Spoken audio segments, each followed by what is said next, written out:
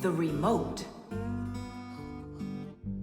Hey, Simka, the button got stuck on the remote. How can we get it back out of there? Look and learn, Nolik. Please help! Oh, come on, come on, come on, come on, come on! Oh, oh, oh! Should I let it go now? Oops!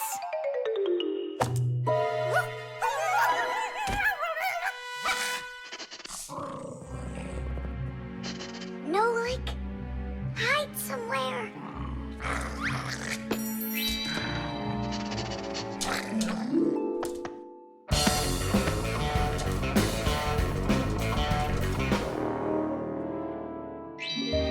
Nolik, she stole the remote. Nolik? Where are you hiding? Nolik! Hello there, Fixies. Hey, where are you? Hey, Thomas, you got here just in time. Chewsocka ran off with the TV remote. And so what? I can turn it on without it. And my favorite cartoon is just about to start. Forget about the cartoons, will ya? Nolik is missing! I'm afraid Nolik hid inside of the remote. And Chewsocka took it. Oh no, Nolik's in big time trouble. Thomas, there must be something you can do! Chewsocka, come here. Where is that dog hiding? I'm gonna go look in the other rooms. Simka! Thomas, here I am. I'm over here. For now, I'll wait here. Chewsocka's not out there. Where are you? Hey, Simka. I ran to get a pack-a-mat. What are you gonna do with it? I'm gonna search for the infrared ray that comes out of the remote. That's so great! But what is it? I'll explain it to you.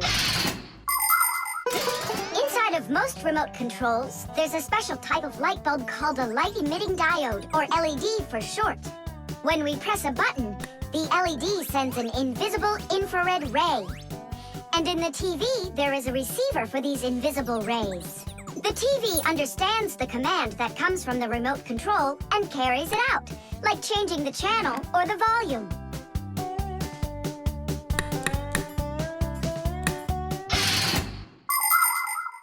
If the rays are invisible, then how is it possible to see them? In the pack-a-mat, I've got these special goggles that can help me. And now what? Yell to Nolik. Get him to close the contact on any one of the buttons. Nolik! You gotta push one of the buttons down on the remote. A button? But how am I gonna do that? Wait, 1 second. Chewsocka with a brain full of rush. Meow. Meow. Oh, Mamma Mia. Now she'll eat me together with the remote. Nothing for you here. But here's something. There he is. He's over there. Chewsocka, come here. Do you want a hot dog? So you want to play tough? All right then.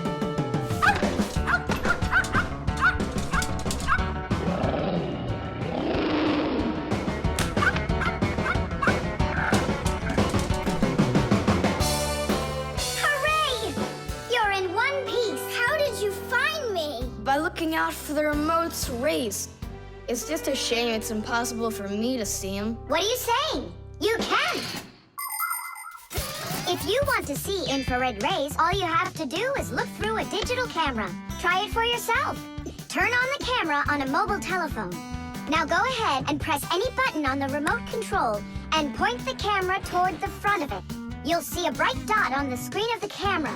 That's the light-emitting diode working. It's letting off a special light that can't be seen by the naked eye. It's also possible to point the remote control at a mirror. And then through the camera, you can see how the light-emitting diode turns itself on. So what that means is that invisible rays bounce off of a mirror in the same way that regular light does. So you can control the TV by bouncing the light from a remote control off of a mirror. You don't believe me? Then go ahead and try it yourself. By the way, if your toys weren't all stuffed under the bed, we would have found the remote without the goggles. Don't worry about it. When the cartoons are over, I'll put them away.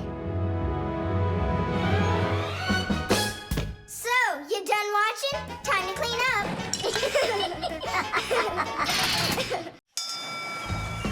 Knots.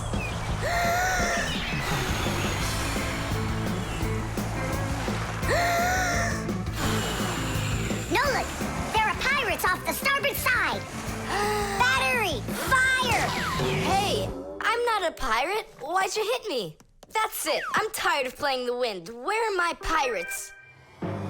This looks great. Can I board your ship? And what are your skills? Tons, like protecting the ship and yelling hooray when we win.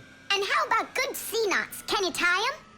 Ha! Of course I can tie them. Then tie up our treasure. And make sure it's good and tight. Pirates, prepare to attack! I got it. Whoa! That's done. Good enough.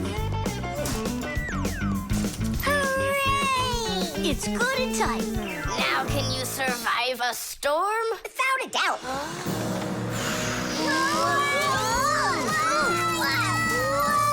Our treasure!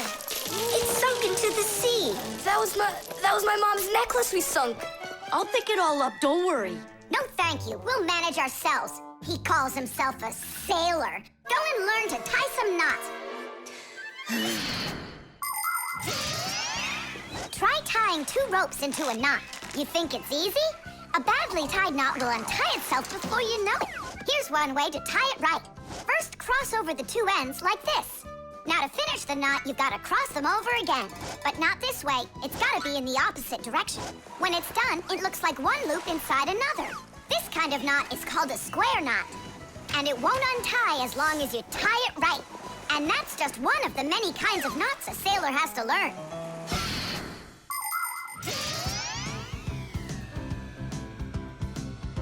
Oh!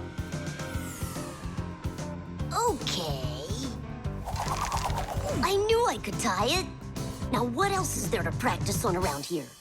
I found some more of our treasure. Here's another one. That's 19, but we're supposed to have 20. I know it because I counted our treasure. So what happened to the last one? Well done there. So what else could I tie? Perfect. I even remember what it looks like. It's a different color. It's a bright red one. Oh, Mom's gonna notice right away that the red one's gone. I gotta go find it. Yeah, I think it's on the floor. Who tied my laces together? I was just practicing, sorry. And what else did you tie up to practice your knots? Not sure you want to know. You're funny. Let's go untie them.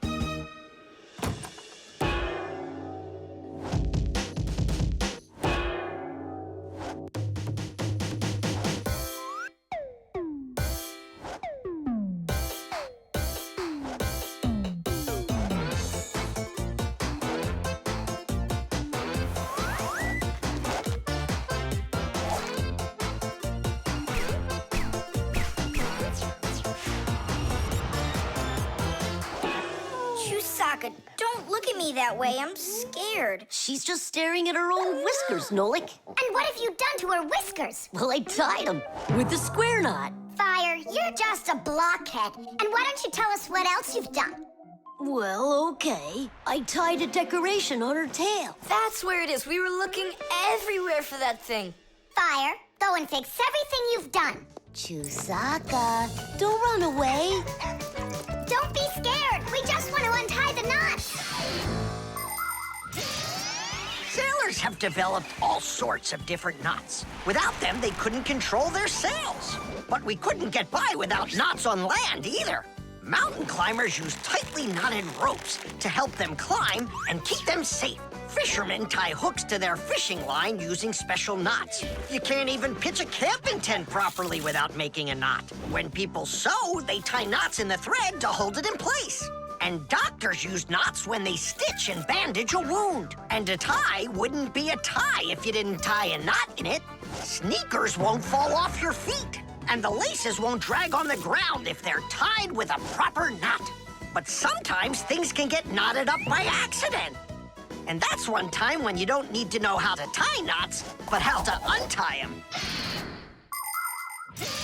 All aboard! Like that. Now the only thing left to do is tie a knot. Should I tie it? Are you sure it won't untie? You're joking. Why don't you go ask Chewsocka if I can tie a knot like a sailor? The Ecotester. Are you ready to see my new invention? I just can't wait to show you what it does. Whoa, what is it? An Ecotester. And what is it for? This device lets you check vegetables or fruit, so you'll know if they're safe to eat. To grow apples, tomatoes, or melons faster and bigger, people add chemical fertilizers to the soil. But there's a problem if too much of these chemical fertilizers is used. When there's too much of them, the harmful chemicals get inside the fruits and vegetables, and that makes them very dangerous to eat. An Ecotester is a special device that quickly shows how much of these harmful chemicals have gotten inside of the food. And if the reading is too high, that means you shouldn't eat it. As you can see, the Ecotester shows that this apple is good. Well, let's see. Look, this one is safe too. Ugh, it's not interesting this way. These apples are all safe. Now let me take this delicious apple and, make it bad.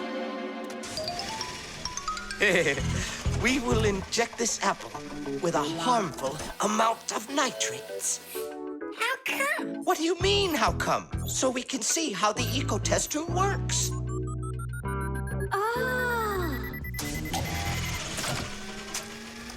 Whoa! Aha! So you see, the Ecotester clearly shows this apple is poisonous and can't be eaten. Is it only for apples or for any kind of fruit? Any fruit or vegetable. I can get a watermelon to show you. Could it really be true that watermelons can have nitrates too? Of course they can have nitrates. Humans often act without any concern for nature. The waste from factories, airplanes, cars, and cities causes tremendous damage to nature. Species of plants and animals disappear. Air, water, and soil become polluted.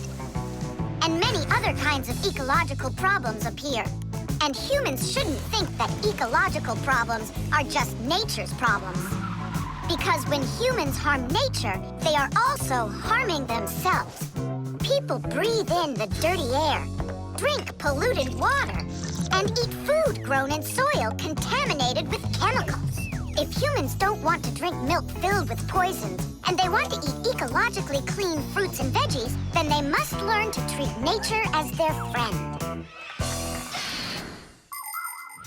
Hey, why don't we test these apples ourselves? Nolik, help me out.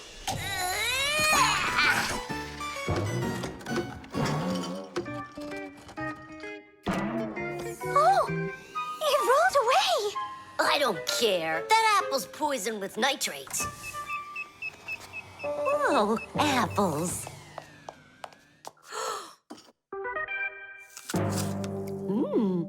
Elisa, don't eat that! Elisa, stop! Please sit down. What? You bit into it? Yes, and what? Oh no, it's poisoned! What? Do you have trouble talking?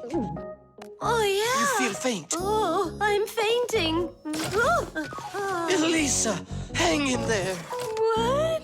There's no poison in that apple she ate. Oh, my assistant. Oh no, I've poisoned her. Oh, Elisa, please. There was no poison in that apple. Oh no, he didn't hear us. What should I do? I know how to make him hear. Hello? It's an emergency. It's a case of poisoning. Not me. I poisoned someone. Yes, with an apple. Fire. Poison. Oh. Professor, this apple has no poison in it. The bad one rolled away onto the floor. Did it really? This is just fantastic news. Can you see me, Elisa? I can't see anything. How's that? I see you. I can see you. I can see I again. have great news. There's no poison at all in this apple. Are you sure? It's perfectly fine. Here, take a look. The Ecotester shows that there are no harmful chemicals inside. It's wonderful news. This is one excellent apple. And nutritious. This appliance of yours is simply wonderful. Now she'll say he's a genius. Professor, you are a genius. Thank you for saving my life. Oh, it was nothing. Actually, it was Nolik. He saved her life. I did? Dropping the watermelon was your idea, wasn't it? Ah, you're right. I saved her life. Candy.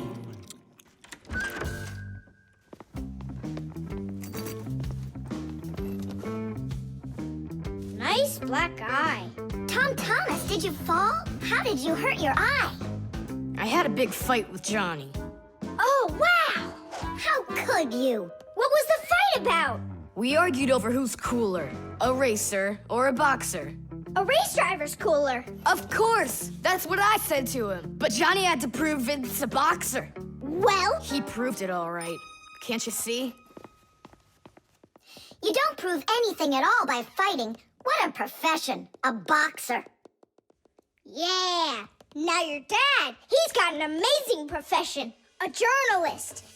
He gets to travel to different countries and brings back all sorts of funny stuff. They even show him on TV. No. What do you mean? Boxers are cooler. Everyone's really afraid of them. Don't be gloomy, Thomas. Have a candy. I've got a good idea. How about a taste tester? That's the best job. And what is he testing?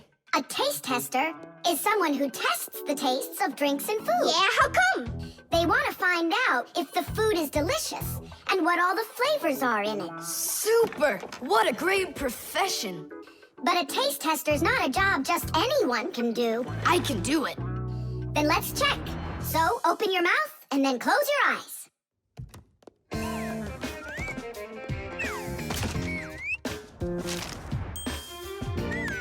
Try to figure out what the flavor is inside of this piece of candy.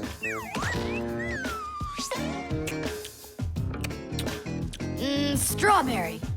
That's right. Good job, Thomas. And this?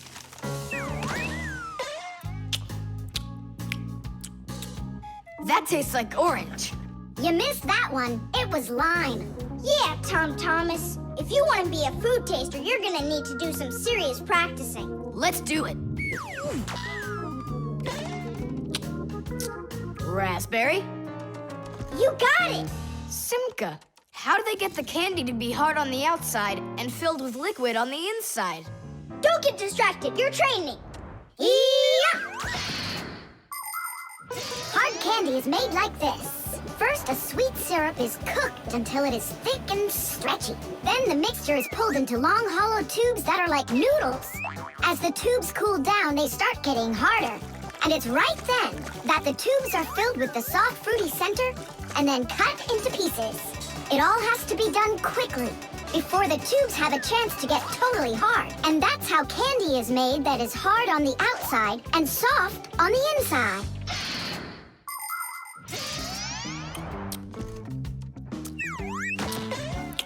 It could be strawberry, only I just can't tell anymore. Ouch! What's wrong? My tooth. Was I hearing things? Or did someone yell? Oh, I got it. Come on. Let's take a look at your tooth.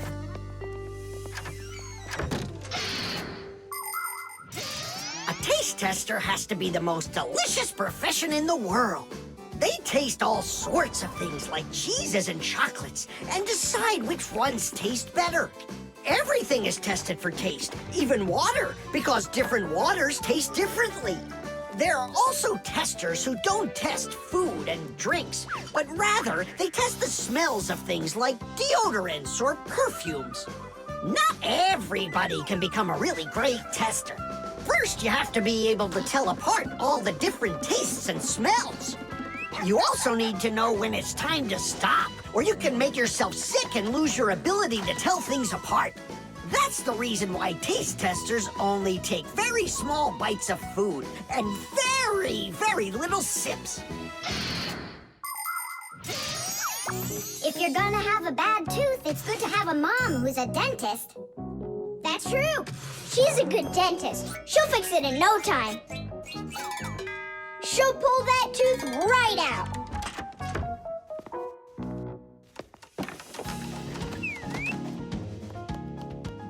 So, did she pull it out? Nah, she just gave me some medicine to gargle. Your tooth, does it hurt? Yeah, it hurts a little. Hey, now I definitely know who's cooler than a boxer. Who? Who else? A dentist. Even boxers are afraid of going to the dentist. The chain reaction. Thomas, what you doing? Nolik, leave me alone. No, really. What is that? Quit distracting me, will you? Nolik, look at what you've done. It's all because you wouldn't quit it. Wouldn't quit what? I was struggling with that thing for half an hour and you ruined it. Ugh.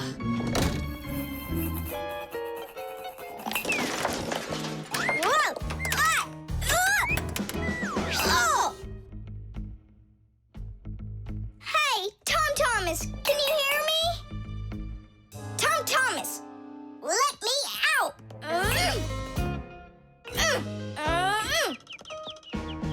Nolik, is that you banging? Yeah. And how did you end up in there? None of your business. Why are you so rude to me? 'Cause I feel like it. Oh, yeah? Enjoy sitting there. Well, who needs you? Goodbye.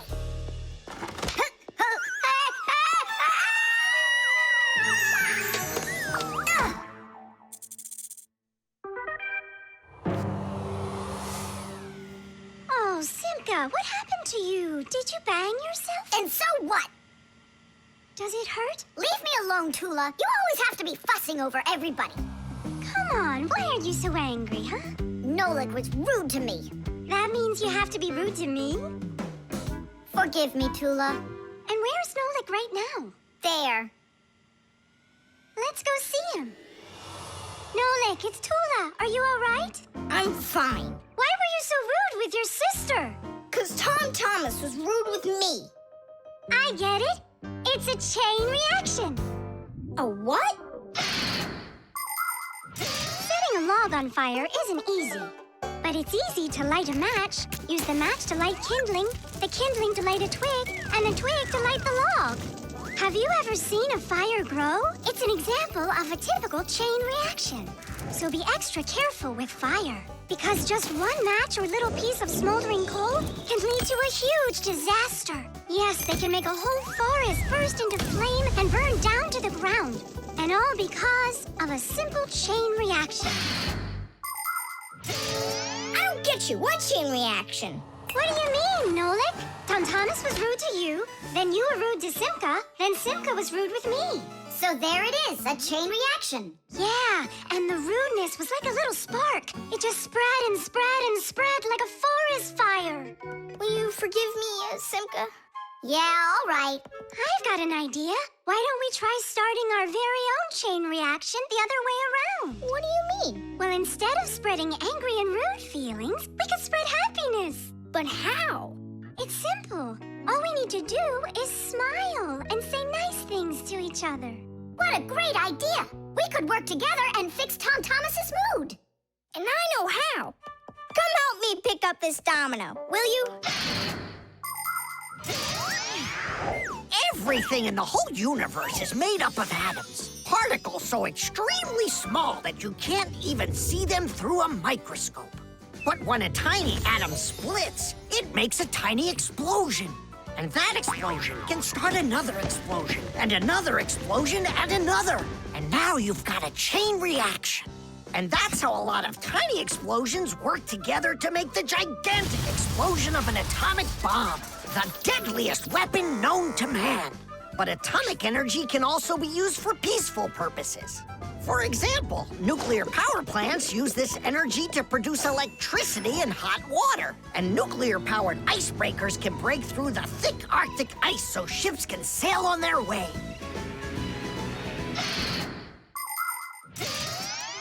There, all done. Nolik, bring him in. And now we're gonna teach Tom Thomas how a chain reaction can work to make you feel really good. He's coming.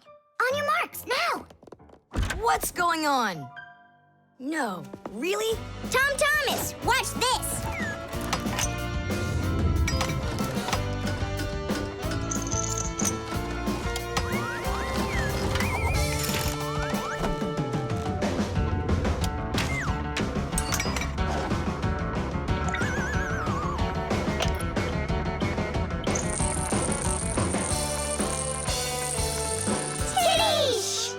That was so totally awesome! I can't believe what I saw! How did you do that?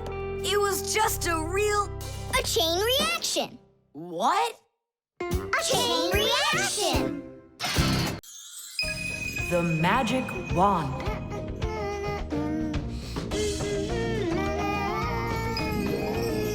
Oh, Tom Thomas, how did you get here? It was a piece of cake. I just got this cool magic wand as a gift, see? Wow! There's no such thing as a magic wand. I don't believe you. You just wait. Any wish is the wand's command. Check it out. Today I want my school to be closed. Golden wish, Tadish! Tom Thomas? Your teacher from school just gave me a call. She said your school has totally disappeared. How odd. So I'm not going to school? Well, how? Instead of school, we'll go to the park. Hooray! Real magic. Oh, it's so great. No, there's no magic. They're only illusions. I don't know what illusions are. It's when what we think we're seeing is not what is actually happening. Have you ever seen a magician pull a rabbit out of an empty hat? Do you think it's magic? No, it is only an illusion. In reality, the rabbit's hidden inside the table that the magician puts his hat on. The lid of the hat is made with a secret hatch. And when the magician puts his arm inside the hat, he grabs the rabbit from the table below and ta-da! How every magic trick works may be a secret, but every illusion does have an explanation. I'm telling you, this wand's totally magical. Right now, I can make a rabbit appear out of this trash can for you. Golden wish, Tadish!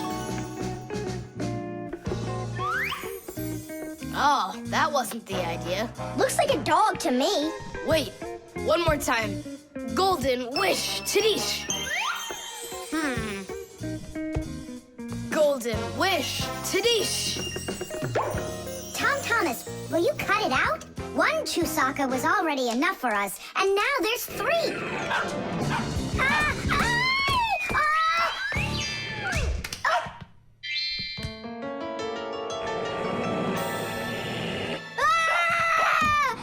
Hey, Tom Thomas, please tell your rabbits that they can stop barking so loudly. Shame on you for attacking helpless little kids. Wait, I'll make you bigger now. Golden wish, Tadish!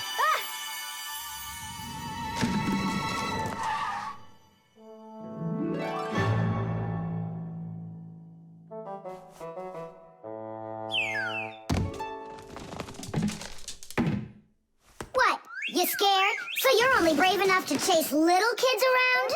Wow, I'm huge. I'm as huge as Tom Thomas. I'm huge! Oh, Nolik, be careful!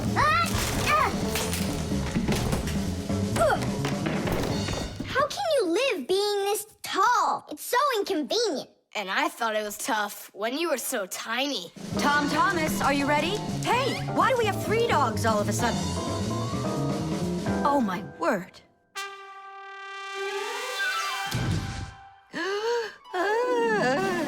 No! Why are you screaming? I was dreaming that someone had given me a magic wand. And then I had to make it big, see? And my mom saw you. That's awful. That would have made me scream. I wish I had a magic wand of my very own.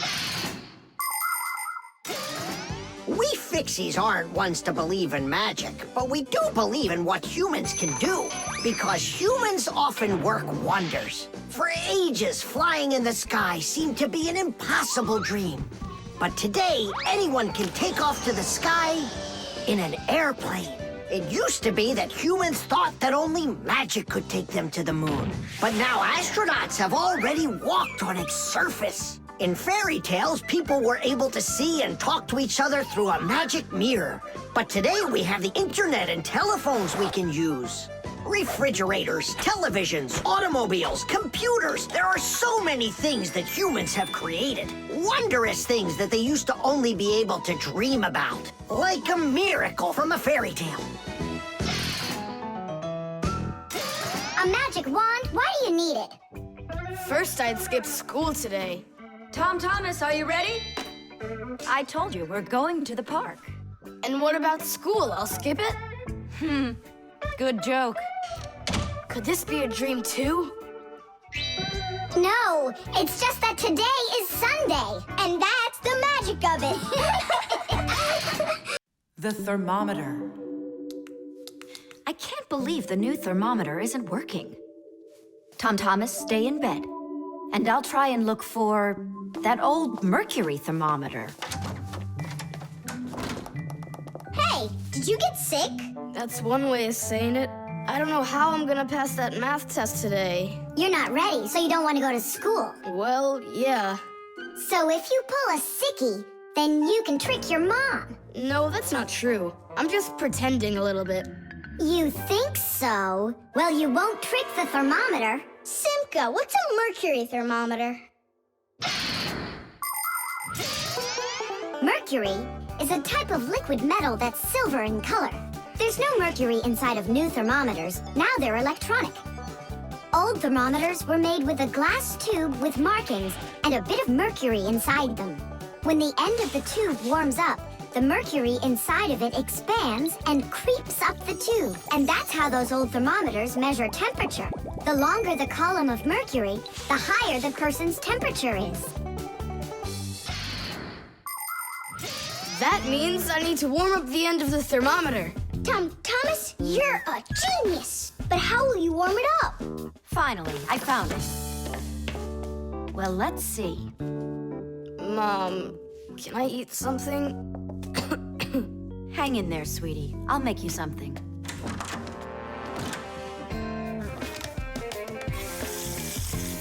Ooh, that is hot. Now there's just no way it won't have a temperature. Hey, what are you doing in here? Well, how high did you get it? 108 is what it's showing. Oh no! With a temperature that high, they'll send you straight to the hospital, and you don't need that. You'd better shake that thermometer. Yeah, that's what I'll do. That'll get the temperature down a little.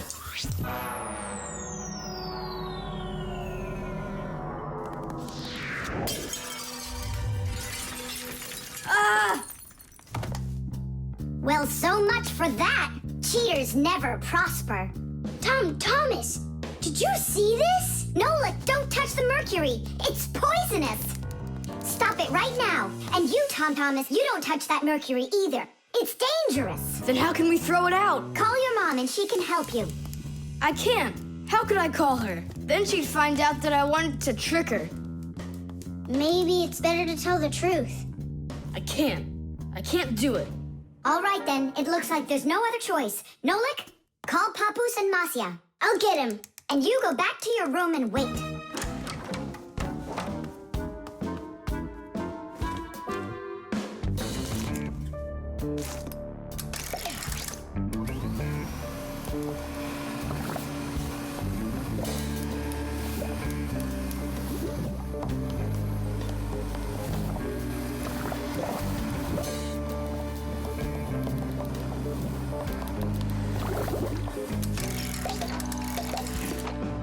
Looks like this whole job is done. Not yet. We still need to neutralize this mercury. In everybody's home, there's all sorts of chemicals around. They are used for cleaning dishes, clothes, the bathroom, and dealing with pests. And all of these substances can be very harmful to human health. But some people don't seem to understand this. They might use a dangerous spray or a poisonous liquid and then forget to wash their hands afterward. And then they go and eat or rub their eyes with their hands. That can cause serious damage to their vision or stomachs. And never put anything into your mouth that looks like medicine, unless your parents or a doctor gave it to you. And if you ever happen to find something on the ground that looks like a piece of candy, you must never put it in your mouth. You can get poisoned that way. Oh, humans. If they'd only remember this simple advice, they'd stay safer. And what do we do with the glass that's broken? That job's not for Fixies. Tom Thomas, we cleaned up all the mercury. And the glass, too? No, not the broken glass. But will you? Papu said that it's not our job. He told us you have to get your parents to come and help you. That part's your responsibility. Here's some food for you. What's the matter? Mom, I broke the thermometer. Broke it? Did you cut yourself? No, The mercury, did you touch it? I didn't. Simka, you think he'll tell her the truth? And where did you break it? The bathroom. Why did you go in there? I wanted to trick you. I have a test, and I didn't study for it.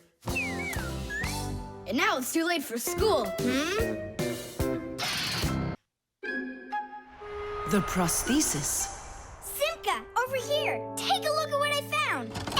It's a bear. Ooh. What bear did you find, Nolik? You know, it's the one Tom Thomas told us about. He was his best friend in the whole wide world. Until he became friends with you and me. What? Let's try to wind him up.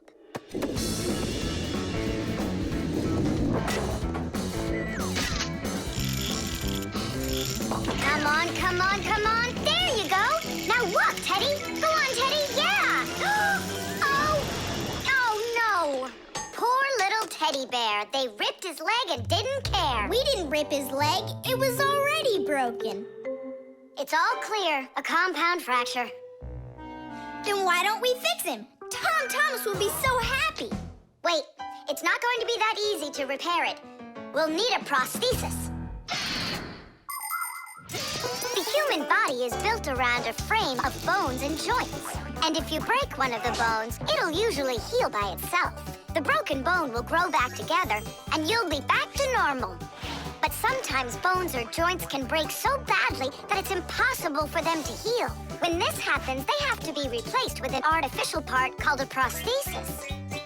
A prosthesis can replace more than a bone or a joint. It can be made to replace a whole arm or a leg. And where are we going to get a prosthesis? I'm positive we can get it from Professor Eugenius. You're right. Help is on the way.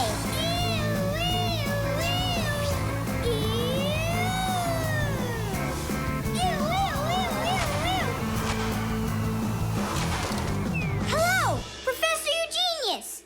Ah, I'm pleased to see you, dear children. How do you do? Hi there. Professor Eugenius, can you make a prosthesis? What, have you broken something? No, not us. It was the bear. He broke his leg. What bear? The teddy bear that used to be Tom Thomas's friend. Ah, now I see. Today, with the help of modern prosthetics, more is being replaced than just arms and legs. For example, if you lose a tooth, it can be replaced with an artificial one. That's also a prosthesis. And there are times when a person starts losing their vision because the lens in their eye gets foggy and can't focus. For this, there's another kind of prosthesis, a new clear artificial lens. A prosthesis can also be used to help people with poor hearing. A tiny device can be put inside of somebody's ear so they can hear what's going on. And that's not all. People have also learned how to treat a sick heart by replacing its worn-out parts with prostheses. What fantastic inventions these prostheses are. It's amazing what they can do. They help people live a full life. Professor, is it working out? We'll know soon enough.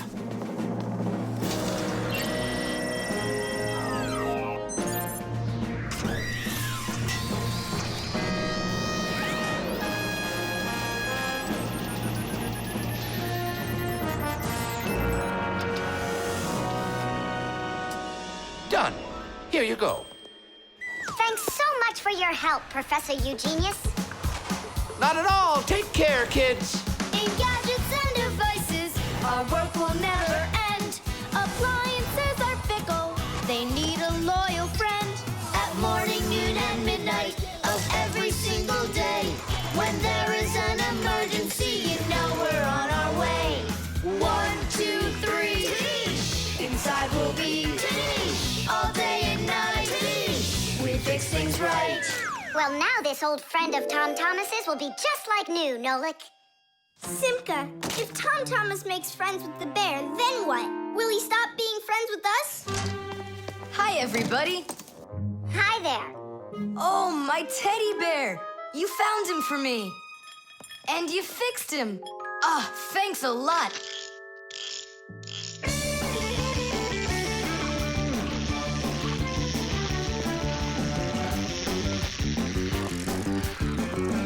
Yeah, it's just like Grandpus said. A friend that's old is better than 2 that are new. Who's new and who's old? Well, the bear is old. And we're new. Nolik, it's not true. You're the Fixies, guys. You're my very, very best friends in the whole wide world. Tish! The flashlight. Where is that thing? Hi, Tom Thomas. What are you looking for? The flashlight. Ah, here it is. Why do you need it? Katya, I want to talk with her. Why not use the phone? This thing's a flashlight. It's not a telephone. No, you don't understand. Me and Katya came up with a secret code. If I flash just once, then it means hello there.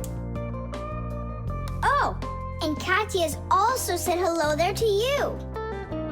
And 2 flashes? What's that? Katya's asking if everything's all right. Now I'll tell her that everything's good. Oh, what's wrong with this?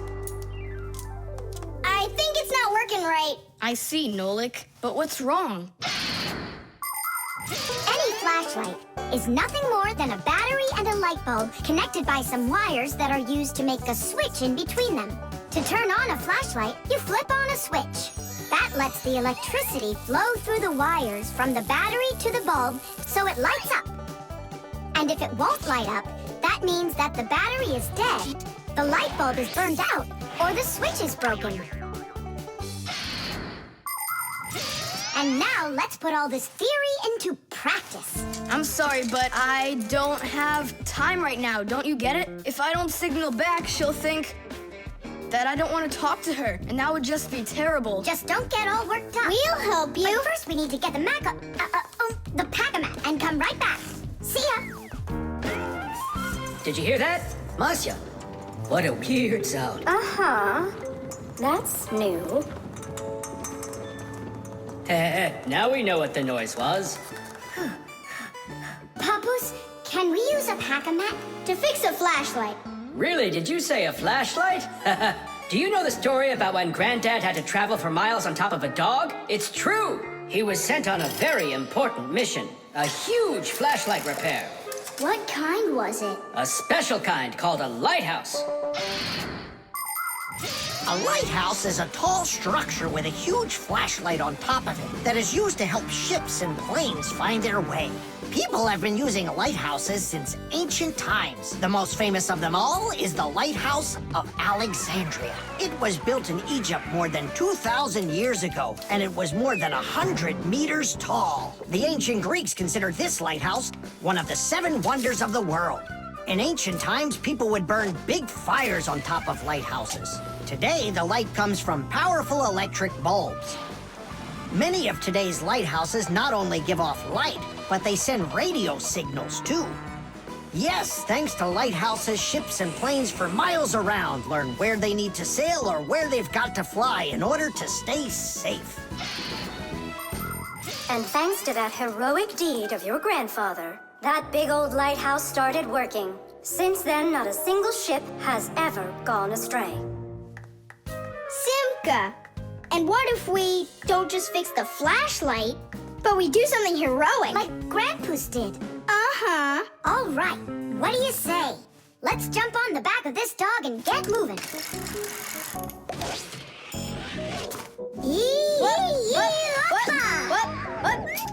What? Stop ducking. Grab hold of my hand.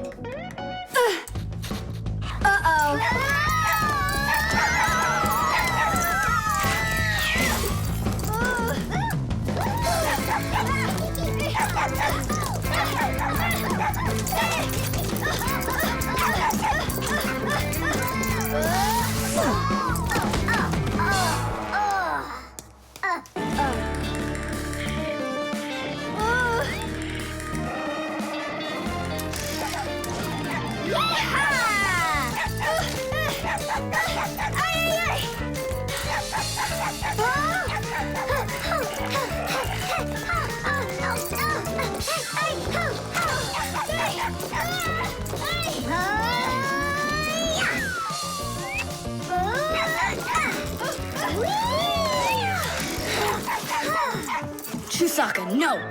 Get out right now. Tish!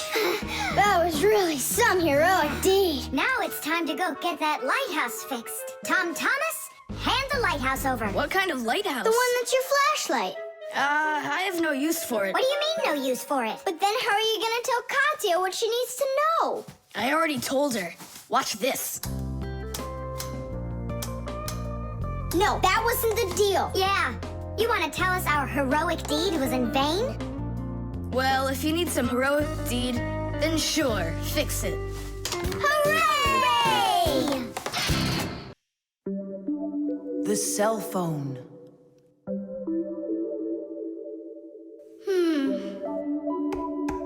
Hey, Nolik, come on out and play. He's not allowed. He was punished. Can you tell me what you did? I grabbed a Pac-Man and I forgot to ask. How long do you have to sit there? Until Mossy and Papoose come home from their boozness. What did you say? Business, a work trip. They're inside of your father's cell phone right now. They were busy doing repairs in there when he left the house for work.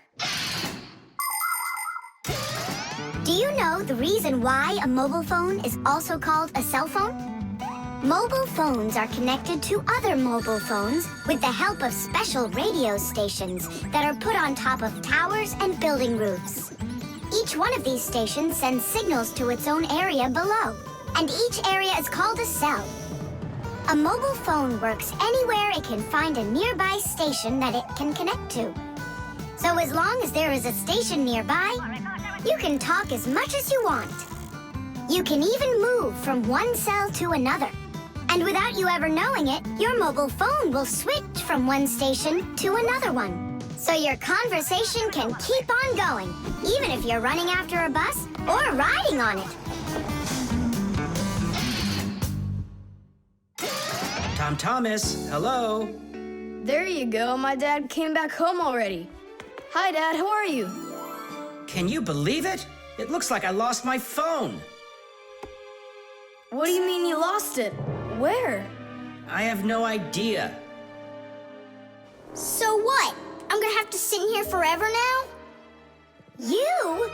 Our parents are missing. The phone stopped shaking a while now. We're probably already at home.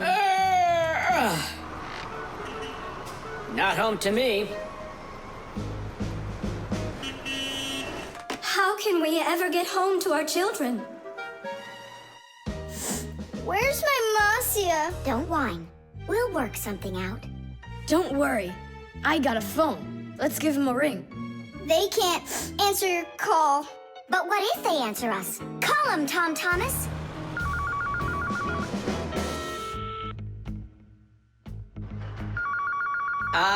Don't even think it. We're not allowed to talk to humans. We're not gonna talk to them. We're just gonna listen. We need to close the contacts.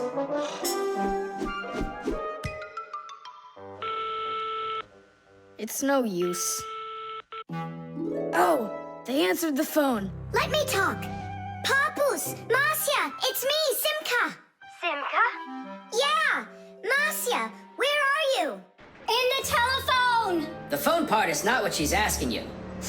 Oh, it smells a lot like gasoline in here. Ask your father. Was he anywhere around gasoline?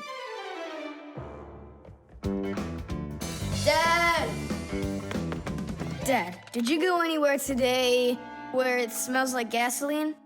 Gasoline? I had to go to the gas station. That's the place where your telephone disappeared. Are you sure? Yeah. Well, I've got... Intuition.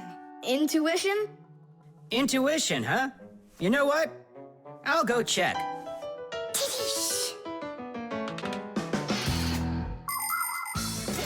Come and check out our Fixie ringtone. Telephonist, telephonist, telephonist, telephonist, telephonist. Ring, ring, your telephone is ring, ring, your telephone is ring, ring, your telephone is ringing. Won't you answer, please? Ring, ring, your telephone is ring, ring, your telephone is ring, ring, your telephone is ringing. Won't you answer, please? Your phone is ringing.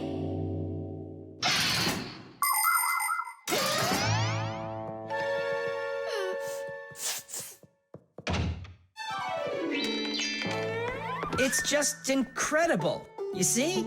I found it. Son, you're one clairvoyant. I didn't notice when it fell out of my pocket back at the gas station.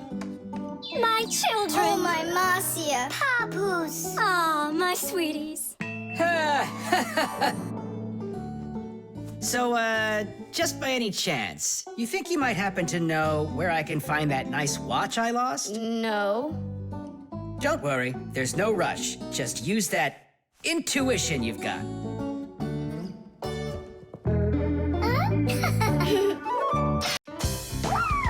Whipped cream.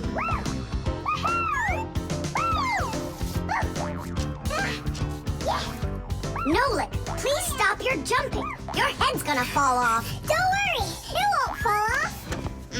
That sounds good. Okay, I'll see you in a bit. Are you going somewhere, Tom Thomas? Me? Nowhere. Katya's coming over, so we can do our homework. I need some strawberries. Is she gonna bring the strawberries with her? You got it. And my job's to supply the whipped cream. They're so good together. Whipped cream, do you have any? I'll go and check. Wait, for me! Ugh. Simka, what do they make cream from? It's made from milk, and the milk you can get from a cow. And what about whipped cream? The cow jumps up and down like you, so the cream can get whipped up. Really? I'm joking, Nolik. I looked everywhere. We've got regular cream, but there isn't whipped cream. No problem. We can whip some up right now. Cream is thick milk with a lot of fat. If you want to make whipped cream, you need to cool down the cream, add some sugar, and then beat this mixture very well. This adds tiny air bubbles that turn the cream into a delicious, white, fluffy foam.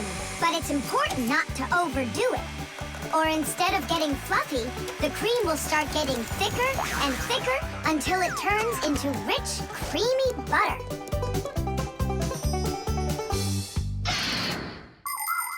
How are we gonna whip it up? Look, there's a whisk.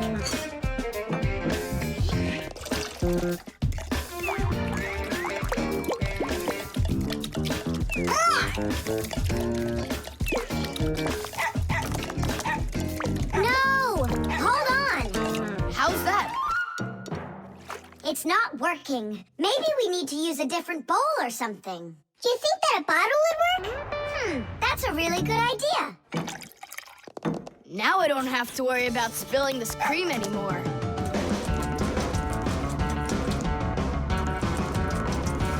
Shake it with both hands. Come on, come on, come on, come on, come on, come on, come on. Shake it harder, Tom Tom.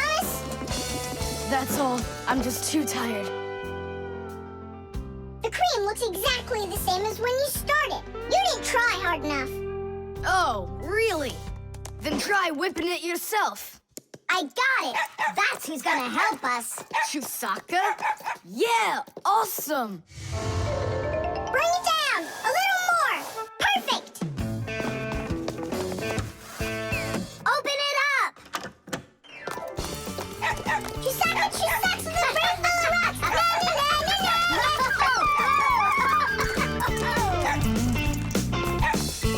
Telephone. This is even cooler than jumping on the trampoline. Yahoo! Yeah? But why can't you? What a shame.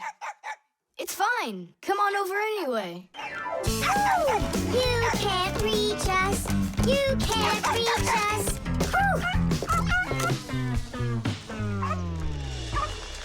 Whew, I'm so tired. Whew. I'm sure that at least we got the cream whipped up. Oh, see that, Simka? There's no cream left. Just some yellow stuff. It's butter, I'm sure.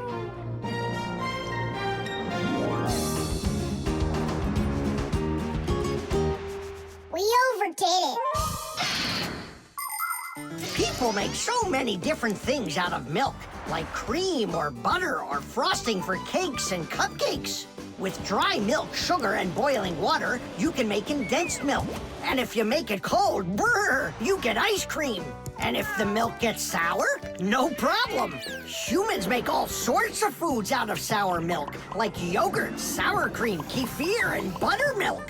If you drain off the extra liquid from sour milk, you'll have cottage cheese. And by boiling milk a special way, you can make all sorts of different cheeses. There are so many kinds of cheeses made throughout the world that it's hard to even count them all. And even certain kinds of chocolate can't be made without milk. You must agree that plain old ordinary milk is just one super magical, extraordinary thing. It's just awful, guys. What, Katya's not coming over? She's coming over, just without the strawberries. She didn't know that her grandmother had already used up all of them to make some jam. So you're telling us that we don't need any whipped cream? Right. Katya's bringing a cake, and she said that we'll need butter. She wants to make frosting out of it. Butter? I don't know if we have any. We got plenty. Tubes. Today's lesson will be on pipes and tubing. Right here inside of this laboratory, you can see them all over. Look, over there, and there. Some more over there, and there's another one. So, who can tell me some different uses for tubes? Digit. They're used in plumbing to carry the water. Nolik, in school we don't give an answer without being called on. Digit. You can. And for carrying waste. I am talking to Digit now. Gas goes through pipes too. Stop interrupting us. And don't forget about smoke in a smokestack. Nolik, that's just rude behavior. Out right now.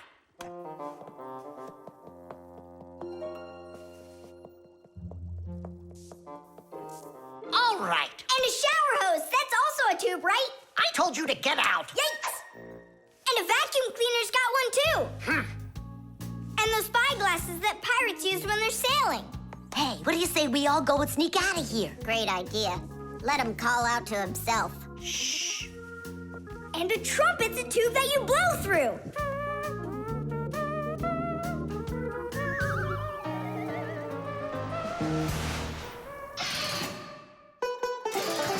Nolik is my younger brother. There's a lot he still doesn't know, but that doesn't stop him from getting involved in things he probably shouldn't. Unfortunately, that can get him into trouble. So, every once in a while, me or my parents have to rescue him. No, I wouldn't call Nolik a pest. He's just a bit curious. That's why he broke the #1 Fixie rule, hide from humans. Nolik's the one who first became friends with Tom Thomas. Well, I was there too, but Nolik started it. Actually, first it was Grampus. Many years ago, he befriended Professor Eugenius. And after that, the professor let us have our school in his laboratory. So it turns out that Nolik is just like his grandfather.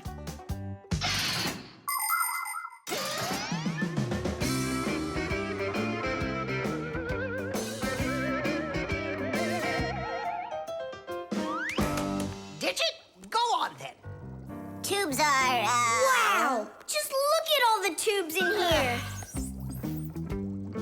There's rubber ones and glass ones that are curvy. Oh yeah, pens. Parts of them are tubes too. He stopped talking. He ran out of ideas. And those tube slides at the water park. The barrel of a rifle and the shell of a bullet. Those are tubes. Oh, there's a tube with a serious crack. And it's also dripping and hissing. It's dripping? Where? How can I show you when you kick me out of class? What's going on? Take a look. That tube up there is leaking. That's acid dripping out. Is that dangerous? It's awful. Any second now, it'll explode. Where did Professor Eugenius go? He went to eat a sandwich. So what do we do? It's a disaster. Don't panic. Fire, Verda. Go to that hose and shut off that valve. Simka, go get a pack-a-mat. We'll fix this pipe ourselves. It's very important to be sure that a pipe won't leak. But making pipes that won't leak isn't so easy. Pipes can be made by rolling up a sheet of metal and sealing it up. Unfortunately, the seam can break, and that's why people have figured out how to make pipes without seams. They do it by stretching out hot metal on special machines. And PVC pipes are squeezed out of hot plastic like pasta. When the plastic is cooled down, it hardens into a pipe. We fixed it just in time. Nolik, way to go there. Hey, Simka, where is he? Don't know. He finally left. Here I am. Nolik, I want to thank you for being alert, and I'd like you to join our class. Tadish! Only don't forget, in my class, students cannot answer unless they're called on. Now then, pipes and tubing. Digit, please continue. Well? But Nolik said all of them already. Nolik. Not all. A straw for drinking a shake is a tube, and some noodles are tubes made out of dough. And what's it called? That thing. A hole in a mountain. Wait a second, I'll get it. A volcano. That's not it. They go this way. I mean the kind that go like that. Heh, they're tunnels. You got it. Well done there. Yeah. The zipper. Hey, Nolik, look. Why did Thomas go to sleep like that? Maybe it was some kind of homework for one of his classes. Uh-huh, gym class homework.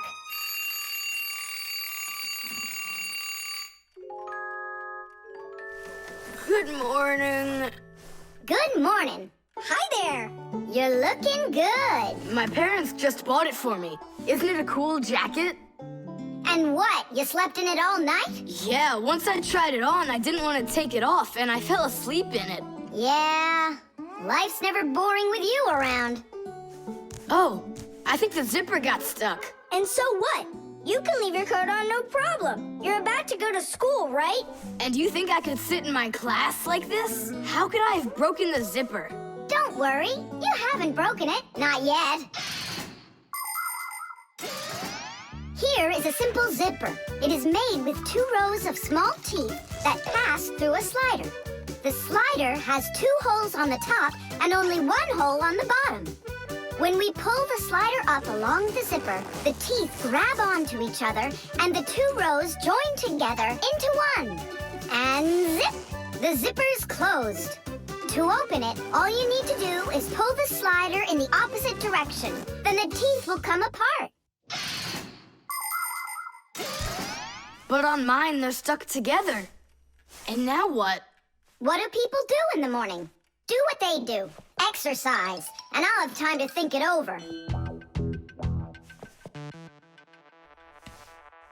1, 2, 3, and 4. 1, 2, 3. And then what about me?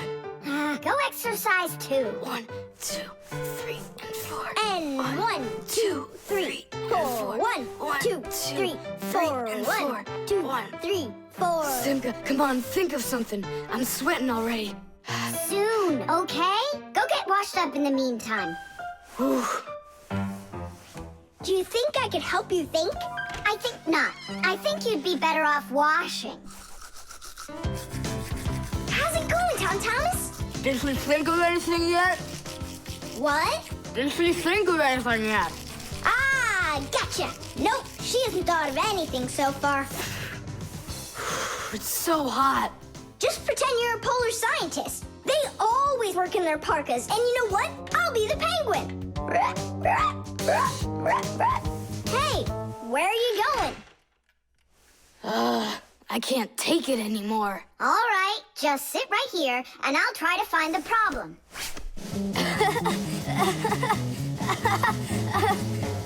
You see? That polar scientist game's funny, huh? That's not it. It's Simka. Oh, she's tickling so hard. Stop squirming. And you stop tickling me.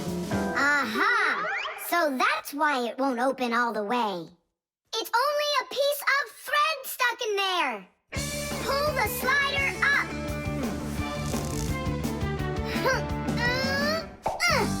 Titties! You can unzip it now.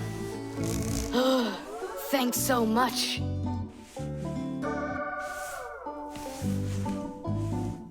Here it is, a thread. That's what the whole problem was. You're kidding. So I've been sweating because of some piece of nothing? In technology, every little thing matters. I remember when scientists built one of the first computers around 60 years ago. It was a giant machine. It filled up several rooms and had more than 1 million parts. It was a technological wonder. But all of a sudden, this technological wonder went kaboom and broke, and no one understood why. The computer just stopped working, and that was that. The scientists were going crazy. They couldn't find a problem. Turns out that this huge computer broke because a little butterfly had flown inside the computer and got stuck in between some contacts. Yes, it's true. This huge machine went crazy because of a little butterfly. And that's how it goes. So you see, every little thing really does matter. Tom Thomas, breakfast is ready. What are you doing in your jacket? It's because I was playing Polar Scientist. Simka, what took you so long to figure it out? I just thought it would be funny to see Tom Thomas do his exercises and brush his teeth in his coat, that's all. That was your plan? Well, yeah. Can I joke around a bit? The magnet.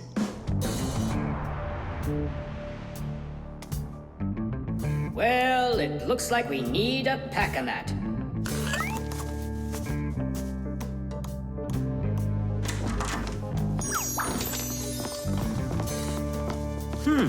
Where did this screw come from?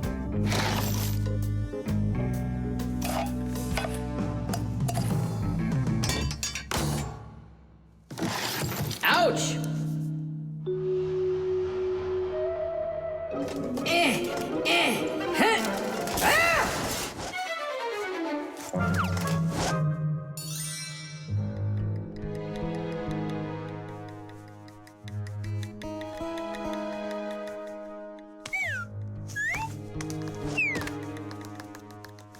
Papoose isn't in there either. It's awful. He's probably disappeared forever. It's already been 5 days. Don't worry about it. We're gonna find him for sure. Yeah, we'll find him for sure. Let's go take another look in the kitchen. But we already looked in there. We'll look better this time.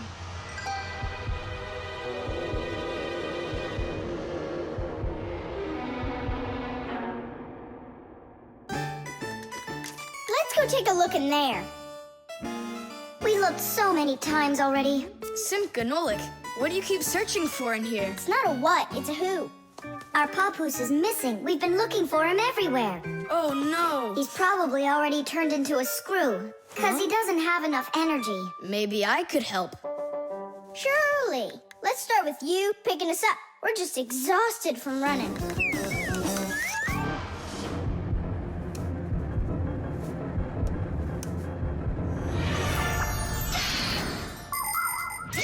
In a dangerous situation, a fixie can choose to turn into a screw. But sometimes it happens all by itself. For example, when a fixie doesn't have enough energy. When this happens, the fixie grows weak, gets sluggish, and then goes into hibernation, turning into a screw. This bad luck happens when a fixie doesn't get charged up from being inside of a device. That's why fixies always work inside of machines, so they can stay charged up with energy. Sometimes a fixie that has grown weak and turned into a screw can get lucky. If a human happens to find him and screws him into an appliance, then the fixie will be able to get energized and come back to life. Then he'll unscrew himself and run away, leaving the human wondering, where did that screw go? I know I screwed it in. So, where should we look first? What are you looking for in here, Tom Thomas? Well, And what do you have there in your hand? just some screws of mine. Ah, I just found a screw not too long ago. Maybe it's one of yours. Probably. Where's it now? Here, take it, and don't leave them lying around. Should I turn myself around now so your papoose can turn back into himself? He's been lying in there for a week already. He doesn't have the energy to turn back into himself. Then what's next? We have to screw him into some device, you know? So he will get his energy back. Okay. But which one's papoose? All of these screws in here look like papoose. We'll use a magnet. How come? All of the screws will just get lifted up together. First of all, not every kind of metal is attracted by a magnet. It's an easy thing to see for yourself. Just get a magnet. You probably have one in your house on the refrigerator. Try moving it close to different metal objects you have around the house, like a spoon or nails or coins. You'll notice that some of the metal objects are pulled very strongly by the magnet, while some of the metals are pulled a bit less. And then there will be some metal things that aren't attracted to the magnet at all. Got it. And the second thing? Well, the second thing, we fixies aren't attracted to that magnet one bit when we turn into screws. Let's give it a try. Here, I found him. And now we'll screw him in. I wonder, are there any other fixies in here? We're not enough for you or something? Not at all, I just wonder. Nothing. Oh, and the screw went away. How about that? He already got charged up and unscrewed himself.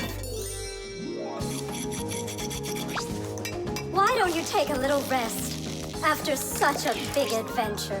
No thanks, I've had plenty of rest. Anyway, it's something I've wanted to do for a very long time already.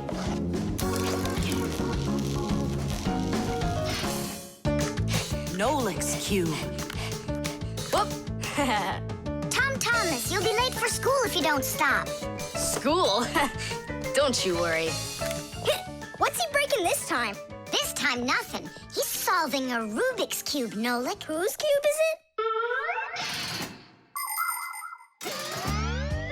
The Rubik's Cube is the most popular puzzle game in the whole world. It was invented by Professor Rubik from Hungary. A cube has 6 sides on it. And on a Rubik's Cube, each of these sides has 9 squares that are all the same color. You start by mixing up the colors. To solve a Rubik's Cube, you have to turn the pieces, and you keep turning and turning them until each side is one solid color again. For instance, red or yellow or light blue. That's nothing. Hey, Thomas, how long have you been messing around with this cube already? It's been 3 whole days of turning. 3 whole days? We could solve that puzzle in 5 minutes, now couldn't we, Simka? Oh, really? Then go right ahead. I'm off to school. Well, you ready to show Thomas who's boss? Just count me out. Hey, I thought you said Rubik's Cubes are easy to solve. I never said anything like that. This problem is all yours, Mr. Bragger. All right, I'll figure it out myself.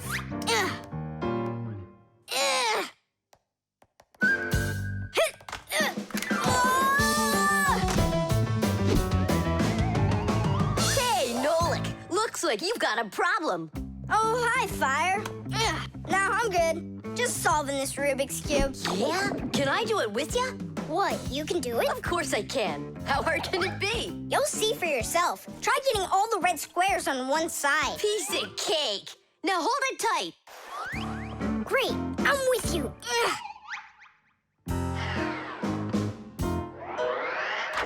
Whoa!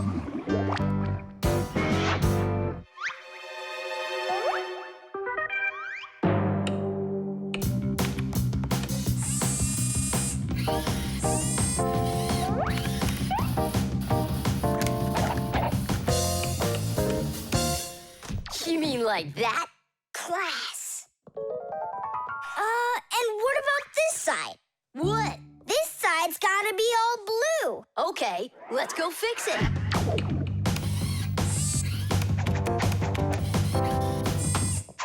There, like you wanted. Now what happened to the red side? Huh? Simka was telling me that on each side there has to be one color. Oh, like Simka'd be able to do this? Simka can do it all. Well, if Simka can, then I can too.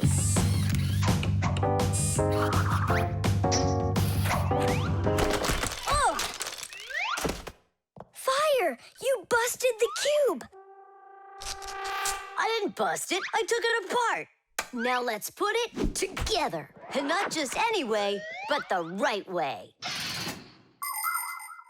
Puzzles are toys, games, or problems that force you to use your mind in a clever and creative way. Take a labyrinth, for example. In a labyrinth, the challenge is to find the one way to get through a series of tangled corridors. Another fun puzzle is a jigsaw puzzle. Here, you need to put together a picture out of many little pieces. For this, you need to not only pay attention, but be patient. And there are all sorts of puzzles for the computer. One popular computer puzzle is Tetris. In Tetris, different shapes fall down the screen, and you have to think quickly to get them to line up into rows. And solving puzzles isn't only a great activity for people, it's good for Fixies, too. That's right, puzzles are like exercises for our brain. There, all done. Nolik, you better hurry, because Tom Thomas is on his way home. Hi there, Simka. Just take a look at this. We did it. I can't believe it. How? Oh, it was a piece of cake. Simka, Nolik, I'm back. Well, I'm out of here. Ciao! Woohoo! Wow, you really solved it. It was Nolik. Nolik, you are cool. So how? You see, first you break it apart into all of the pieces, and then you put it all back together. No. That's cheating. You gotta turn the cube, not take it apart. Now I'll solve this cube, honestly. I don't think you can. Why you so sure? I glued it together. How come? So you'll stop straining your brain with it. Now the cube will always be the right way. But if it doesn't turn, it's not a Rubik's Cube. Well, yeah. Now it's a Nolik's cube, right? The robot. Did I already tell you what I'm hoping you'll get me for my birthday present? Yes, honey. Only 1,000 times or so. A Robotozoid R300 would just be the greatest. With Megavision, I want it. I really do. I do. Well, tomorrow you'll find out. But now it's time to sleep, Tom Thomas. Wow, that is one great present. And we got Tom Thomas absolutely 0 for his birthday. We're just terrible friends. So, how does this robot work? Okay, so let's give this a try, shall we? First, we'll take a walk. And how does he have any idea where the robot's going? I can tell you. One of the robot's eyes is a video camera. The robot sends the picture to the screen on the controller so the player can see where the robot is going. Yeah! And that's just one thing they know how to do. A robot is a smart machine that can do very difficult or dangerous work for humans. With its strong metal arms, a robot can move heavy objects or put together parts to build cars and other machines. Robots are often sent into outer space or to the bottom of the ocean to help scientists. There are also robots that can understand what people are saying, and robots that can talk and even make jokes, just like people. I've got it. Now let's turn you around. What was that? Look. You know, He destroyed him! Nolik, stop! You were playing with that, right? you think Tom will notice? I know what you're doing all night. I'm off to bed. I'll get him to work. I'll stay up until I do. Simka, let's try and... No, we're gonna need some help.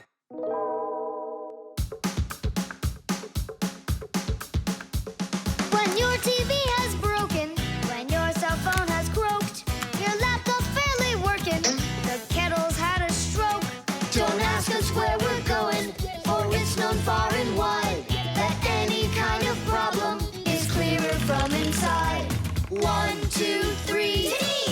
Inside will be to fix what's wrong till it runs strong.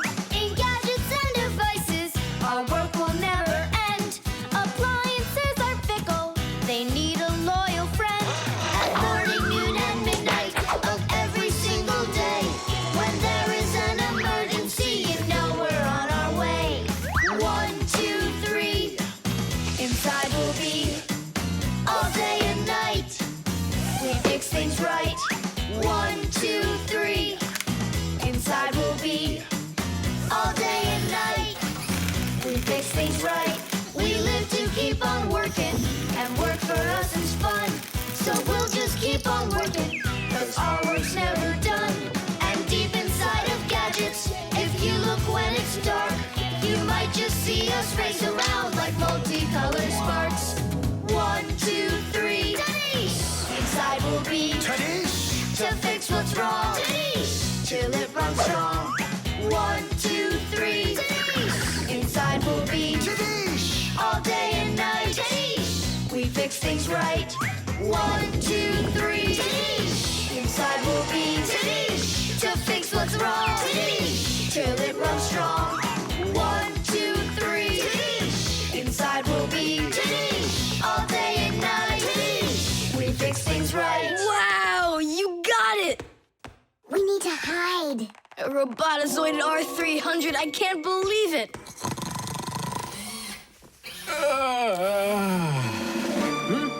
Well, happy birthday to you, Tom Thomas. I'm sorry, Tom Thomas. Last night, your robot, you know, I broke it. Dad, it works perfectly! Don't you see? I'm so proud of you. You fixed it. I couldn't fix it at all. I tried everything. Oh, you want to tell me that the robot fixed itself? What a joker.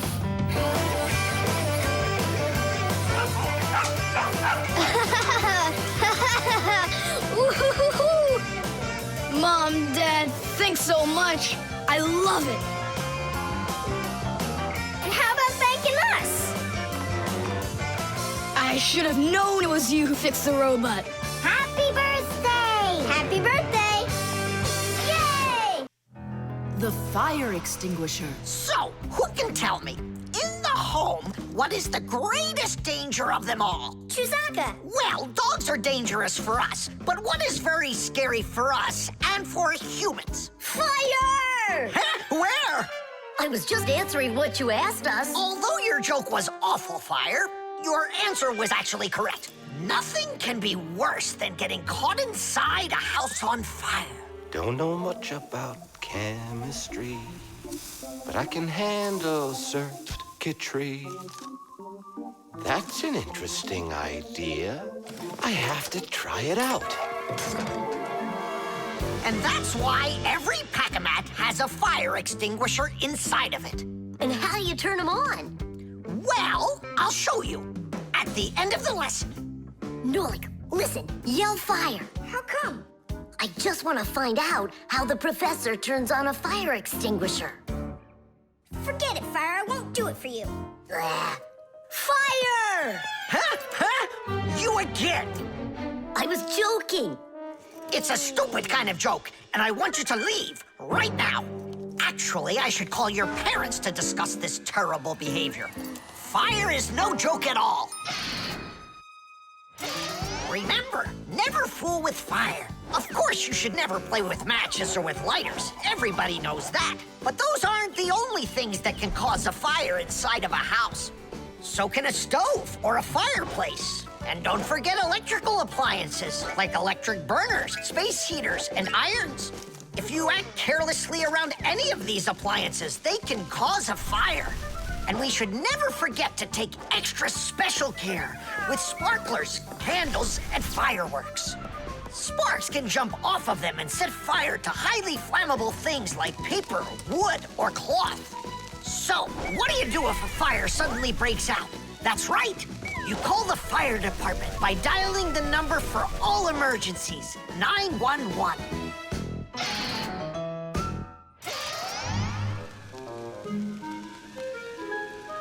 Huh? What's going on?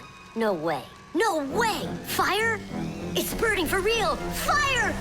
What do I do? Oh yeah! I need a fire extinguisher!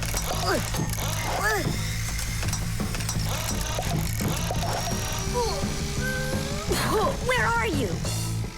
And that's how a pack-a-mat can become a fire extinguisher. Do you understand? We understand. There's a fire! It's over there! Enough! You don't know when to stop fire? I'm not joking this time. Please believe me, it's there. Nice try, Fire. Oh, look, he even used smoke this time. No, Simka. That smoke's from a fire. Uh-huh. I'm sure that this time it's for real. It's the truth. I swear I'm not lying. This time I think it's true. He's not joking. We've got ourselves a real fire here. Tula, Simka, turn off the soldering iron. Uh-huh. Got it. Be careful, kids. You have to stay back here away from the fire. And what can I do to help? Take out your fire extinguisher.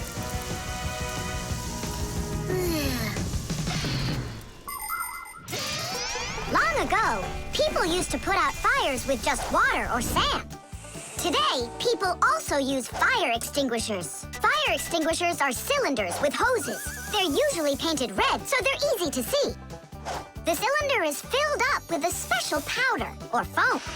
If someone needs to put out a fire, they point the hose at the fire, pull out the safety pin, and squeeze the handle. The foam or powder shoots out of the extinguisher and puts out the fire. Our fire extinguishers are just too small for this fire. We have to find Professor Eugenius to put it out. I already did. All right, where's the fire? Ah. Ooh. Hooray! We put out the fire! You Fixies are just the greatest. Thank you. You saved the whole laboratory.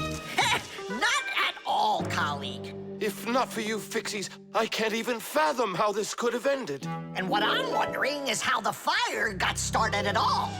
Fire? I had nothing to do with that. Yeah, sure. Then who was yelling, fire, fire? You know what? Maybe it was you that set the fire. Well, if that's what happened, don't even think about coming back to school without your parents. Colleague, wait. It's all my fault. I didn't turn off the soldering iron. Forgive me. Now we know whose parents the school should be calling. The alarm. Hey there! I'm back. Yoo-hoo! Wait, my chocolate bunny! It was standing right here. What's this, a dog? Not that one, another one. I had 2 bunnies. I just got them as a present. You had 2 bunnies? Are you sure of that? Of course. You think I don't know my 1s from my 2s? Huh. Then someone stole one. Unless. You went and ate it yourself! Me? How come I don't remember anything about it? Maybe you're a sleepwalker. What is a sleepwalker? Someone who gets up from his bed at night without waking up. He crosses the room, eats one of his chocolate bunnies, and doesn't remember a thing in the morning. But in the morning, the bunny was still there. Yeah? Huh. How about your mother? Could she have taken it? She doesn't like when you're eating too much candy. No, she doesn't. She says that candy's terrible for my teeth. And so, To save your teeth from these sweets, she snuck quietly into your room, snatched one of the rabbits, and ate it. But Mom's the one who gave them to me as a present. And so why would she take it? Yeah? Then I just don't know. Well, I do. I think it was your father. He wouldn't steal it. We know he's allergic to chocolate. Next, he'll tell us how the fish took it. You know, I always thought there was something fishy about those fish. No doubt about it. They stole the bunny.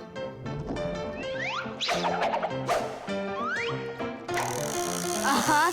And then they hid it in their aquarium. Oh, Nolik, that's funny. You know what, Tom Thomas? You need to protect that other chocolate hair. Exactly. It has to be eaten right away, now, before it disappears. Just wait a little. You don't have to eat it. Let's think of something else. Of course, we need a security alarm. Need what? The alarm was invented to keep houses, cars, and other valuable things safe and secure. The simplest alarm is a siren or light bulb that is connected by wires to a door or window. When someone tries to open the door that has an alarm on it, the alarm goes off, making the siren howl and the light flash. Alarms can also be set up to call the police if they go off. Super! But where can we get ourselves a security alarm? You have an electronic construction kit, remember? You're right. Then bring it over here.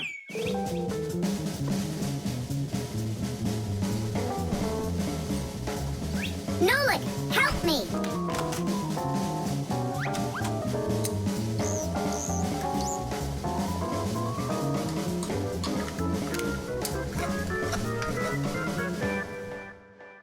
Tidish! Tidish is the Fixies victory call. When a job is well done and we Fixies are proud of our work, we exclaim, Tidish! And raise up our hand with our thumb and first two fingers sticking out. You want to know what it means? It's very simple. Fixies love solving problems and fixing things that are broken.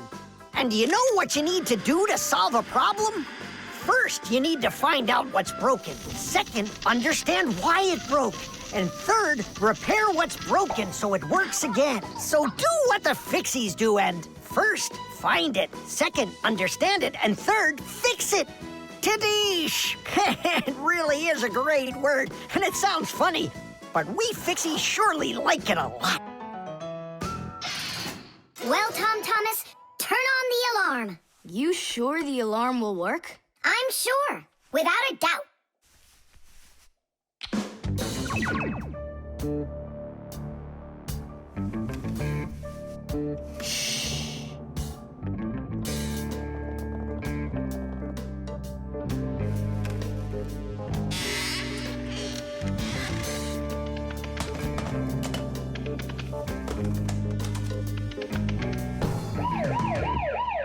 You're under arrest. Freeze!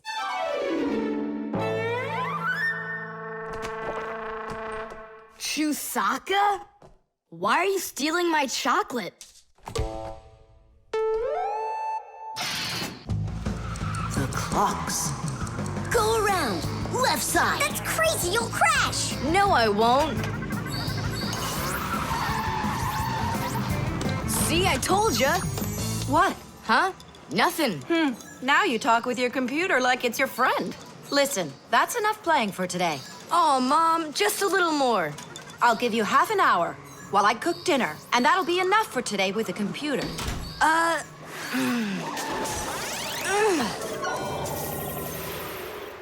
This stinks. I'll never get through all of these levels in half an hour. No way. Hey, but what if we could stretch out the half hour? How?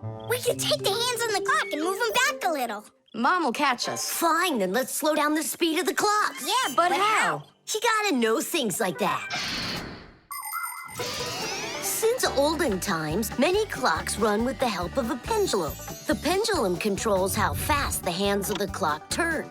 If you make it longer, the pendulum will start to swing slower, and the clock's hands will slow down. If you make the pendulum shorter, the clock will tick faster. Most clocks that are made today don't use pendulums. They run with the help of springs or with an electronic chip instead. But even so, there are ways to change the speed of these clocks, too.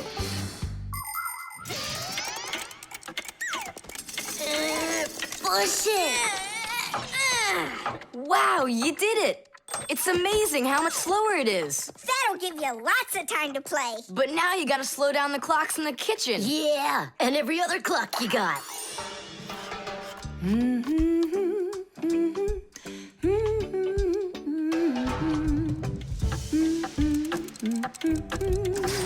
I just have to turn this to make the pendulum longer. Uh-huh. And now the clock will go slower.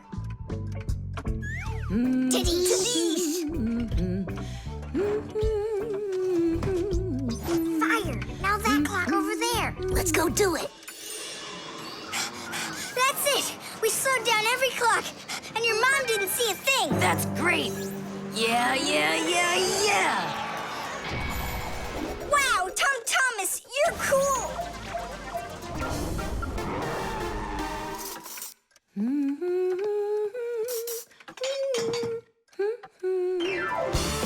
Amazing! He got another one. Awesome. You're unbelievable. Way to go. Huh. That's strange. Hooray! Incredible! Yay, I did every level. Oh, thanks. You're both just... The time masters of the universe. Yeah, but I'm getting really hungry, and Mom hasn't called me for dinner. Because a half hour hasn't passed on the clock. Hey, do you smell that? Something is burning. What happened? A fire? I don't get it. I was just waiting for 30 minutes like I always do, but everything burned this time. Maybe the clock stopped? No, take a look. They're working. Oh, I'll make you some oatmeal. Oatmeal for dinner? Mom, I need to, I'll be right back. You see what you've done? Time Masters of the Universe? You gotta go speed those clocks back up. Okay. We'll speed them up. They'll be caught up in no time. Humans have come up with lots of different ways to measure time.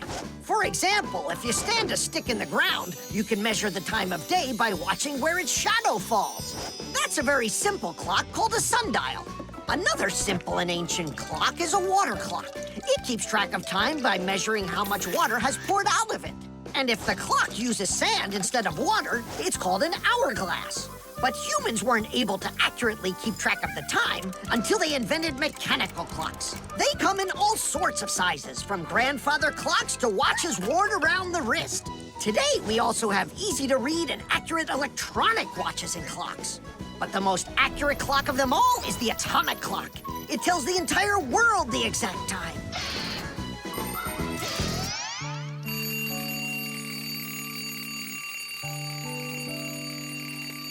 Thomas, why is your alarm clock ringing in the middle of the night, huh? Really? Is it still night out? Look, Thomas. But the clock says that it's morning. Interesting. Yesterday, Fire and I sped up all the clocks, so that's the reason the alarm went off. Sped him up? Are you crazy? Thomas asked us. So what do we have to do now? Don't you know? Get to school, it's time. I'm joking. Go back to sleep. Don't worry, I'll get all the clocks working right again. Can I go and fix them with you? Ha! Fix them? You boys are the ones that always make the problems. Chess. How about that? Then I'll play my pawn. And I'll play my pawn.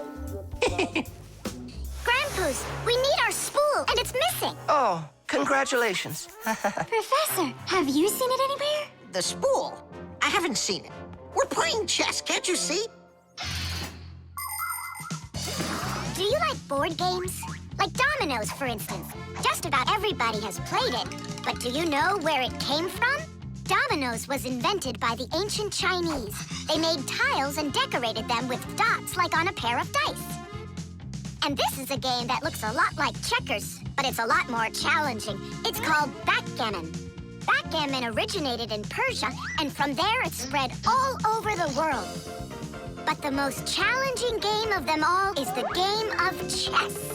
Chess was invented in India, and today the game of chess is loved in every country. It's played by adults, by children, and even by computers. Chess is a real sport. But the most important thing for playing chess is not the power in your arms, but the power in your brain.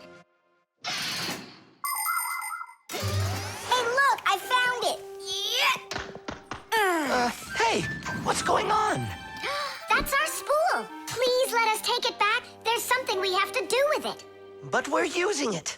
Can't you wait? It's a replacement for the missing pawn. Oh, Nolik can work for a while as the pawn's replacement. Yeah. I can do it. All right, you can take it. And you stand right over here. 1, 2, 3, up we go.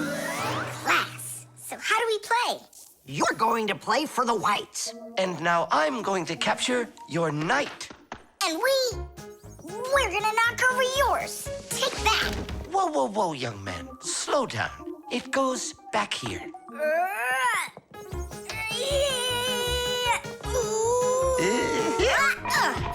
Nolik, get back to your square. What for? Pawns don't move like that. Then how do they move?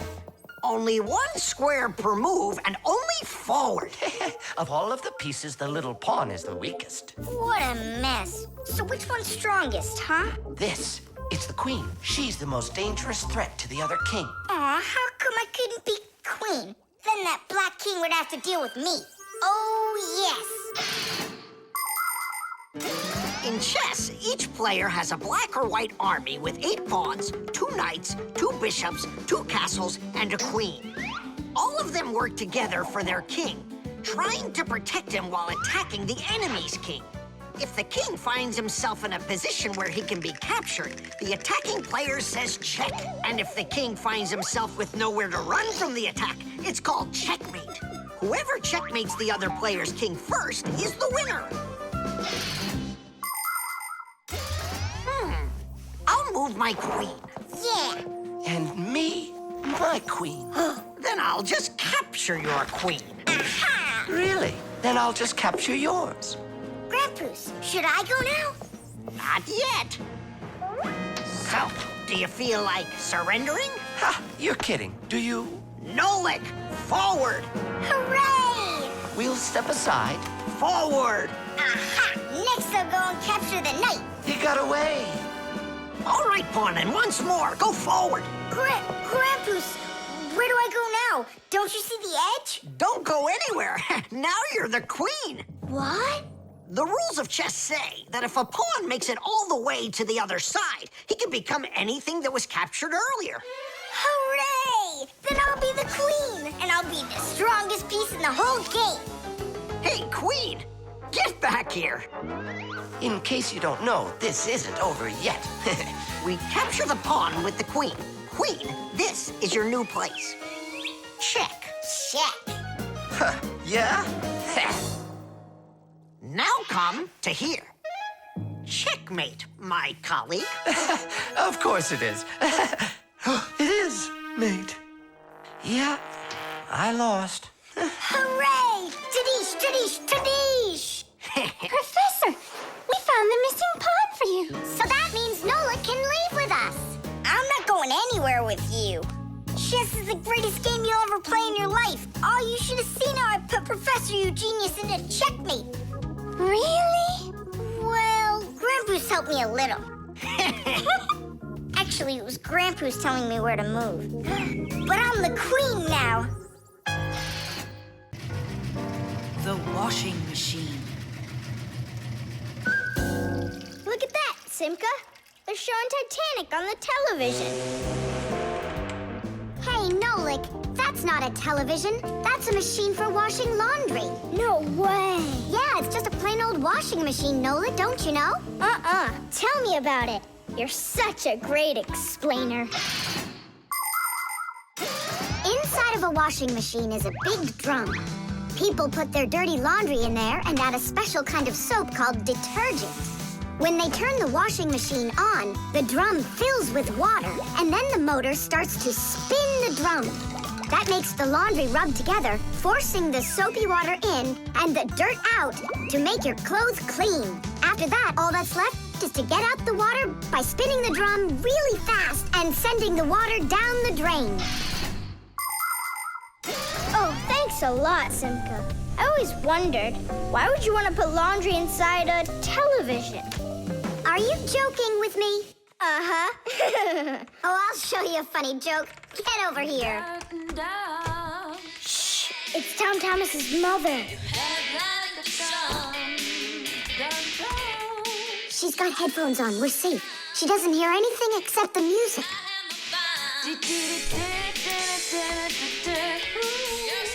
Now she'll come back, add the soap, turn on her television, and watch the second part of the movie. Again with the jokes. This time I'm really gonna let you have it. Whoa! Nolik, just do what I say. I came up with a plan. What's your plan? To run away!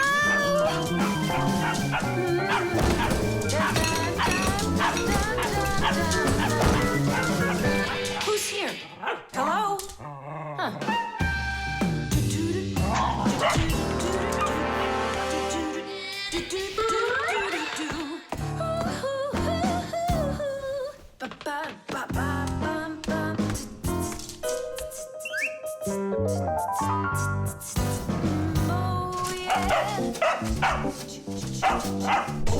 Oh, yeah. There are a lot of things to keep in mind with a washing machine to use it right. For example, do you know what can happen if you wash red and white shirts together? Well, the white one might just turn pink. No, it's not because it's embarrassed, but because some of the color from the red shirt happened to get onto the white one. Another important thing to remember is to empty your pockets before you wash your clothes. Things like keys, nails, and chewing gum might not only ruin your clothes, but they can destroy the washer, too. And this isn't only about little stuff. Big things like music players and mobile phones have managed to find their way into the washing machine. Oh, sure, these things look nice and clean after a good washing, but they certainly don't seem to want to work anymore. And never, ever put a pet inside of a washing machine. That's just no place for a living thing.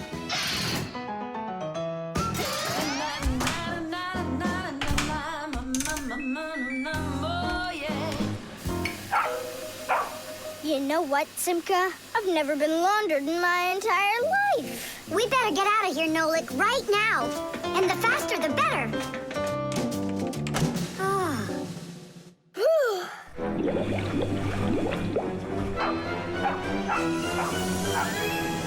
Come on, let's get going. And what about Chewsocka? What about Chewsocka? Let her get washed up a little in there. Maybe it'll make her nicer. But she could drown, the poor thing.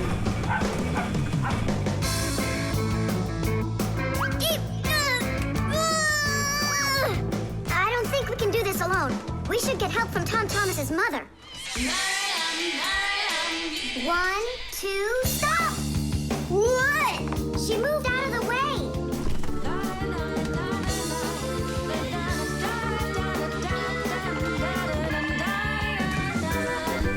And 3. Pull it! Huh? What is that? Oh, my goodness! Oh, my sweet little baby. How did you get in there? You wait right here in the tub and I'll go get you a towel. So, you wild little beast. Looks like we saved your life. We're friends now? Nolik, sure doesn't look like she wants to be our friend. So what do we do now? Same old plan. Run! The Electric Kettle. That's 4. Come on, Tom Thomas, just one more. Come on now, Tom Thomas. I know you can do it. 5. That doesn't count. That doesn't count. No, your chin was below the bar. Whew, that's all. I can't do anymore. You weakling. You're the weakling. I'm not. I just haven't eaten in a while, and that's why I lost my strength. You're a slave to food, Tom. And you see, that's the difference between us Fixies and you humans. Many people wrongly assume that the only way Fixies could live is by stealing food off of humans' tables. Or worse yet, by stealing it from their refrigerators. That's just a lie. It's not true at all. Fixies don't eat any kind of human food. So then where in the world do the Fixies get their energy, you're wondering? It's very simple. A Fixie's entire life is connected with devices. Fixies not only live inside of devices, but they take care of them and help them live longer.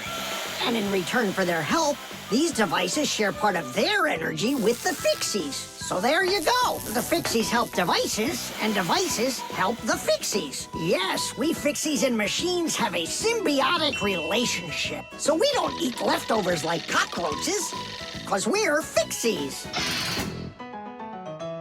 1, 2, 3, low!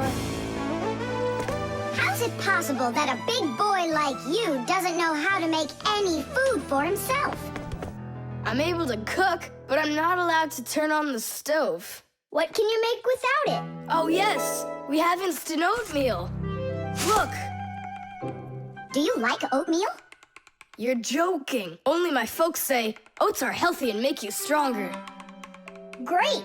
Well, then how do you cook it? It's not hard. All you gotta do is add hot water, and I'm allowed to turn on the kettle. Stop and check if there's water in there. If there's none, you can burn out the kettle. It's got enough. Then you can turn it on. Hey, tell me, how does the kettle turn off? I mean, how does it know when the water's hot enough? Inside of an electric kettle, there's a heater hidden underneath its bottom. When you turn on the kettle, the heater warms up the water until it boils. And the boiling water gives off steam that heats up a special metal plate at the top of the kettle. The heat causes the metal plate to bend, and that turns off the switch. So you could say that an electric kettle feels when the water's boiling.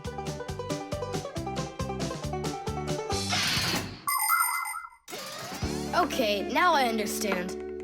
Hey, why do you need 3 bowls? You don't need to make any oatmeal for us. It's not for you guys. It's for my mom and dad. Start out here. No! Keep pouring into this one. And I say pour it here.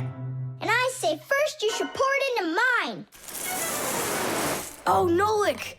Where are you? I'll find him. Hang on, I'm going in. Ah! Simka! She was right over here.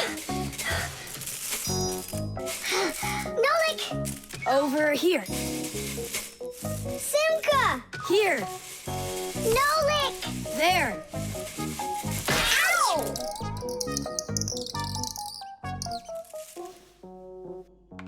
Hey, where is your other boot? It got lost. Up there in the oatmeal. That must be your parents. Let's get out of here.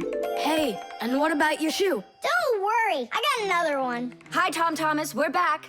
You must be hungry. We'll make you something to eat. But I already prepared us some food. And the water's already hot. Wash your hands. Tom Thomas, don't touch that kettle if it's hot. I don't want you to burn yourself.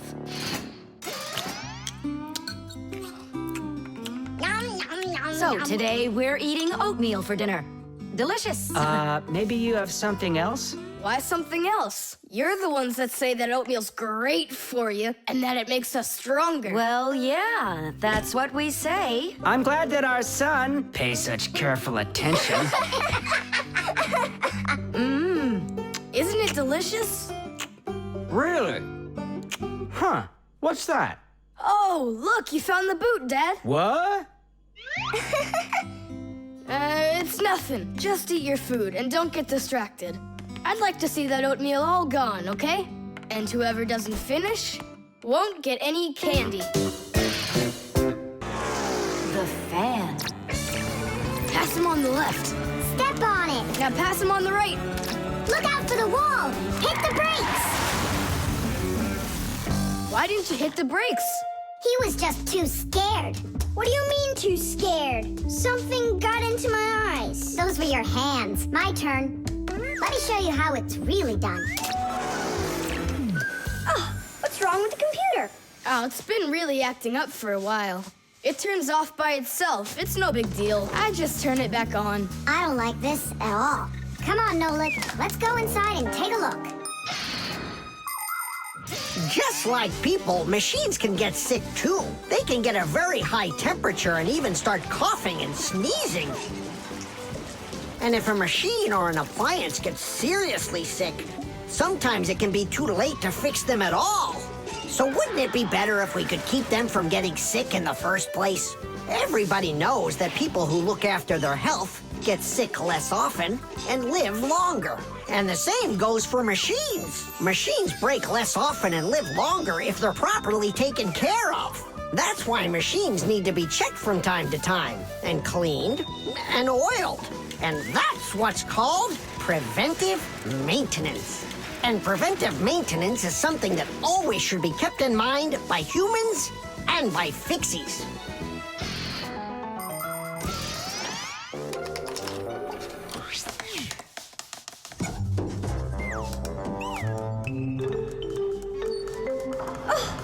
What is that? What is what? Can you hear that? What are all those sounds? It's probably just, a Fixie eater that woke up. What? What do you mean, Fixie eater? Didn't you know that inside of some appliances there live horrible monsters? They love to attack Fixies and eat them up. And the smaller the Fixies are, the more the Fixie eater likes to eat them. Ha ha! And how come you never told me anything about Fixie eaters before? I didn't want you to get scared! All right, scaredy cat, let's keep going.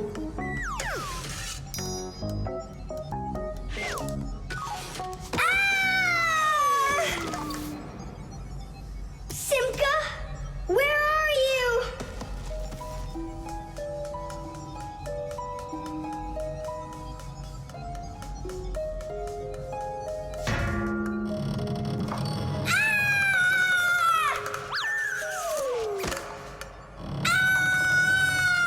Oh no, don't eat me, Fixie eater! Oh, Simka! Come over here! The sound was coming from here. Take a look. It's not a Fixie eater at all. It's just a fan.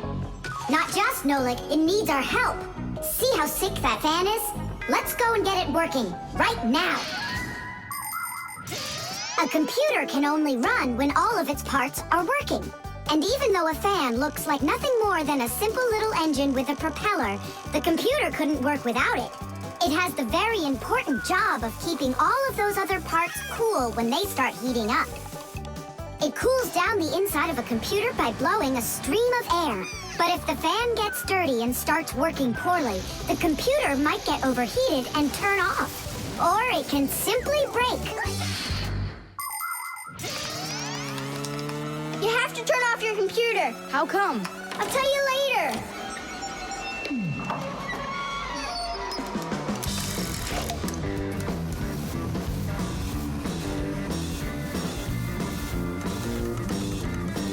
That part's done. Now we oil it. Let me try. All right. It's oiled up. Just like your nose. Thomas! Turn it on!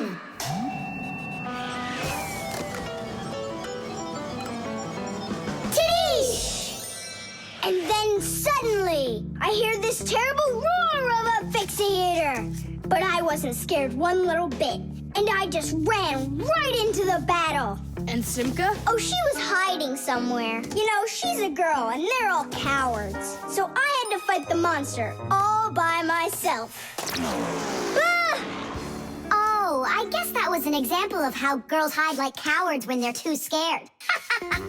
Well, yeah.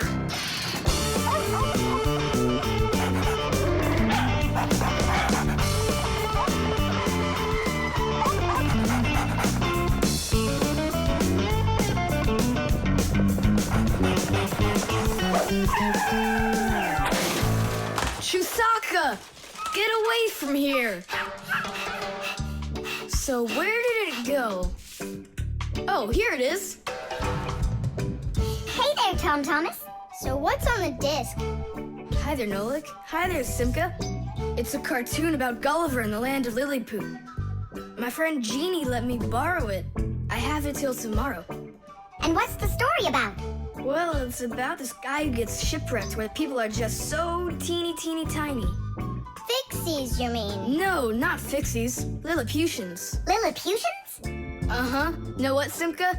I think that you Fixies might have come from those Lilliputians. No way! Our grandpa told us a completely different story of the Fixies.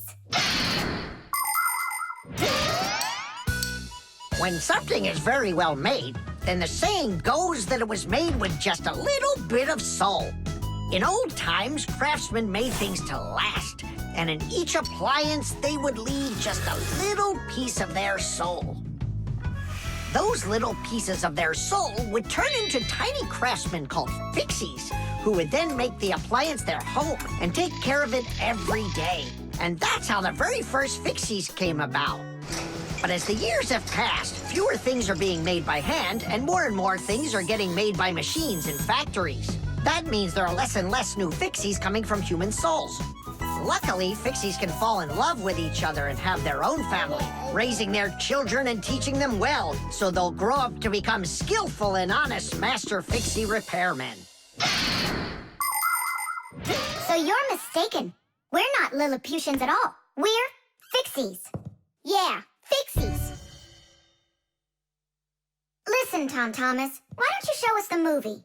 Yeah, I want to learn about Lilliputians too. Really, I do. Sure, I'll show you.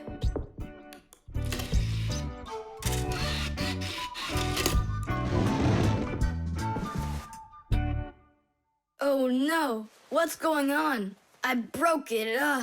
I can't give her back a disc that's messed up. Don't panic. We'll take a look at it. Come lay it down over here.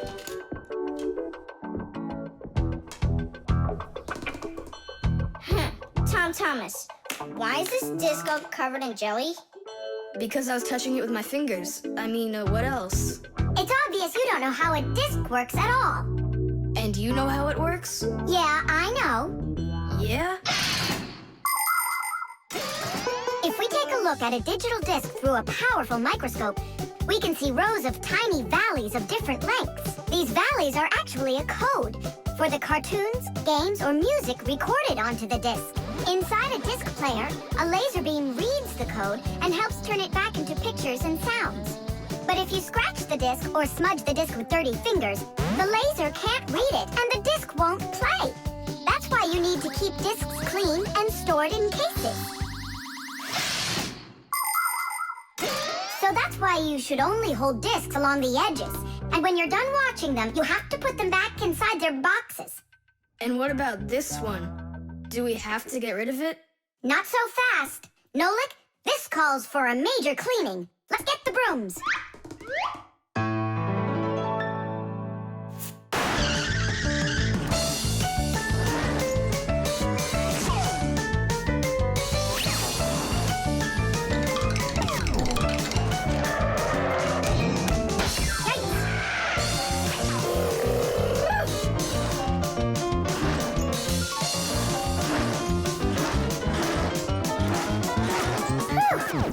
Okay, Thomas, check the disc.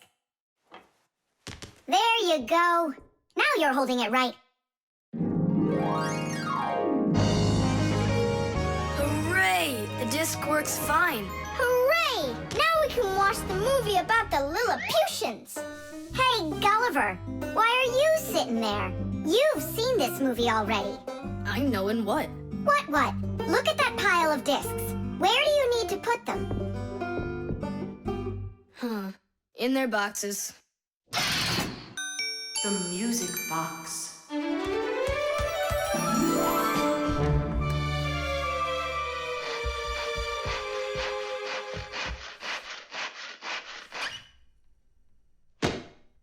And when the Pied Piper began to play his magical flute, the rats came out of their holes and followed him. And they never would be seen in Hamlin ever again. Whew. And then what, huh? I can't read anymore. My legs got tired. Whew. Simka, Nolik, something's rustling in there. In where? In Dad's office, it's on his desk. It's inside the wooden container. So maybe there's a mouse inside it. Thomas, sit right here while Nolik and I go and check. And if there's a mouse in there for real, then how are we gonna get it out? Those rodents are really so big. And why was I reading that book to you, huh? Just grab a flute, give it a toot, and the mice will scoot. And where are the flutes gonna come from? We'll make them. Toot, toot, toot, toot, toot. You got it? Sure I did. Wait a second. Let's get a little closer.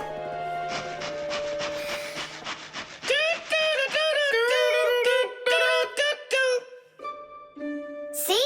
It's just like I told you. No more mice in there. So let's toot a little more so they won't go back in. All right. So you're the ones messing around out here. Oh, Grandpoos, it's you here. All day I can't work on what I need to do. Right from the start, someone's opening up the top, and then you two tooting. Ah! It was Simka who came up with the tooting. Just because you're afraid of mice. Wow, what kind of machine is this? Well, what do you think? A coffee grinder? No. A hole puncher. Is it a foot scratcher? What? Well, a machine for scratching your feet. You're joking all the time, you. It's a music box, and it's just wonderful. Music boxes were invented more than 200 years ago. Inside, there is usually a cylinder with short pins sticking up from it. In front of the cylinder, there is a comb with metal teeth of different lengths. If you pluck one of the teeth, it will make a pleasant sound.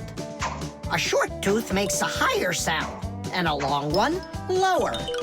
When the cylinder spins around, the pins pluck the different teeth, and music plays. Awesome! So what's broken in here? The spring slipped off. It has to be pushed back into the right place. Will you help?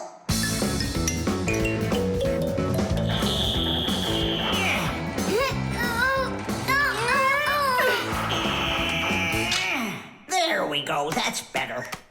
How come the music's not playing? First, you have to wind up the spring with the key. Tidish! I know who can wind up the spring. Well, Thomas, can you guess what kind of machine this is? A paper cutter. Uh-uh. How about a hole puncher? You're such a joker. Now don't go and tell me it's a foot scratcher. Then I don't know. Then wind it up with the key and you'll find out.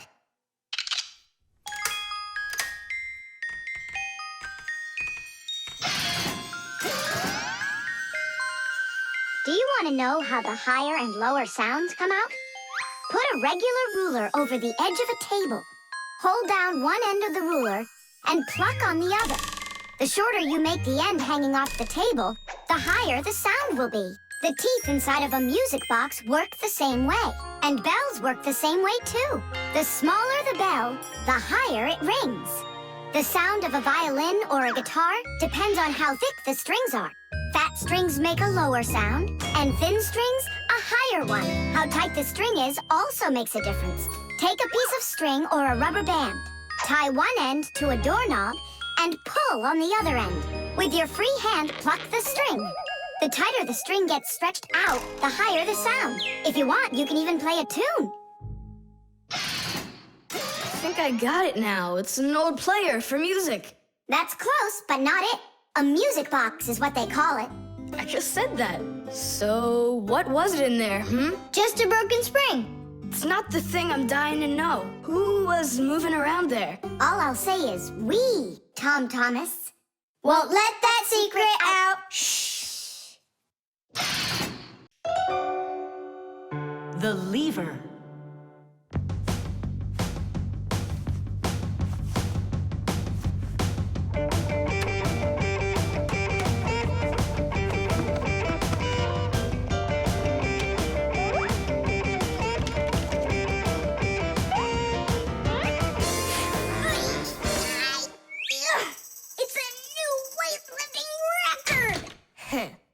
You're so strong. That's so light I could lift it up with my finger. Oh my! But do you think you could lift up your nightstand? Don't know. Never tried it. So then go on. No way! And you are so much bigger than that nightstand. But watch, I can lift this big pencil. And just look how much smaller I am. So, who's stronger, you or me? Well, I guess it's not me.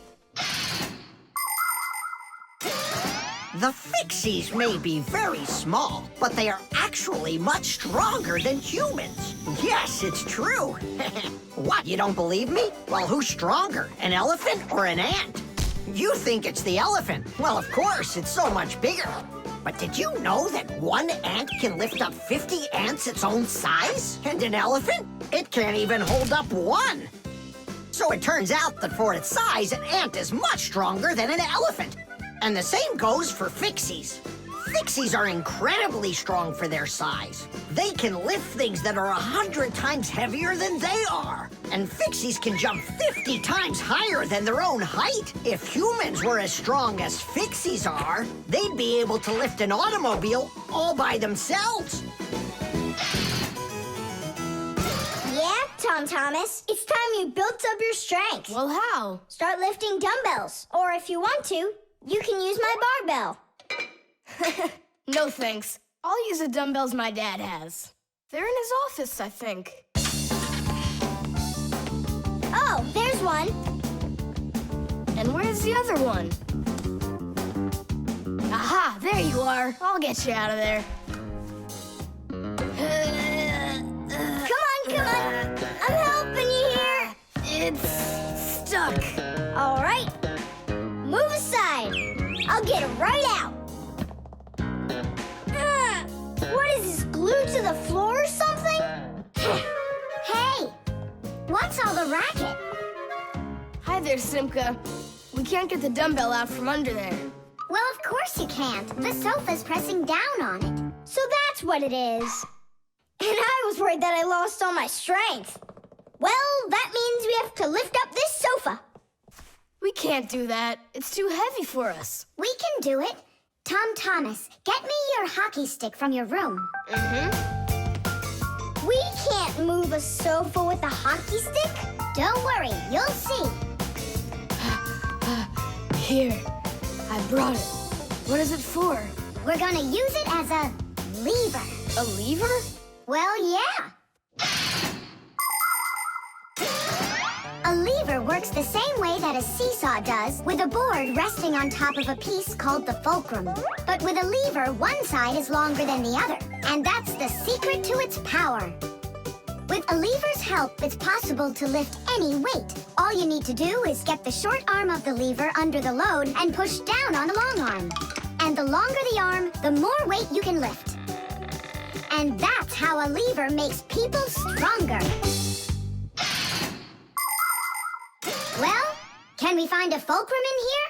Maybe this dumbbell. Can that be our fulcrum? Great idea. Now you're thinking the right way. You ready to go? Let's go! Lean on it, Tom Thomas.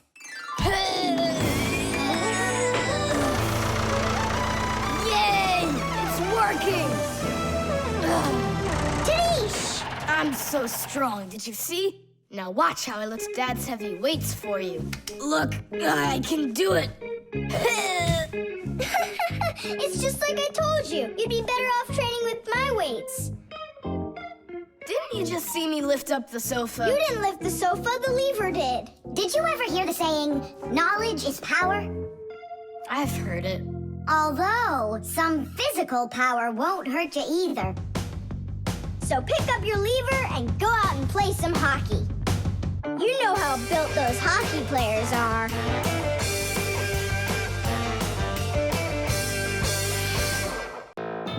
The nightlight. They're very close. I can feel them. Help me! Help me! Help me! That's all. You've had enough monsters. It's not good to watch these kinds of movies before bed. Mom, really, I'm not scared. Let me watch the end, would you? I told you, that's all. Well, good night, honey.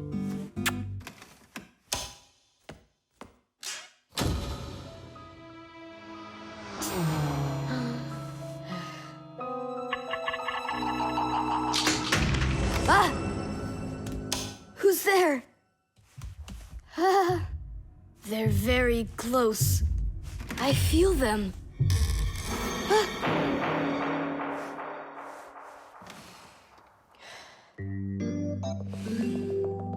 Can you believe it? He's sleeping, and he didn't turn the light off. Yeah, and so? And so, if every human went to sleep with a light on, there wouldn't be enough electricity to go around. Hup! Everyone can probably remember walking into an empty room with the lights turned on, or finding a TV on that nobody's watching. One little light or TV might not seem like much, but just imagine how many people are living on this earth. Well, if everybody forgot to turn off the lights or TV when they weren't being used, the amount of wasted electricity would equal the amount of energy produced by 100 power plants. And each of these power plants needs freight cars of coal or rivers of oil to keep running. And all that fuel has to be extracted and burned constantly. Now do you see how expensive burning a light bulb is for the Earth? So don't forget to turn off electrical appliances when you're not using them. It's so easy. Ah, who turned off the light?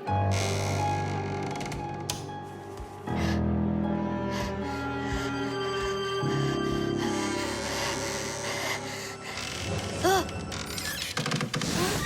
Ah!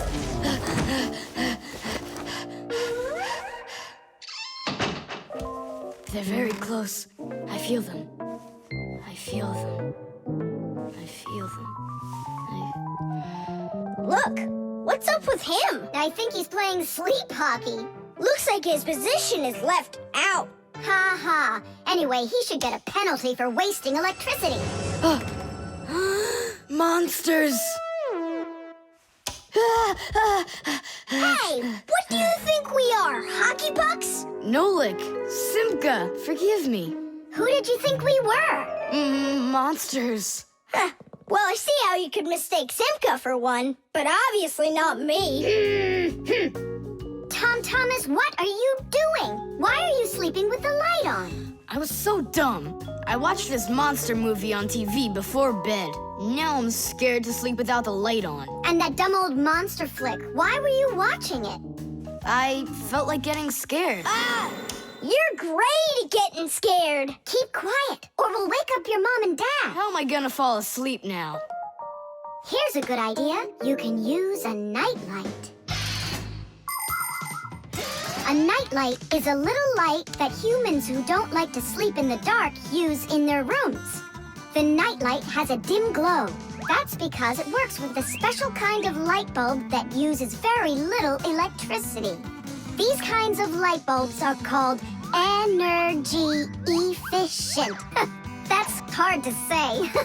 And you can find nightlights that use such low energy bulbs that they can work off of a battery. But you know there isn't a nightlight here. How would you get by without us? Tonight, I'm here to help you. I'm gonna be your nightlight. Look, right there. There's our lampshade.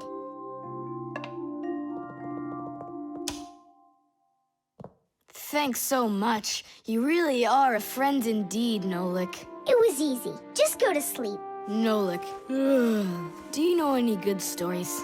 I know one about a big meat grinder. Nah, no way. You'd better tell me a story about a nice, kind Fixie. Ah, I know a good one. And here's how it goes. Grandpoos was working inside of a very big clock. Actually, the clock wasn't that big. And I'm not sure if it was Grandpoos, but it was a clock. I think. The Draftsman. Pew! Huh? What? Hi there, Thomas. What are you drawing? I'm not drawing. This is called drafting. What's the difference? Tell me, is that a circle? Sure is. And that? It's a circle, too. Only it's a rounder one. Of course. That's because I drafted it with a compass. And now I've got a real target. So now I'll load my dart gun. Whoa! Why'd you shoot that thing at me? It was the gun. I didn't even pull the trigger. What? Did it break? Let's open it up and see. There.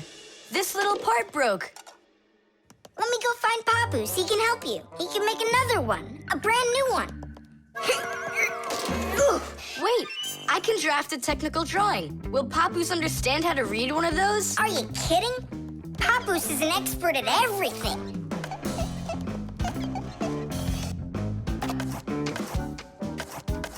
Done.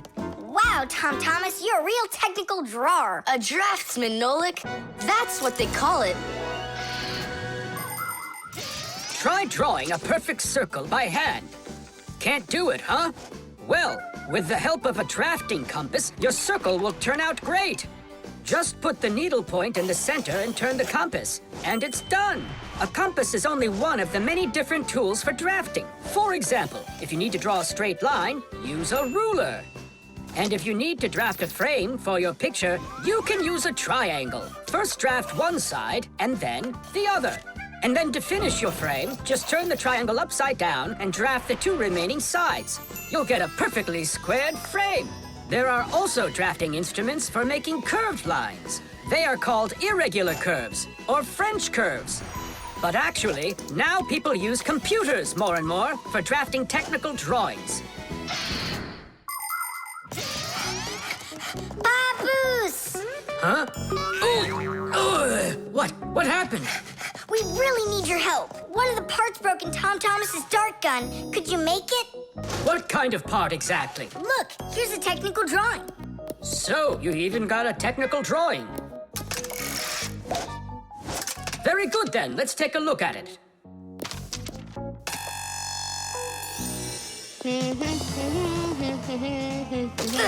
Here you go. Super. Let's see. It's not gonna work. You see, it sticks out here on the side. I need to draft another technical drawing. Papoose! Huh? Nolik, you scared me again. Forgive me, but the part has to stick out over on this side. And you're sure that's all? That's all, for real.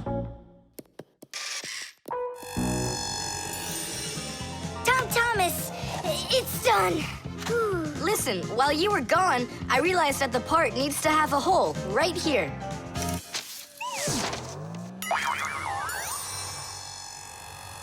Papoose? Again? Sorry about this, but there's a hole in this thing, too. A technical drawing is a special kind of drawing. It has to precisely describe the thing that needs to be made. To do that, the drawing must be very accurately drafted and include all of the measurements. And that's not all. If the object is complex, it must be drafted from at least 3 sides, including the front, the side, and the top. You see? The object looks different from every side. So if you don't want to work over and over again, learn to draft correctly.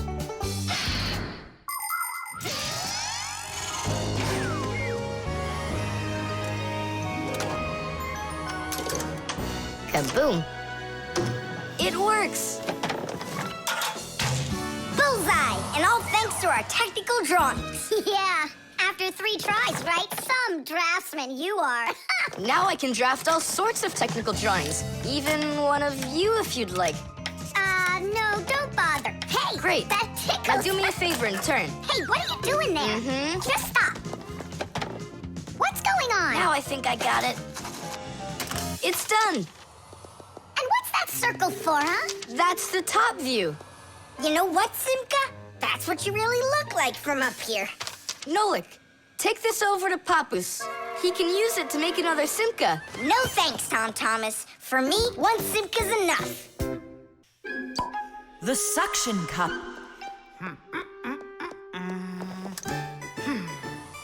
Where's Professor Eugenius? Did you see him? Not yet.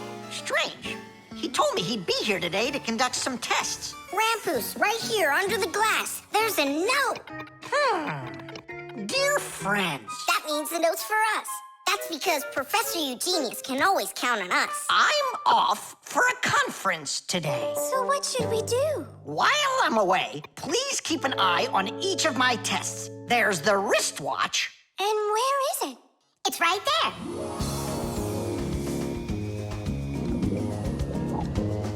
Look! How come the watch is in the water?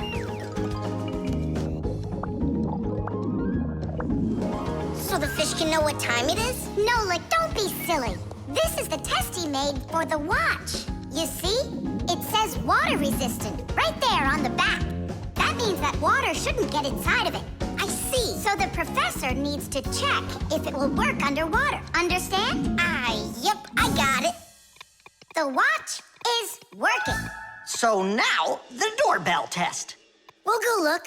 It's over there.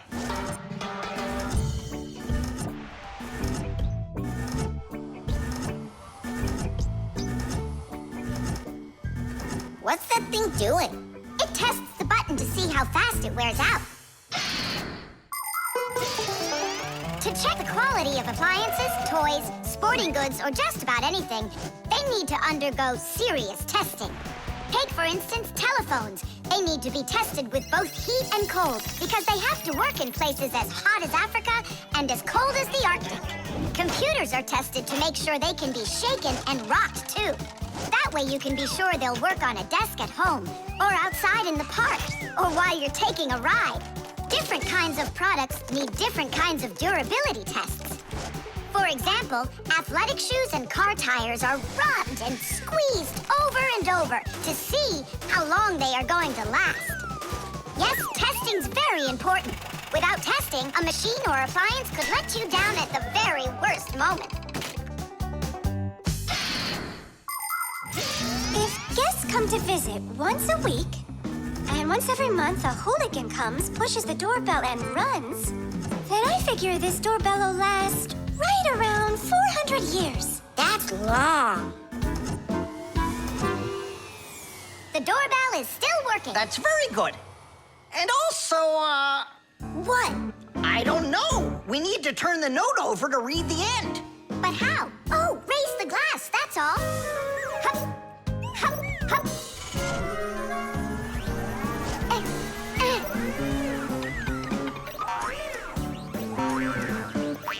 I can't get a hold of it. We should find a suction cup. A suction cup? Suction cups are made out of rubber or other elastic materials. When a suction cup is pressed against a smooth surface, the air inside is squeezed out. The air outside wants to get back in, and so it pushes down on the cup.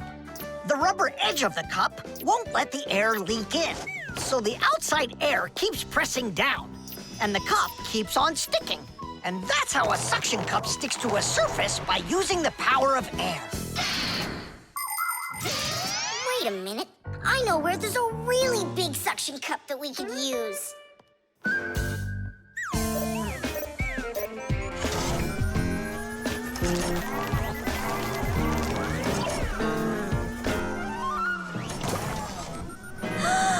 That's a huge suction cup, Nolik. Stiddies, stiddies, stiddies. Well done, Nolik. Only we need to hurry before air gets under this suction cup and it unsticks. My suction cup will never unstick. Well, let's see what it says here. Simka, you'd better hurry. And make sure nothing gets broken here in the laboratory while I'm away. Huh, and what could get broken around here? Ah, the glass, look out!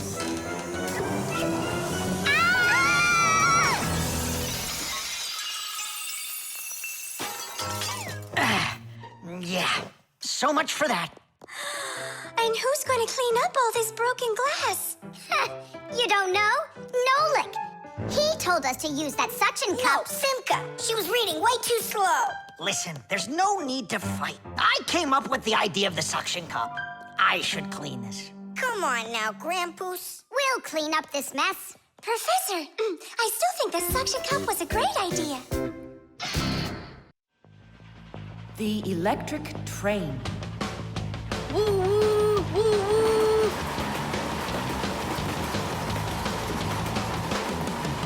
Zoom!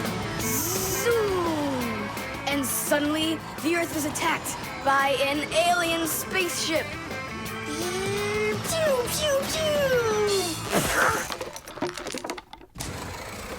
If help arrives here on time, we'll be saved. Move faster, faster. Come on, get off the train. Move it, move it. Thomas, we came here to play. Ah, finally you're here. I need some aliens for this game. What kind of aliens are you talking about? Just plain old aliens. You know the ones. They come destroy the Earth and just about everything. We don't want to destroy anything at all. Why can't we be, the train engineers, huh? Train engineers? You don't know anything about driving a train. Oh, we know plenty about trains. Humans invented the railroad long ago, but back then, the rails were made out of wood. People didn't start making metal rails until the end of the 18th century. But the first railroad cars had no engines to give them their power. Instead, they used horses to pull them along. Later, horses were replaced by the steam engine. Wood and coal would burn in their furnaces to boil the water in the boilers, making the steam that turned their wheels. And the Fixies were there to help those trains go, making sure all of the parts could work together smoothly. But now steam engines have long gone away. The railroad uses electricity now for its power. These electric trains race along the railway at almost the speed of an airplane. So you might know trains, but you'll still be the aliens. This railroad is mine. So you're gonna play the way I want. The train is unloaded and leaving the station. Woo! You can play choo-choo by yourself. And I will. Pew, pew, pew, pew, pew.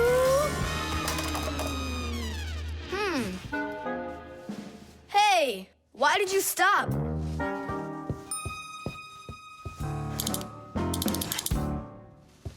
This doesn't help either. It's not going at all.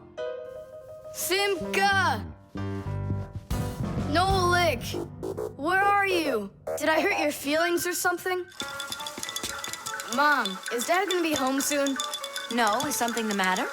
We've been attacked by evil aliens. The train has to be fixed right away, or we'll never escape them. You want some tea? I've got to think of something. Simka, Nolik, I know you're in there. Please forgive me if I hurt your feelings. I'm really sorry.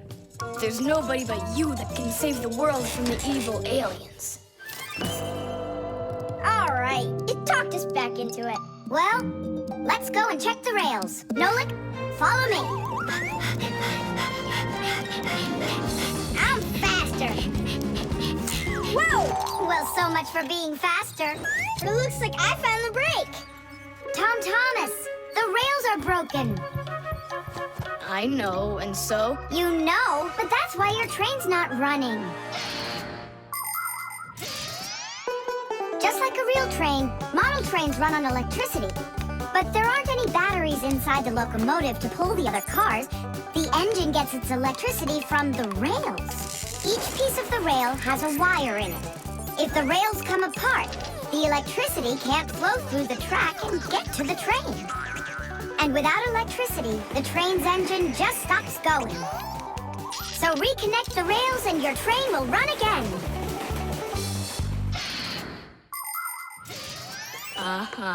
Put them together. Yes! Hooray! The train's running! Way to go! So will you play with me now? And which way are we playing this time? Whatever you want, I'm with you. The train rushes down the track with Nolik as its engineer, when suddenly from out of the sky comes an alien spaceship.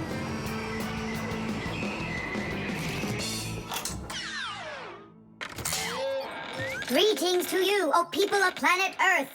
I come from far away, from another galaxy. Have you come to destroy everything? No, I've come to fix it all. Oh!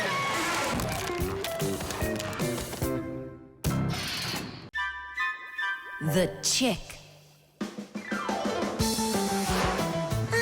Professor Eugenius is making breakfast. Only the eggs will never get cooked at this temperature. What are you doing?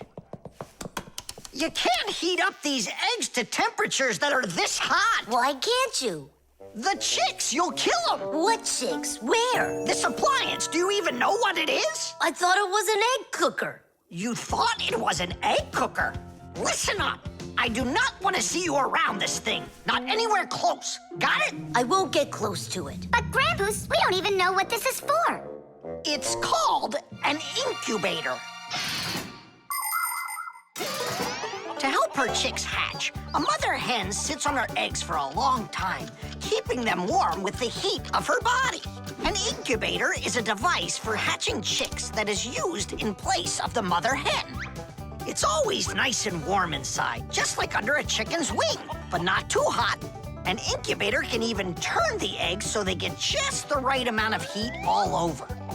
Chicks that are hatched in an incubator are no different from the chicks that are hatched without them.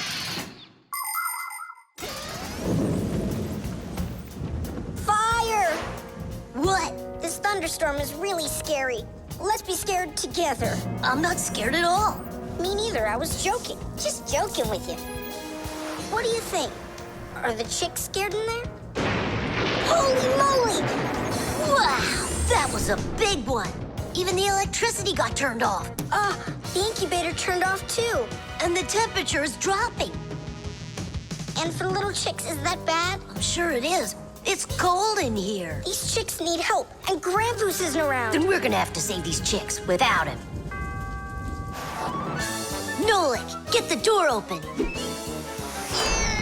Help me. I can't. Grampus said I can't get near the incubator, so try opening it yourself. I can't do it.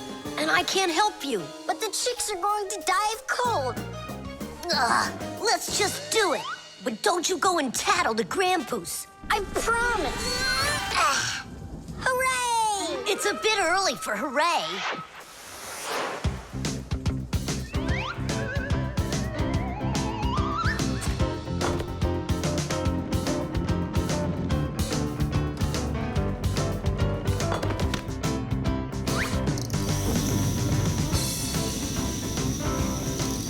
Candle? Yeah, we'll warm up the chicks with the fire. Class.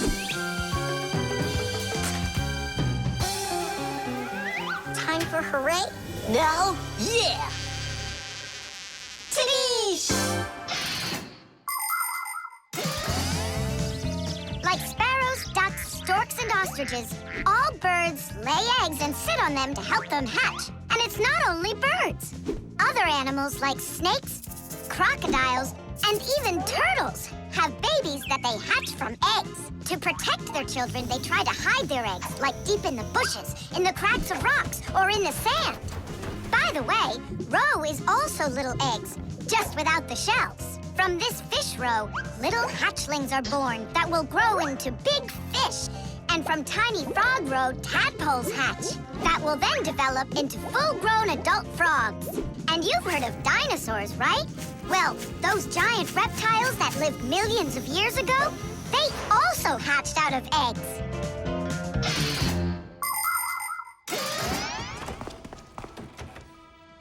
What happened to the electricity in here? It's a blackout from the thunderstorm, I guess.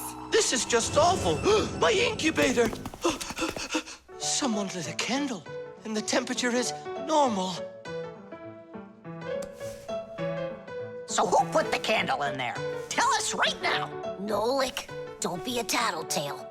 It was me. By yourself. By myself? Of course yourself. I wasn't allowed near it. Well, yeah. He wasn't allowed near it. All by yourself. Then well done. You saved the chicks. Our hero. So, Fire, follow his example. And you, Nolik, accept our heartfelt thanks. Look inside. They're starting to hatch. All right, Fire. Come take a look. Now I'm allowing you.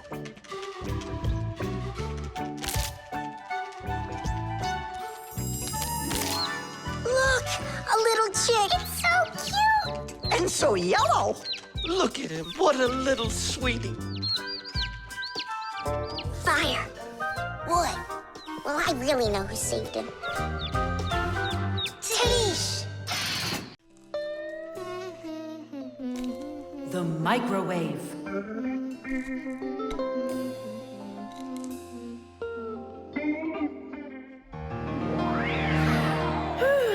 Okay, children, for today's lesson, we're going to learn about the microwave oven. It's a very special appliance that people use to heat all sorts of different foods up. Oh, wow. Is there any chance that we could get heated up here? You'll find out about that too, if you'll pay attention, of course. Whoa. Got it? Now listen carefully. I'm listening. Of course, young Fixies go to school just like human kids, but their parents teach them a lot of important lessons, too. Fixie parents take their kids on tours of all sorts of different devices and teach them what Fixies can do to keep them working properly. They like to show them how the computers or televisions or gaming systems work, or any one of the many appliances they take care of inside of the kitchen, like the stove. Every once in a while, a new device appears in the house, something that the Fixies have never dealt with before. To learn how this new thing works, the Fixies gather together and read the instructions that the humans keep printing up, but almost never seem to take the time to read for themselves. And so now it's time to look at the magnetron. That's what emits the microwaves. Oh, and so the food absorbs the microwaves, and that's what heats it up. That's right. And now, look carefully to your left. Hooray! Freedom! Oh, Thomas. What do you say? Want to watch cartoons? I can't. I need to do my homework. Then just do it quickly. For some reason, whenever I start doing homework, I always get hungry for some food. Then just eat faster. No. The faster I eat, the sooner I'll have to start doing my homework. It already got cold. I need to go warm it up. 1 minute should be enough. These aren't just ordinary wires. These are for...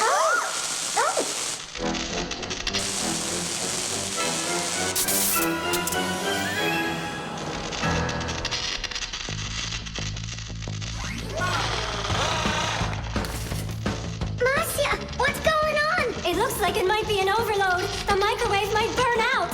Then we better run out of here. What do you mean, run? We need to save this microwave.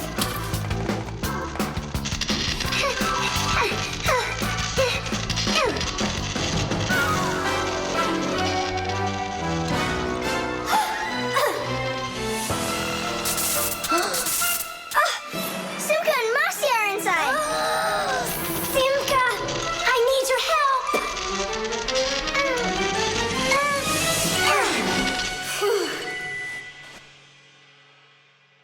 Tadish.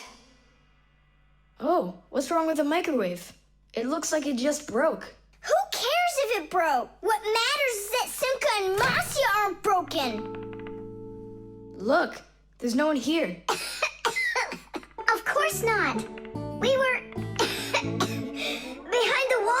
You wouldn't believe what happened in there. Oh, there you go. Thomas, why did you put that fork into the microwave? Why not? You mean I'm not allowed? Remember, never put any metal objects into a microwave. If you put forks or spoons in a microwave, you can burn it out.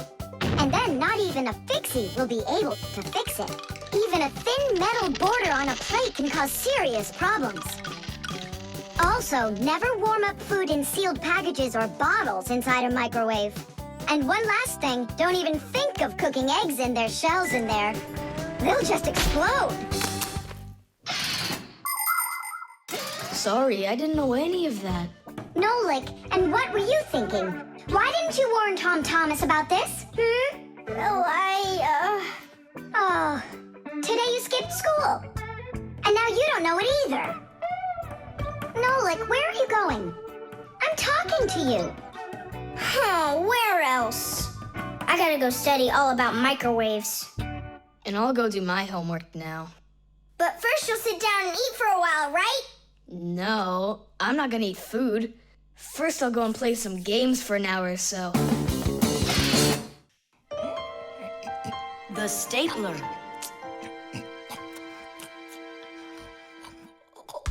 Thomas gets the ball. He makes an incredible move. He's wide open.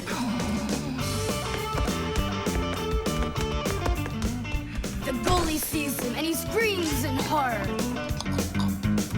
He shoots and score! Yay! Thomas, stop kicking that ball. Your school concert starts in 30 minutes, and I don't want to iron your pants again. All right, Mom. Just one more time, huh? No, I'm sorry. Mom said I have to quit kicking the ball. But Mom said nothing about dribbling the ball. Go, you can do it. You can do it. Yeah.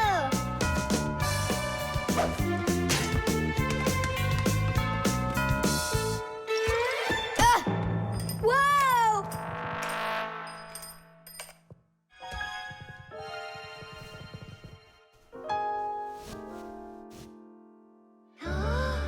Thomas, your pants. This can't be. These are my special concert pants. Ugh. Yeah, how will you go now? Well, your mom does have enough time to sew them. I'm scared to even tell her about it. She said that I had to stop playing. Hey, I've got it! Here. You think we should fix the rip in his pants with a stapler? Yeah, isn't it a good idea? I gotta try it out. You do. Like this? Stop! Why? What's wrong? My nose itches. That's all. Let's go. You're right, Nolik. It works. That is super! Yeah, the stapler's really great. Do you guys know how it works? Just keep stapling and I'll tell you. The staples for a stapler are lightly glued together. That way you can load many staples at once instead of one at a time. And a spring pushes the staples to the front. When you push down on the arm, a metal tooth pushes the front staple down through a thin space. And the staple punches holes in the paper. Next, the pointy ends of the staple push down onto a plate. And that makes the staple bend behind the paper. And there you go. The papers are fastened. So you could say that we're sewing, but using a stapler instead of a needle. Yeah, and it works even faster. Huh? What's going on? Could it have run out of staples?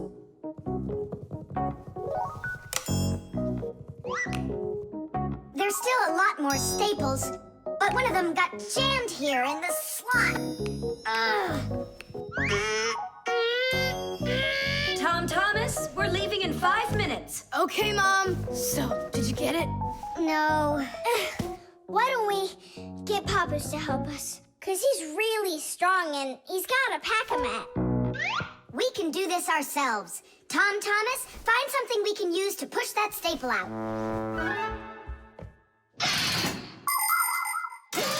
The stapler is not a very new invention. It's been said that the French king, King Louis XV, had a stapler made out of gold and precious gems. Unfortunately, it could only hold one staple at a time. Modern staplers are much more convenient, and people have come up with so many kinds for paper, for plywood, and even for skin. Yes, surgeons often use them during operations. Then there's the staple gun that's used to upholster furniture. And its older brother, the nail gun, can even be used to hold together the walls of a building. And here's an invention almost as important as a stapler. It's the staple remover. With its help, it's possible to remove the staples put in by a stapler. How about the screwdriver? That'll work. Look, the screwdriver fits perfectly into the slot. Ah, that's great. Now push that staple through, only keep your fingers out of the way, or you won't finish sewing. Tadish! It's still not Tadish. You haven't fixed your pants yet. That's it, they're done. Now we can say, Tadish! Thomas, are you ready? Of course. My idea with the stapler was smart, wasn't it? And Thomas's mother won't notice a thing. Will too. Just wait till she washes them. Reflexes. Add this to that. Now what do you get? Ah, 3. Don't you remember? Bark, bark, bark. All you have to do is bark 3 times. That's too hard a trick for Chewsocka. Maybe you could teach her to jump through a hoop. I already tried. She just sits there. Come on, Chewsocka, give it a try. Try showing her this sugar. Chewsocka. Alley-oop. Come on, jump. See you, Thomas. It's time for us to go to school. See you later, animal tamer. Great job, Chewsocka. Our lesson for today is on the subject of reflexes. I'll write it here for you. What's the lesson? Someone's late again. Ah, colleague, my glasses are gone. Are they here? They're right there on your forehead. Ooh, how about that? Forgive me for interrupting. Let's continue our class. And so... Thanks so much.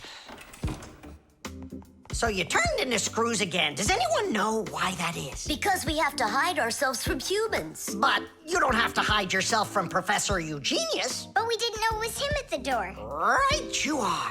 You had already transformed before you had time to think. And that's what we call a reflex. To explain it in simple words, a reflex is when our body reacts to something automatically without needing any time at all to think about it. When we touch something very hot, we instantly jerk our hand back. When we're about to fall, we swing our arms and legs to try to keep our balance. Just imagine what would happen if we started thinking how and in which direction to move them. So it's fair to say that our reflexes help to protect us.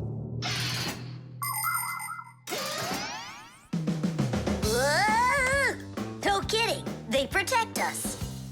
My nose itches. Achoo. Excuse me, I didn't mean it. Professor, sneeze. Is that also a reflex? It most certainly is one. Fire didn't want to, but then his nose tickled and achoo. Bless you, too. Thank you. And do dogs also have reflexes? Of course dogs have reflexes. All animals do. Yeah. It's something all good animal trainers know. They use the animals' reflexes to teach them tricks.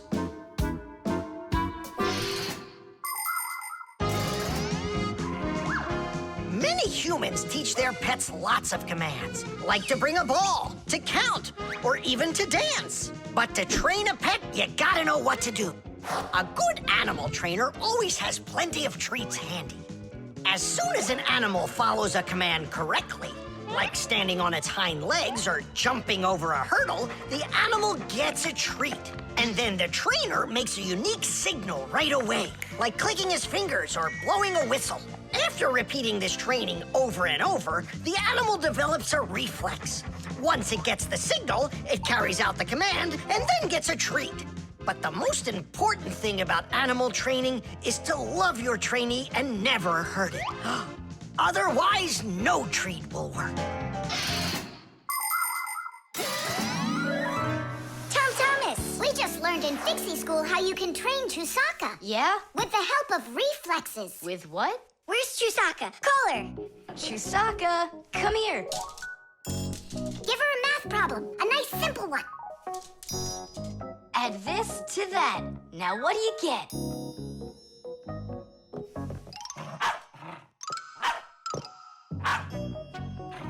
It's a miracle! 3! You got it! No, it's not a miracle. Science is what it is. You know how Chewsocka barks whenever she sees a Fixie around. That's what we call a reflex, you know. I understand. And do you know how I can teach her jumping? Well, we didn't figure that out yet. Wait a sec, I know how. Chasing Fixies. Isn't that one of Chewsocka's reflexes? Probably, That's great, so let's go and train the dog. Nothing's ever too much for a good friend. Chewsocka.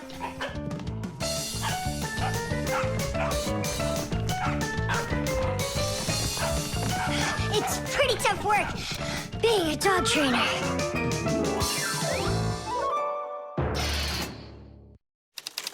The instructions.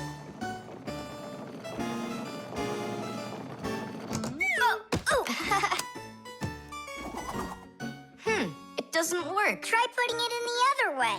Did you read the instructions? Why would I? Instructions are for dummies. Yeah, instructions are for dummies. All right. Oh, what's going on? Whoa! My battery! Instructions teach us how to do things right. Instructions for a piece of furniture explain how to put it together. With the instructions for a television, we can adjust the picture and sound the way we like them. Printed on a box of oatmeal are the instructions for how to cook it. The instructions for medicines tell us what the medicine is for and how to safely use it. So always read the instructions if you want to do things right and avoid a lot of problems. I found it. Here it is. Here you go, Thomas. Whoa. We got you a new chair, but it has to be assembled, and I'm afraid it'll be a little bit difficult for you. No, it won't. Don't worry, Dad. I'll do it. Finish before dinner, and we'll get ice cream tonight. A creamsicle. 2, okay? First, assemble the chair. Thomas, can I help you put the chair together? Come on. Hey, first you two need to read the instructions. Simka, stop being such a bore. What, like I haven't seen a chair? Or like I haven't seen a chair?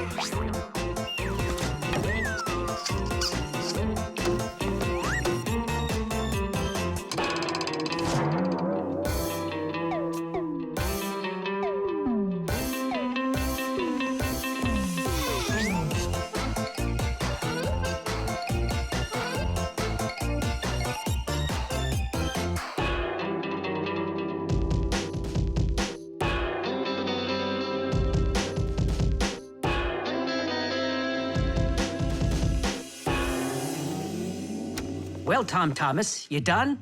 Dinner's ready. Let's go. Oh, Dad, no. I need another 2 minutes. Simka, help me.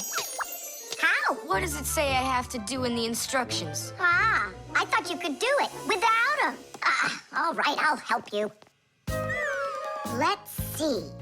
Take this part over here and that one over there. Nolik, get a screw. No, the longer one. It's over there. The very first stools and benches appear as far back as ancient Egypt. The pharaoh's stool was special because it had a back. It is thought that the pharaoh's stool was actually the first chair. For a long time, a chair was considered a luxury. Rich noblemen would bring their own chairs to parties. And the more important the man, the higher the back of his chair. It wasn't until the 19th century that chairs became part of every house. Today, there are just so many different kinds of chairs. There are wooden chairs, plastic chairs, metal chairs, chairs with legs, chairs with wheels, folding chairs, baby chairs, just all sorts of chairs. Well, how could people sit down at the table with no chairs? Ooh, I think we'll make it. Screw it in, quickly. Nolik, we need one more screw. But there aren't any. There is, you gotta find it. I already looked everywhere. Thomas, time's up. Nolik, you have to help. How? Just for a minute, that's all. Turn into a screw. If it's only a minute, I'll do it for you.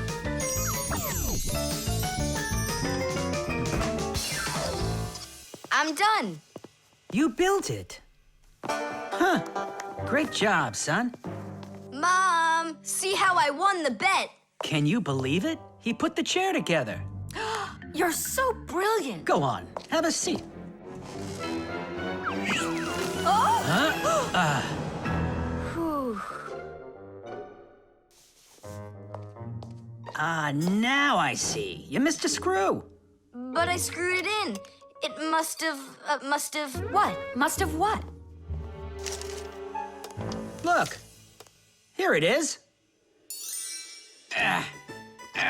Now this screw's not going anywhere. And that ice cream you won? Well, you just lost it. Well then, Mr. Chair Builder, time for dinner? Yeah, in a sec. Where is that Nolik? He ran away. What a traitor. No, he's not. He promised you he'd become a screw for just a minute. And the minute was up. Well, where is he then? Over there. He's studying the instructions for the clock. Hey, Thomas, it says that we put the wrong kind of battery into the clock. We should have used that kind. You see, Thomas? If you don't want to be a dummy, instructions are for you.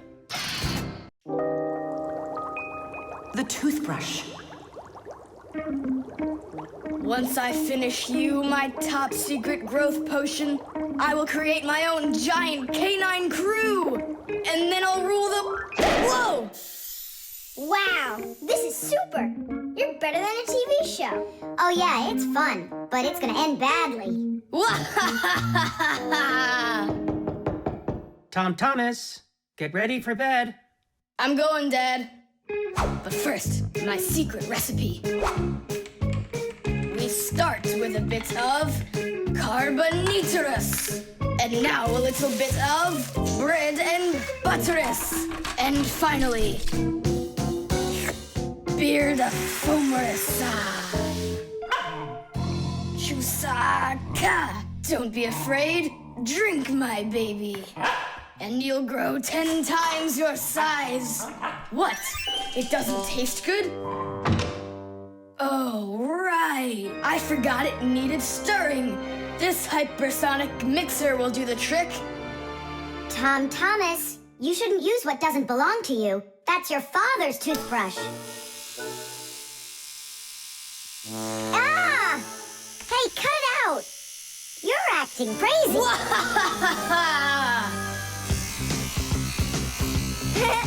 Bubbles! Boom, boom, boom!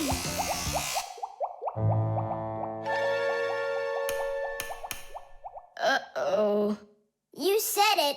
Uh-oh. You, Thomas, are a big boy, but your brain is smaller than Nolik's. Why, thank you. Just go put the toothbrush back in its place, like you never touched it. Nah, that's not right at all. Thomas, what's up? I'm almost done, Dad. Simka, Nolik, please, I really need your help. No panicking. First, we need to understand what could have broken inside of there. An electric toothbrush is really simple, as long as you know these 3 parts. The battery, the motor, and a very clever mechanism that connects the motor with the bristles. The whole secret to the toothbrush is right in there. That mechanism uses the spinning of the motor to make the bristles move very fast back and forth, from left to right, from right to left. And that's how it brushes your teeth. So what can we do about it? Here's what we do. First, we take out the motor, then we take the gears out, and then the mechanism. How much time do we need to do that? 1 or 2 hours. What? No! Just listen here, Thomas. You need to open up the battery compartment. Wait for me right here.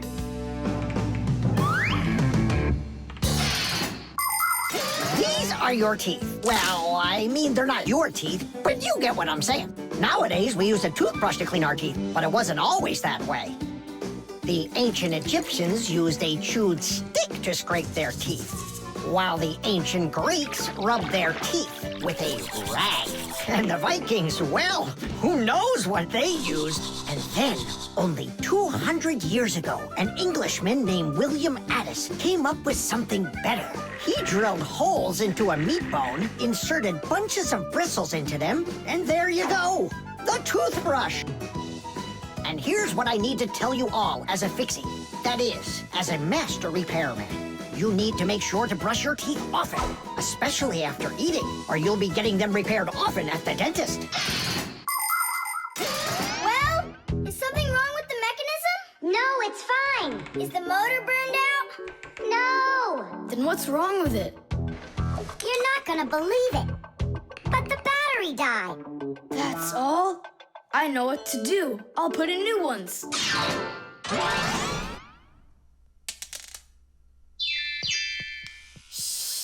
Your dad turned the toothbrush on. Looks like everything's fine. It's working. Ooh, way to go. Excellent. Your dad will never find out what kind of slop you mixed up with his brush. What slop? How dare you, Nolik? How dare you refer to my mighty potion like this? Thomas, somehow soap got all over my toothbrush. Can you explain that? Ay, ay, ay. Well, you got caught. What do you say now?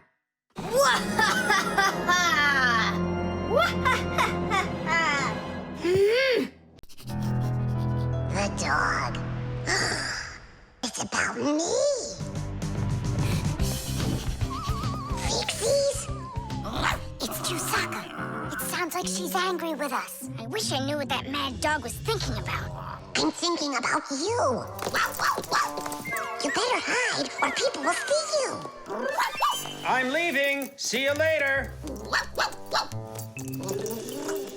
It's going to rain. Chewsocka, I have no time to play right now. I'm not playing. His feet are gonna get soaked. Thomas, I'm off. Don't be late. Chewsocka, that's enough. No, I need to go to school. He's got his math class today and he's leaving his math book. I'm trying to serve like a good dog, but no one understands me. Dogs have been serving people since ancient times, along with cows, horses, chickens, and other domestic animals. But of all of these animals, the dog was the very first.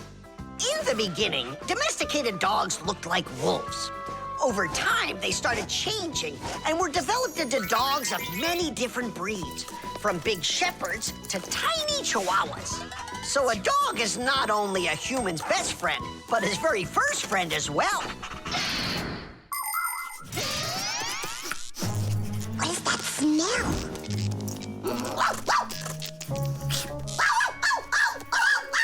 Simka, come on out. I see you. Nolik, jump down. Oh no, we're trapped in here. Alert, something's burning over there. Why won't they listen? I think she's going to eat us. Together with the box.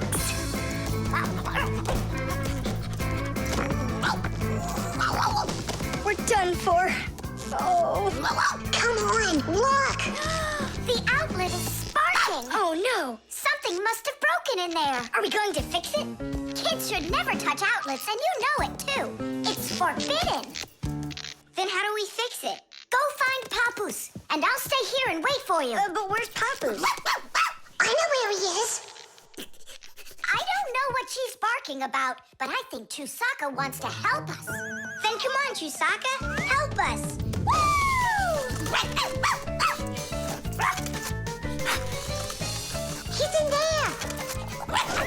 Papoose! Papoose! Nolik, is that you?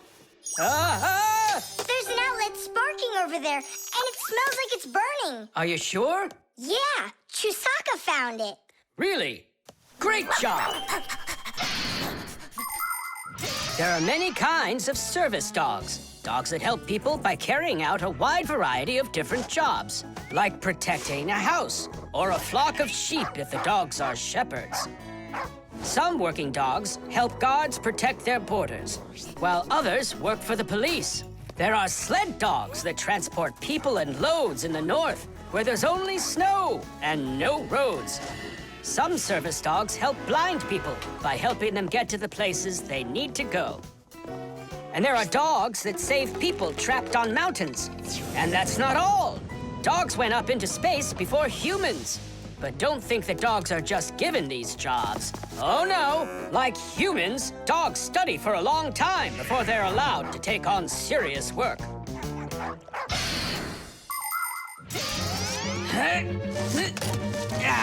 That's all. There won't be a fire, not today. Hooray! Well done, Chewsocka. You're a real service dog, no doubt about it. Yeah, I'm working. I'm a real service dog. Chewsocka, go away. I've had enough of you already today.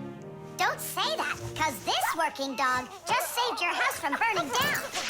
What do you mean? She smelled smoke coming from the outlet. It could be that Chewsocka means well and wants to do the right thing, but nobody understands her. That's a bit hard to believe. Then what's this book? Oh, my math book. That's where I left it. Remember how Chewsocka wanted to make you take it to school this morning? You're right. Atta girl, Chewsocka, well done. What a rain. My feet got wet to the bone. But this morning, Chewsocka tried to get you to wear a different pair of shoes. That's something. I should listen more closely to this smart little dog of ours. Finally, they understand me. The thermos.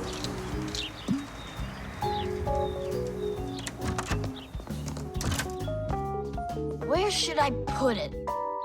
Put what, Thomas? Oh, it's you. My ice cream. Are you joking? Eat it! I can't. Thomas, are you all right? I'm fine. It's just that it's a present for my mom. Today is Mother's Day. Then you need to go give it to her. I can't. Dad and I are going to congratulate her together. What's your dad gonna give her? I don't know. But when he gets back home, the ice cream will have melted. Then put it in the freezer. And what if Mom looks in there and finds it? The surprise will be ruined. So where won't she find it? I'll tell you where. Inside of your dad's office. I don't see any place to hide it here. There's no freezer or anything. Why don't you take a look inside the box? Here's a thermos, but what good is it to me? Thermoses are for keeping things hot. The ice cream will melt in there. It will not. A thermos is made by putting one bottle inside of another. Between the bottles is an empty space, and that's the secret of a thermos. That space stops heat from getting out or in. So if there's hot tea inside, the empty space doesn't let the heat from the tea get out. And if there's ice cream in the thermos, the space stops the heat that's outside from getting in. And that's how a thermos keeps hot things hot and cold things cold.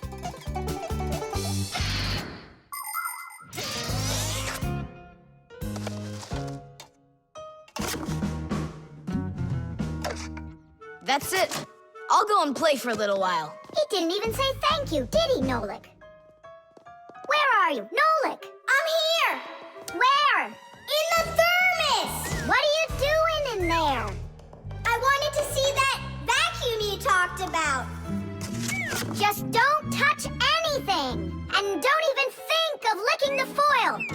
The ice cream's so cold, your tongue will stick to the metal. It's already stuck. What did you say?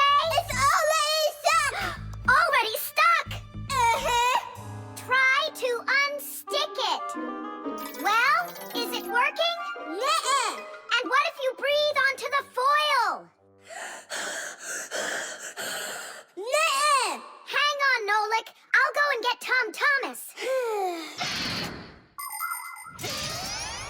Winter is a wonderful time of year. Holidays, presents, snowballs, skates, sleds. But the cold is also something serious that you shouldn't fool around with. The most important thing is to dress warmly. Cover your head with a hat and your throat with a scarf. Then there's less chance you'll catch a cold or get a sore throat.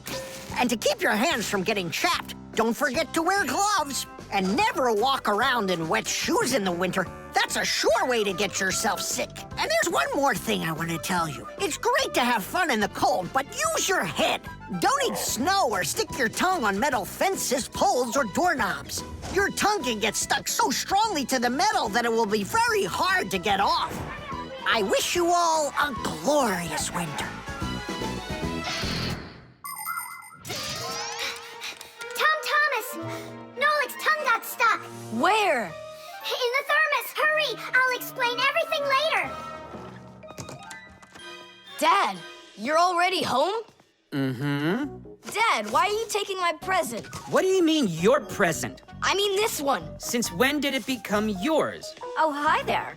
What's the fuss all about? Oh, it's nothing at all. I have a surprise for you. I want to wish you a happy Mother's Day. A thermos. How wonderful. Thanks so much.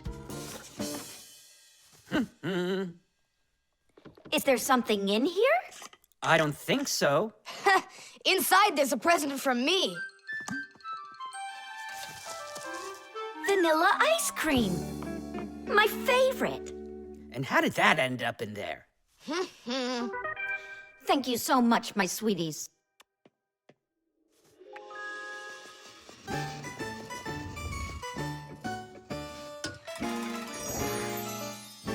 Nolik, you got me so scared.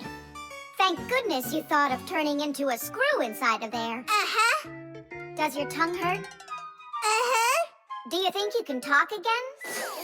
I can talk. Oh, that's good. We better hurry. We still need to go and wish our mother a happy Mother's Day. And you should too. The globe. Ready? Set? Go!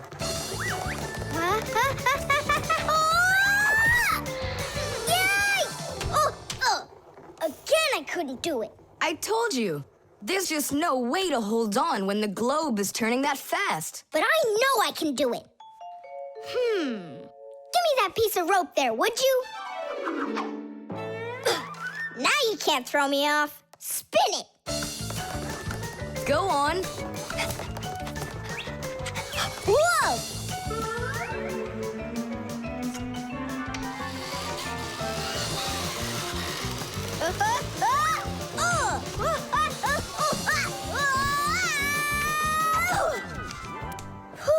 What you doing? Trying to learn a bit about the Earth's gravity? That's a globe, not the Earth. Well, a globe's a model of the Earth, isn't it? Hey, come on, Simka. The globe looks like a ball, but the Earth is flat. We walk on it. The Earth also looks like a ball. It's just a very, very big one. It's not true. If the Earth is really round like you say, then it would throw people right off of it, like the globe does to me. No, it's just that the Earth pulls everyone towards it. Are you sure? The planet that we live on, the Earth, is a huge sphere. The Earth revolves around the sun, and the moon revolves around the Earth. Do you know why they don't fly away from each other? It's because of a force called gravity that pulls all objects towards each other. The heavier the object, the stronger its pull. That's why people, rocks, air, and water get pulled towards the Earth instead of floating up into space. Thanks to gravity, we are able to walk on the Earth. Then why doesn't the globe pull on me like the Earth does? Because this globe is very light. Compared to the Earth, this globe is like millions of billions of times lighter. Compared to the Earth, we're specks of dust. He's right. Look, a speck of dust. It sticks to the globe like we stick to the Earth. Oh, come on. It's just because no one's turning it. But the Earth's spinning and we stick to it. What? I just don't believe you. There's just no way the Earth is spinning. You've really got no idea how the days all turn into the nights, do you? Do too. It's because the sun goes up and then sets.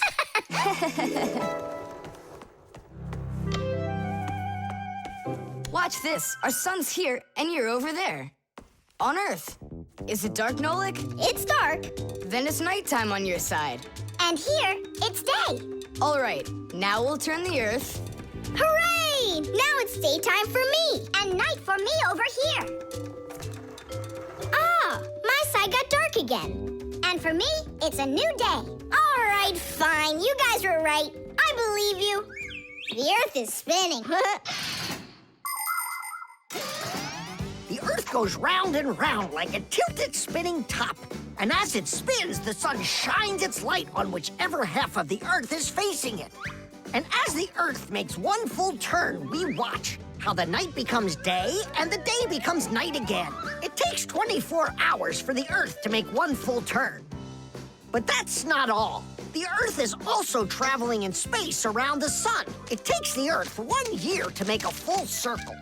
As it goes along its way, the top and bottom of the Earth take turns being closer to the sun. That's because the Earth is tilted. When the top half is closer to the sun, it's summer there, while at the very same time on the bottom half, it is winter. And when it is winter on the top half, it is summer on the bottom.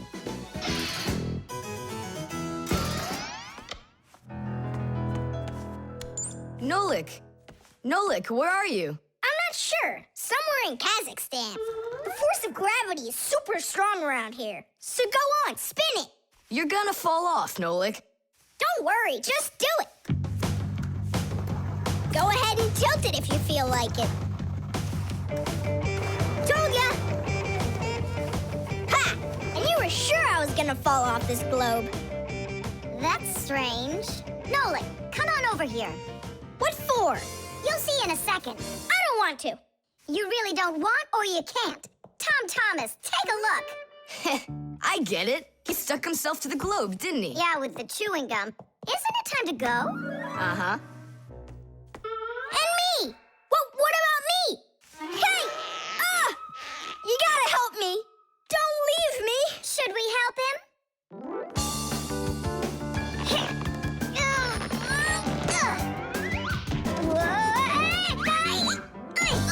I never would have thunk it, but the pull of chewing gum is even stronger than the Earth's gravity. The oven.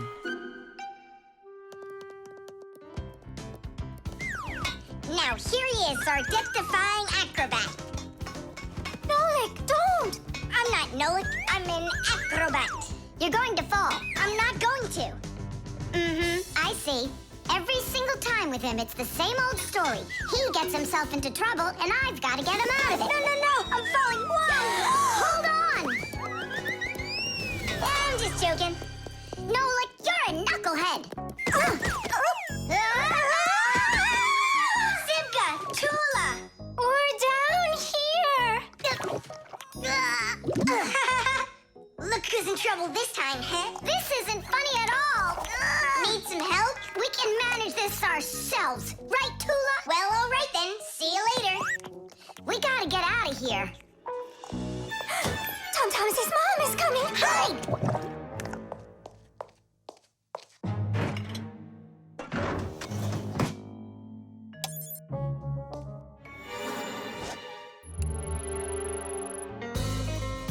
Hi, Thomas. Hi, Nolik. Are you up for a ride? Because this train's leaving the station.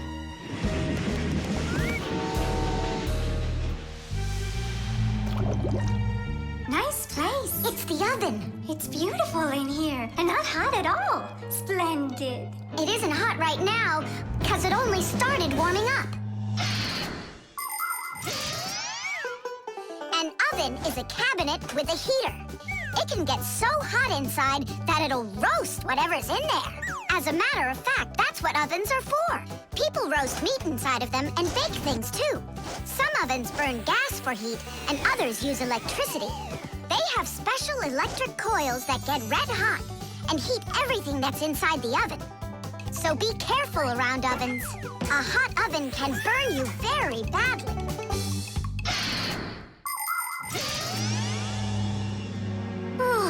It really is getting so hot. We gotta get out of this oven right away! Simka, we're about to get roasted in here. Yeah, inside of a fresh-baked Fixie cake. I don't want to. You think I do?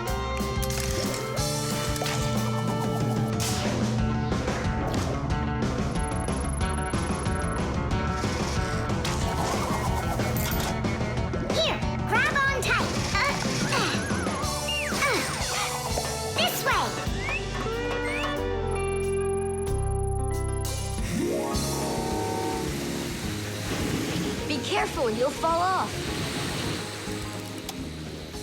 You're just like Simka. She told me the same thing, and then she was the one who fell. Right into the batter. Together with Tula. What? They both fell in the dough?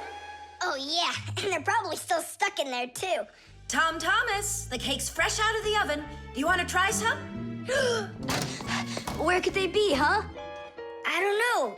Maybe they're inside the cake. They could have turned into screws. We gotta find them.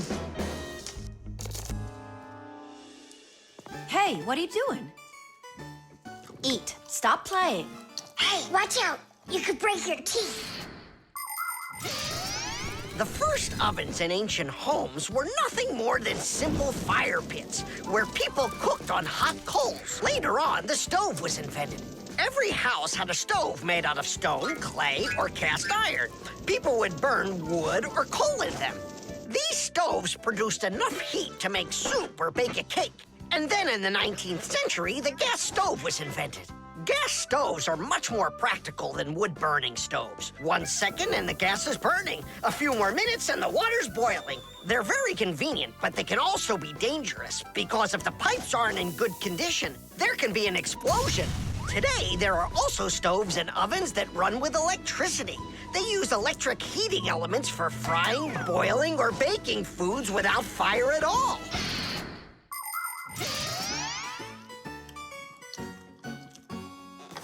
Tom Thomas, I think you'll explode. But it's so incredibly good. I just can't stop eating it. Keep chewing, Tom Thomas. That's as much as I can chew. Hey, what are you guys up to? Up to? We're trying to save you. You're not in the cake? Then how come I was eating all of this? I hate cake. Maybe it's because that's what good friends do. Yeah, he's a good friend who's got a really good appetite. The video call.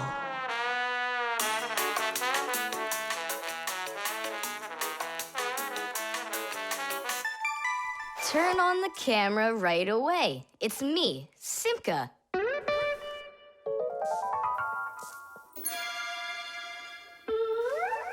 Just as I expected. Nolik, why aren't you in school?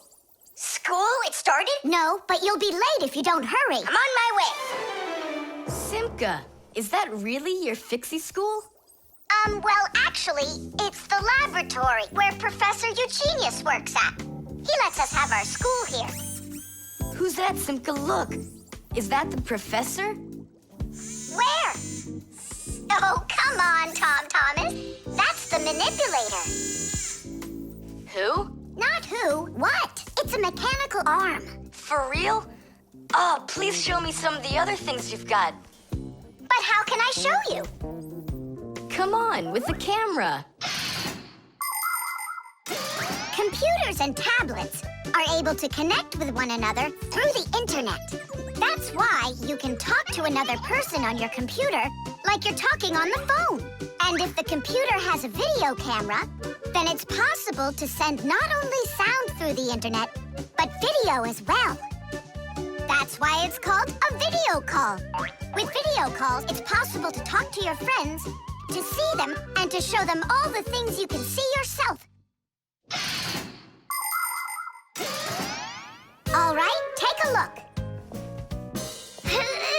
Over here we have chemistry equipment. And over here, hey, Tom Thomas, it's good to see you. Wow, you flew there so fast. Nola, get out of the way. You're blocking the view of the lab. I am not blocking the view. Stop it. Go away. You, go away. Tom Thomas, what are you watching? Is it time to turn into screws? Too late. He already spotted us. It's just a cartoon about these funny little guys. Can I watch with you? Nah, it's boring, Dad, and I've already seen it. Next, that blue guy, he starts jumping. Watch. Now what? I say run. Start jumping. Make it cartoony. Now that redheaded character will sing. Watch. La la la la la la la la la. Then she starts dancing. La la la la la la la. These guys really are funny. And here are the super fast moves. That was funny. I gotta get going. That's all. You can rest. My dad went out. I'll get you, Tom Thomas. What are you doing over there, huh? Watching a movie. But why on my computer? Sorry, Professor. Yeah, will you forgive us? So how is it any good? Uh-huh. It's a super funny one. Really? Yeah. You see that boy there? He's gonna start waving his arms around like a maniac. He also crows like a chicken. Cock-a-doodle-doo! And now the boy's gonna go in and chew paper.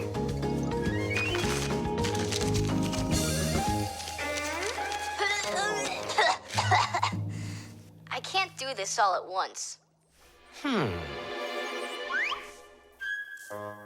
A movie. That's what we're watching here, right?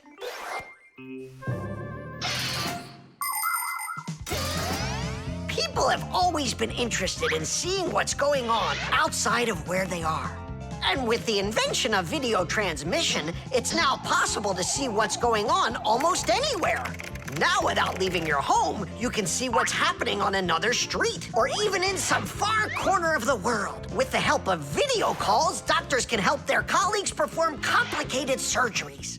Teachers can give lessons by video, and scientists can take part in video conferences. With video, you can watch a live theater performance in another country. And even in outer space, an astronaut can feel right at home just chatting away with friends and family. And it's not just for astronauts either. Now almost every tablet and phone here on Earth has video in it. Introducing Tom Thomas. Nice to meet you there, son. And I'm Professor Eugenius, so I guess you're also a friend of the Fixies. Yeah, only it's a secret. My friend, that's a secret the two of us share. And you know, keeping secrets is what friends do. The gramophone. And that's a photograph of my mom when she was little. She sure looked happy, didn't she? Because parents were all happy when they were children. But then they grow up and start getting all gloomy and as boring as can be. Oh, what's this, do you know? A song about a screw? It's total nonsense. Nonsense? It's about a screw, which means it's practically about Fixies. Why don't we listen to it and find out? If it's good, we can all dance together. How do you listen to this thing? Like this? Why don't we try to use the player? We won't fit in there. Look, right here it says gramophone record. See? So we need to find a gramophone player. Find what? Let's go to Grandpoos. Grandpoos, we found a song about a screw we want to hear. We're looking for a player for a gramophone record. Ah, I understand. What you need is a gramophone. A gramophone is an old appliance that was made for playing back sound that was recorded onto records. If you want to turn on a gramophone, you need to turn the handle to wind up its spring. The spring makes the record spin. Then, a needle is placed on top of the record, and as it moves through the groove on the record, it shakes a little, which makes a diaphragm, a sort of mini drum skin, start to vibrate. The big horn of the gramophone then makes the sound louder, and we hear a voice or music. The most amazing thing is that a gramophone doesn't have an electric motor or any electronics. That's right. You don't need electricity for a gramophone to play back the sound that's recorded on a record. That's because a gramophone is an entirely mechanical wonder. If you want to know, there is a gramophone in the office of Tom Thomas's dad. It's on the desk. Great, let's go. Thanks would be nice.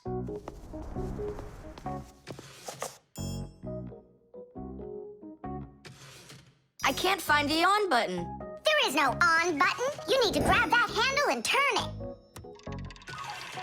Now take that thing and put it down onto the record. It's not playing. Look, there's no needle in there. And where can we get one from? We can make it. Do you have any nails around here? Is this good? That'll be great. Verda, are you ready? Totally. Better cover your eyes.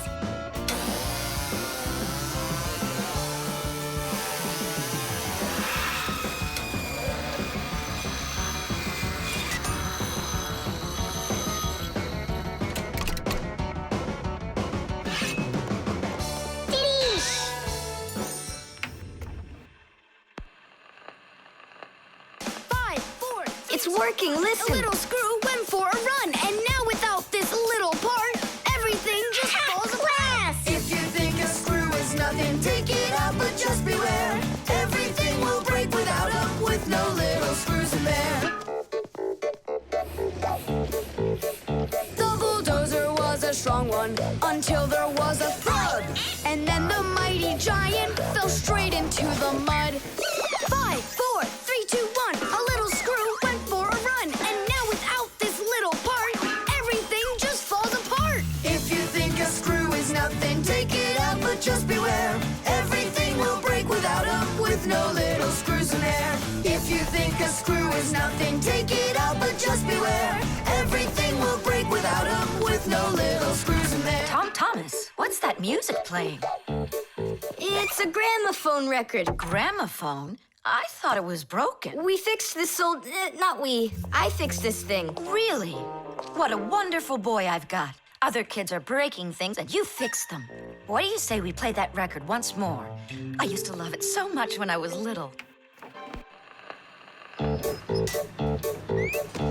The mighty crane was working until there was a pop. And then the mighty giant gave out and lost its top. 5, 4, 3, 2, 1. A little screw went for a run. And now without this little part, everything just falls apart. If you think a screw is nothing, take it out, but just beware. Everything will break without them, with no little screws in there. If you think a screw is nothing, take it out, but just beware. Everything will break without them, with no little screws in there. Thomas's mom really dances super. Yeah, she knows how to have a good time, even though she's a grown-up. If you think a screw is... The drain. Hey, Nolik, come help me. The fan in the computer needs dusting. Not right now. Me and Thomas are painting a card for his parents' anniversary. Oh, look, poor you. You must be so tired. Hi, Simka. It's really great you're here. I have a question. 12th anniversary, is it spelled with an F or is it with a V? You know what? First put down the number 12, and then put a dash on there, and then a TH. Oh, right. But first I'll change the water. I'll be right back. Oh, Mama left her in here. Whoa! No! Oh no, what have I done? I spoiled my mom and dad's special day. Where? In the bathroom? My mom's ring was lying there, and I dropped it into the sink, and now it's washed away.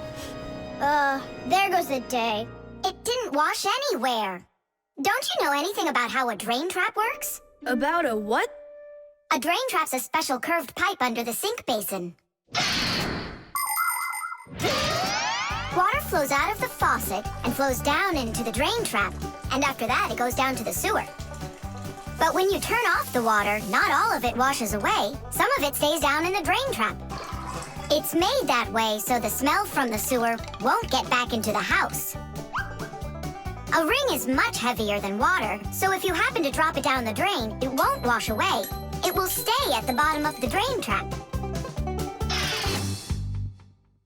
Well, that means we still got a chance. Yeah, but how in the world can we get it out of that trap? Who knows? I don't know how to swim. Don't worry, it's all under control. Do you have any thread? Plenty of it. Go get it, and I'll be back in a flash.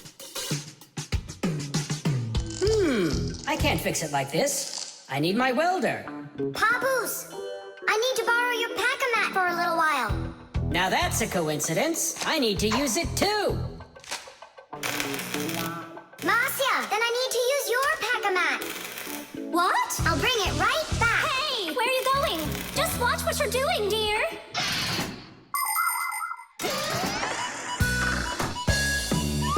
Just like the name says, Fixies live to help machines and appliances. But machines are very big and Fixies are very small, so they can't get by without tools. Long ago, Fixies worked with just about anything they could find. Little feathers, threads, pins, but now they have backpacks called pack-a-mats. Inside a pack-a-mat are all sorts of tools. Just push the button and the pack-a-mat spins around quickly, shooting out a hook or a magnet or even a parachute. Every adult Fixie has their own pack-a-mat. But before children can get them, they have to go to school and study hard and then pass an exam before they have the rights of a full-fledged Fixie. And it's only after all of that that young Fixies get their own pack-a-mats.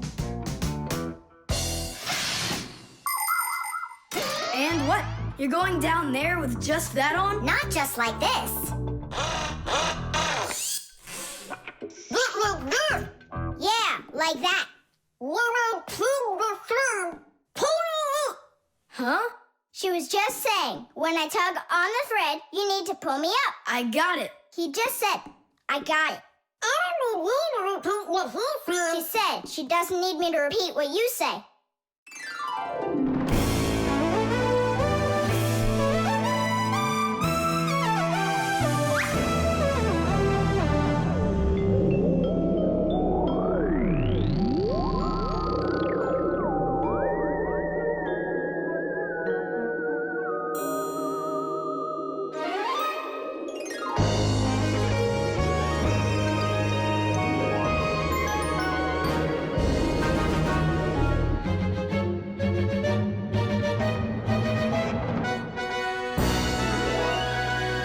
Simka, Nolik, thank you. You really saved the day.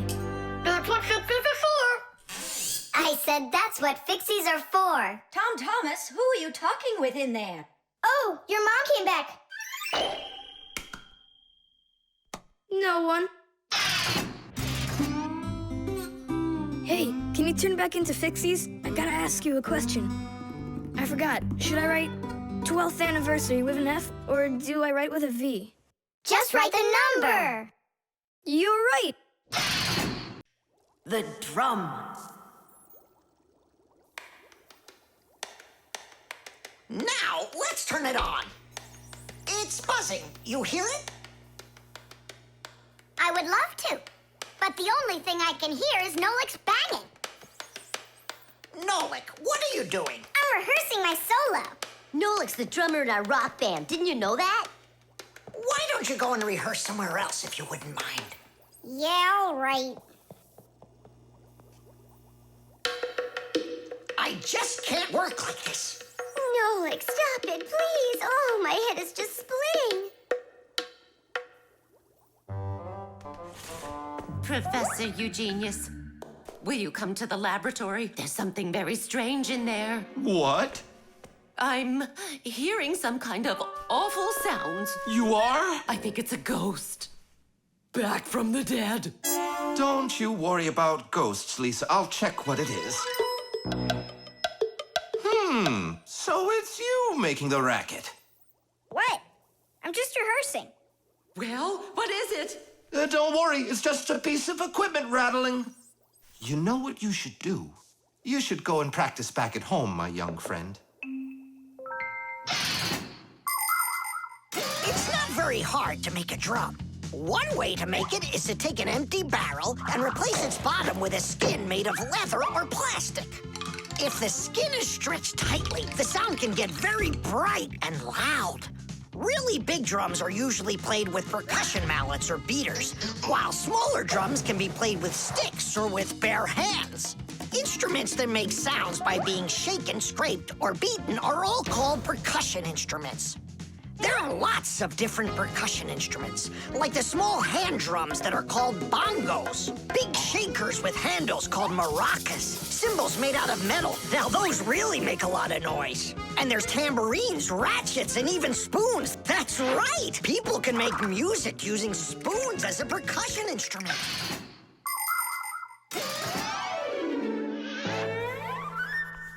Thomas, do you think I could practice my drumming here? Yeah, go ahead. I've just got some homework to do. I can do that, and better than you can, too. And what if I play like this, huh? Then I'll go like that, or like that. Ever since I had decided that a drummer's what I want to be, there is nothing that I won't bang on, 'cause the world's a drum to me. So I bang on radiators with a spoon, the pot goes boom, bam, bum. Maybe someone will take pity and they'll buy me my own drum. Bang it, bang it, bang it, boom, bang it, boom, bang it, boom, bang it, bang it, bang it, bam, bang it, bam, bang it, bam, bang it, bang it, bang it, bum, bang it, bum, bang it, bum, bang it, bum, bum. Bang the drum. Bang the drum. Both my father and my mother wish I play a violin instead. I don't want to. I'm a drummer, but I can drum that in their heads. So I bang on radiators with a spoon. The pot goes boom, bam, bum. Maybe someday they will get it and they'll buy me my own drum. Bang it, bang it, bang it, boom, bang it, boom, bang it, boom, bang it, bang it, bang it, bam, bang it, bam, bang it, bam, bang it, bang it, bang it, bum, bang it, bum, bang it, bum, bang it, bang it, bum, bum.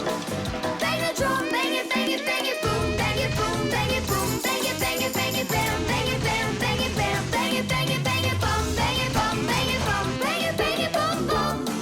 Bang the drum. Thomas, let's take a break. But I'm not done. Keep going, Nolik.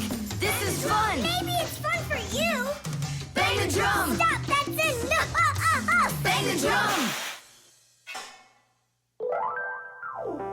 And now, let's turn it off. Can you hear that? It stopped buzzing. It did. Hey, everybody, it's Nolik. Yo, what's up? So, our noisy ghost is back. I thought you were practicing at home now. Thomas is drumming there. I had to run away. Well, our excursion is over. And now I would just be so happy to listen to your rock group. Hooray! Bang the drum! Bang the drum! Come on, not so loud! Bang the drum! Did you say something? Bang the drum! I beg you, not that loud, please! Paper. Hey, Thomas! You're watering plants? Not only, I'm writing an essay for school. I don't get it. I have to write an essay that's called How I Take Care of Nature. Only I have to write what's true, so I'm writing what's true. Watering my plants. Oh! Chewsocka. Chewsocka, come here, girl. Stop. Don't be scared. Why did you pick her up? I want to pet her a little so I can write about how well I take care of animals. Thomas, I want to take care of nature too. That sounds good. And what should we be doing? We could try saving air by not breathing as often. Awesome idea! Way to go! Saving air! Let's go for it. And ready?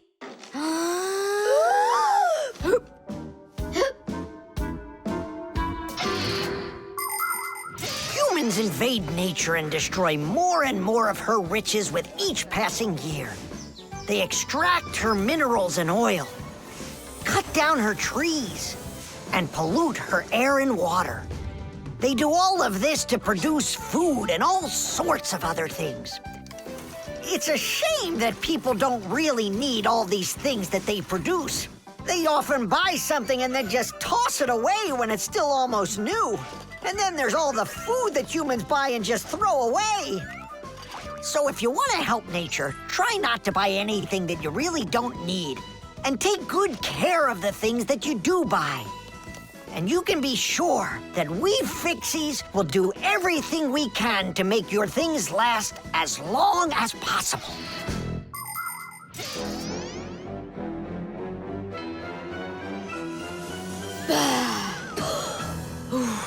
That's it. Now we can write it. Uh-huh, write this. I also do my duty by saving air. A whole 20 seconds worth. You got it? What's that noise? Huh. I must have left it running when I needed some water for my plants. Thomas, I think you should write that you're saving water, too. It really matters, because there's not enough of it. Nolik, that's a good idea. Let's add that.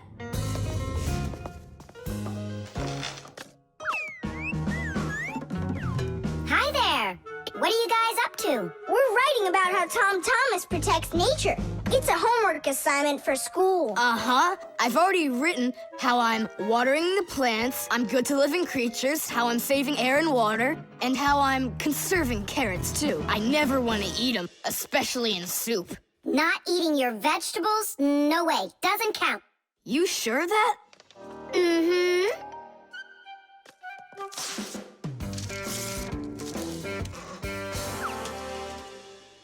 Why did you rip your paper out? You won't let me say how I'm conserving carrots, right? So I'll have to rewrite it. You're not taking care of nature. What? Where'd you get that idea from? That's all I'm doing. No. When you keep on throwing your paper out, it means you're not taking care of trees out there. What trees are you talking about? Didn't you know humans make paper out of trees? Humans make paper by cutting down trees and shredding the pieces into chips. The chips are then placed in water, chemicals are added to the solution, and then it is all mixed together into a mushy, watery substance called pulp. Next, the water is drained from the pulp, and with the help of huge rotating drums, is flattened into thin sheets of paper. So you see, to make new paper, humans have to keep cutting down trees. And you should know this. If every person on the planet would use one less sheet of paper, you know, they'd save 1 million trees all together. You sure? I'm sure. And now that you know about trees and paper, what are you gonna do next? Hey, you know, I've decided not to write any essay for school. You what? I want to help save more trees by using less paper, that's all. Oh, Thomas, you're my hero.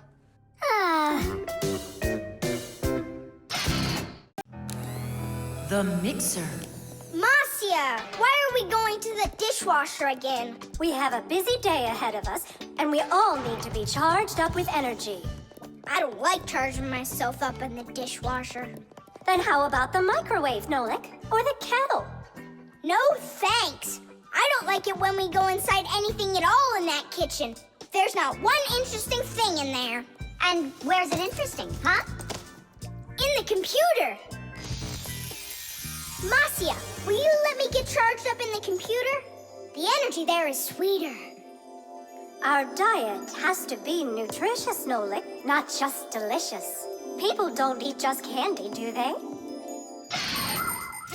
Humans get energy from food, while the Fixies get their energy from appliances. Humans eat all sorts of foods, and so do Fixies. They need the energy that comes from different devices. Getting charged up in a car makes a Fixie faster. In a computer, smarter. And in a clock, more accurate. To get a balanced energy diet, Fixies mustn't stay inside of one place all the time like a television. It's healthier for us to move from one device to another.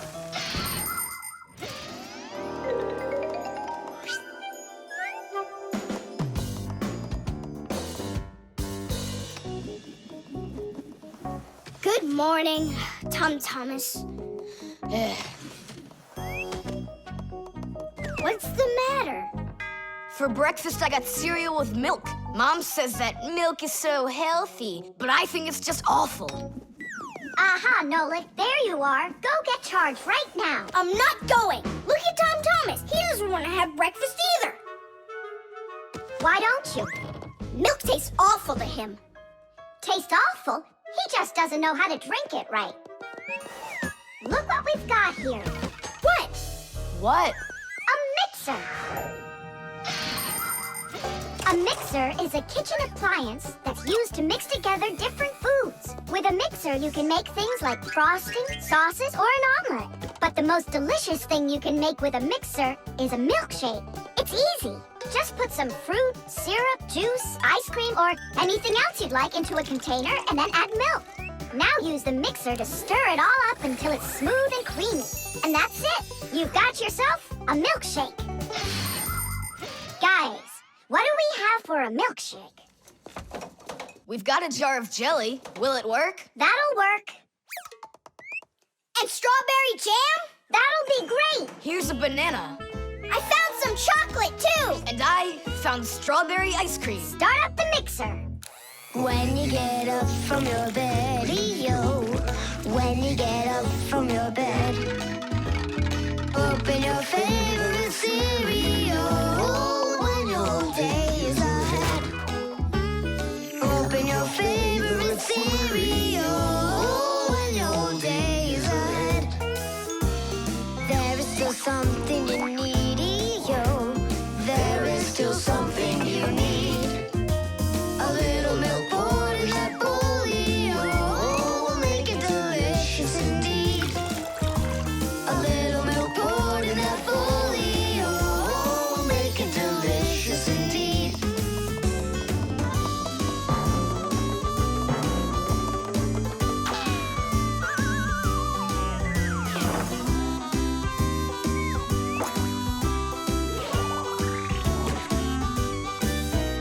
A little milk's all that you need indeed. A little milk's all that you need. A little milk's all that you need indeed. A little milk's all that you need. A little milk's all that you need indeed.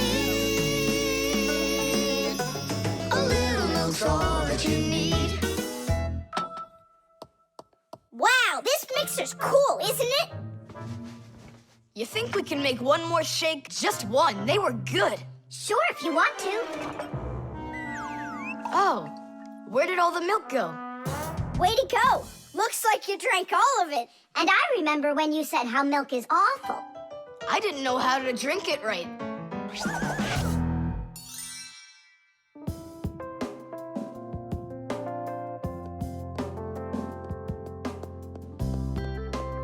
Simka, what in the world were you up to? And what happened to Nolik? Shh. Just come, I'll show you.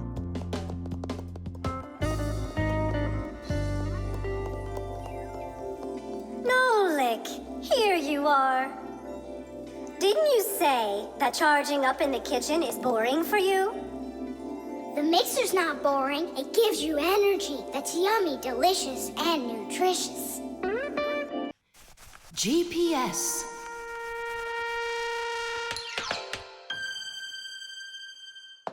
And 3, 4. Stop. Who goes next? I'm next. 5.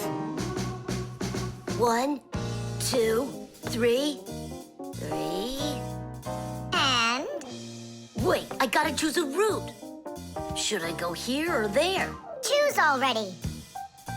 Nolik, what are you doing over there? Nothing at all.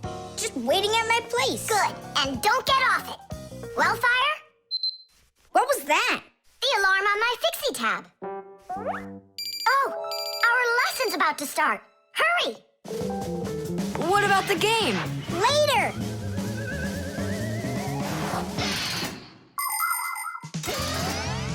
As soon as young Fixies enter their first year of Fixie school, everyone gets their own Fixie tab.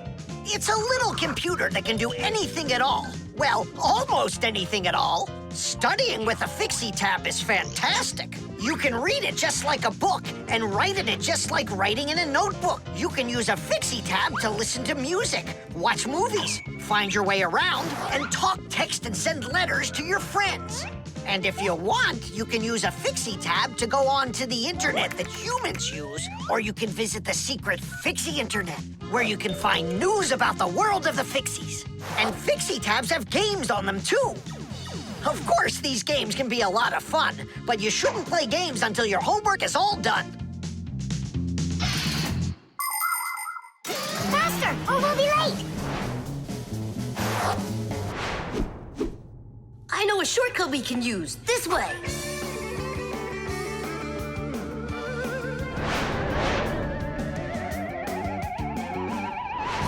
Now which way do we go? I need to remember the route. I think it's this way, or it could be that way. Well, which is it, this or that? I have no clue. Uh-huh.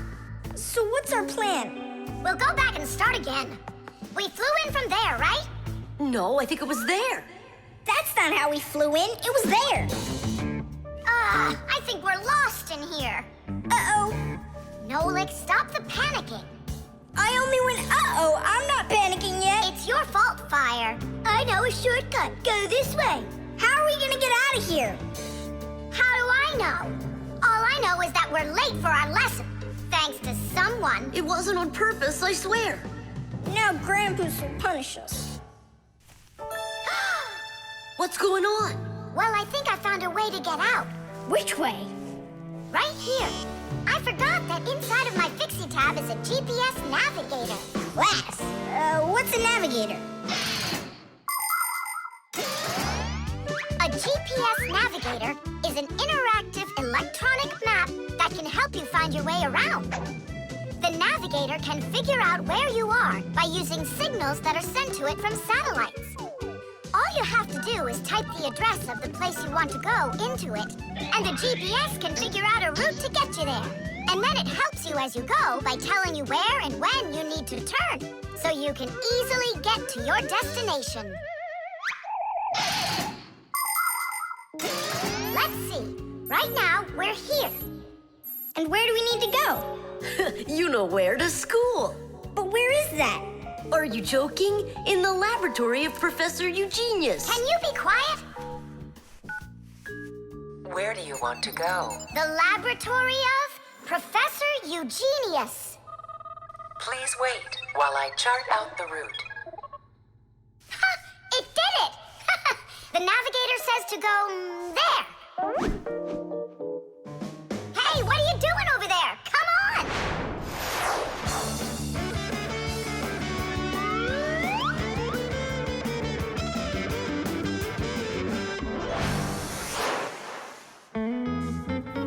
And if you happen to go off route, the navigator will give you a different way to...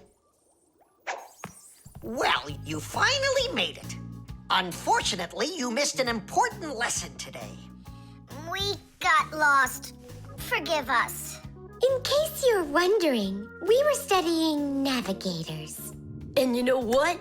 We just used a navigator to get here. Yeah, it showed us the way we had to go. Well, that's certainly quite lucky for you, because now you don't get an F. But from now on, kids, you have to get here on time. I promise you that. Because now we know where to get our shortcuts from. The balloon. No way. You'll miss for sure. No problem.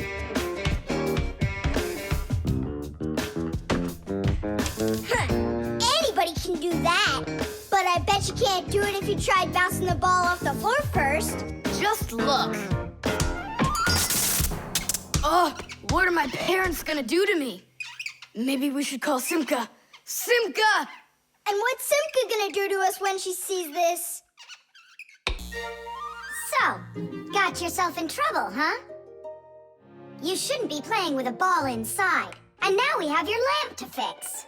But how? Only my dad can reach all the way up there. Why just your dad? You have a hot air balloon over there. That doesn't fly. It's just a toy, see? Well, it might be just a toy to you, but for us Fixies, it's absolutely real. If an object is lighter than water, it floats up to the surface. And in the same way, if something is lighter than air, it floats upward. Did you know that hot air is lighter than cold air? Well, it is. And that means if you warm up the air in a balloon, it will float up. Hot air balloons use special gas burners to heat up the air inside of them so they will get lighter. And the bigger the balloon, the more people it can take up into the air. I know what you're saying, but where do we get a burner? You think Fixies don't have their own burners? Huh! Sure we've got them. Bring it down here, and I'll go talk to our parents. No, no, and no. The human child must never see us. Listen now, Simka. We already don't approve of him seeing you and Nolik. He won't look. Papas, please. You're the one who told us how you dreamed of flying since you trained to go into space. Yeah. For 2 years I waited on standby, but I never went up. And you've never flown in a hot air balloon either, honey. So let's call it a deal. I talked them into it. There's just one condition. You can't watch. Okay. You can come in now.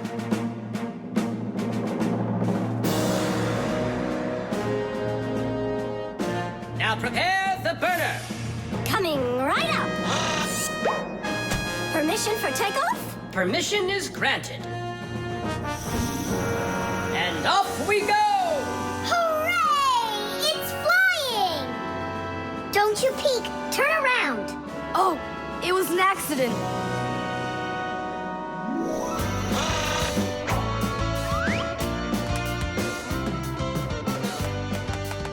I'm going to evaluate the damage. Maintaining proper altitude.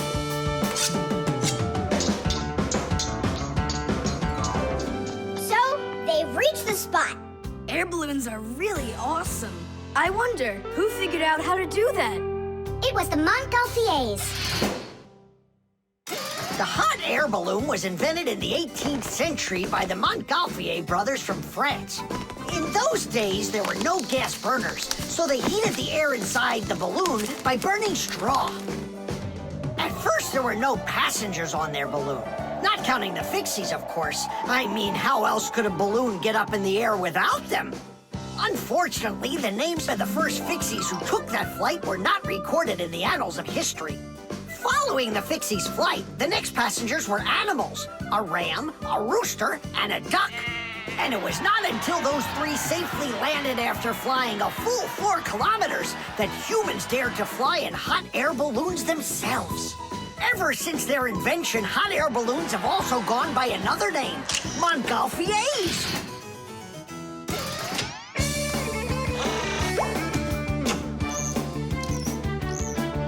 Hooray! Tadish! Tadish! All right. Simka, please let your parents know that I'm so very thankful. Okay, by the way, now you can turn around. You know, Simka, let's fly the balloon just like them. There's no way, Nolik. We would need to use the burner, and kids aren't allowed to play with fire. I'll give you a ride. Look, I still need to put it back up on the shelf, so climb in and let's do it.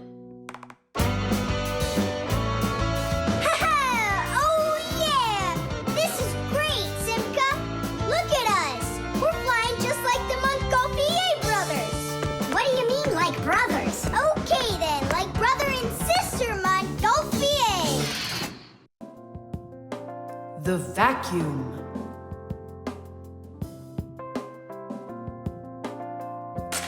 What's the point of cleaning up toys? You're just gonna go take them out again later. You said it.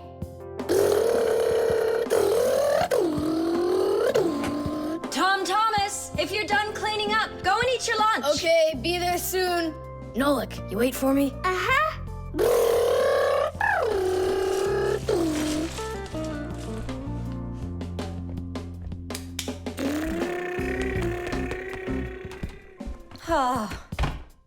He calls this cleaning up.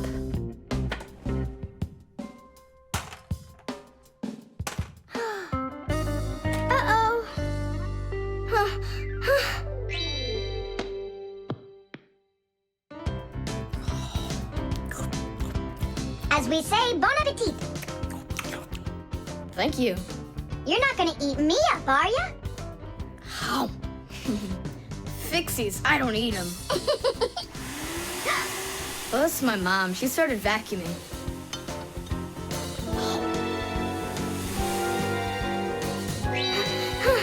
Please help!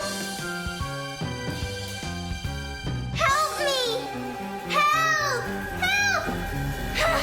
Please! It really is weird. How's it possible a vacuum cleaner can take all that dust in, and none of it gets back out? Oh, come on. It's simple. They taught us about it way back in 3rd grade of Fixie school. You can think of a vacuum cleaner as nothing more than a fan with a net. The fan spins backwards, so it sucks in air with dust and dirt. If you put a net in front of the fan, the net will catch everything that is in the air and let the air pass through. Then all you need to do is add a pipe and you've got yourself a vacuum cleaner. But instead of a net, vacuum cleaners use special bags to collect the dust and dirt. It's as simple as that. Oh, whoa, Simka. Nolik, could he get sucked into the vacuum? Oh, no! Did he stay back there? Thomas, what's the matter? Mom, I can finish vacuuming you. I mean for you. All right, I'll go clean the dishes. Nolik! Nolik! Nolik! Nolik! Nolik! We better go and get help right away. Marcia! Nolik got sucked up inside the vacuum. It's impossible. He can't fit in here. No, not in this vacuum. Into the big one, the human. It's just terrible. Nolik, my Nolik, he could suffocate in there. Come on, quickly. Yeah. This dust is just awful. And it's awfully bad for you, too. Dust is a tiny enemy. It's so small and unnoticeable. But if dust gets inside machines and appliances, it's a disaster just waiting to happen. It can keep gears from turning properly. Dust can make appliances overheat. And if dust gets onto electric contacts, it can create a short circuit that can even cause a fire. That's why we Fixies have to constantly clean the insides of appliances from dust, even though a lot of us are allergic to it. Choo! If only people would just dust a little more often than they do right now. Choo! At least people could dust more on the outside. That would make our work so much easier, and their equipment would break a whole lot less often.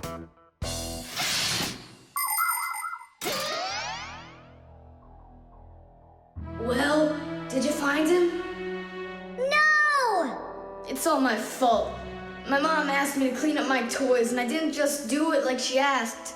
Now it sucked him in because of me.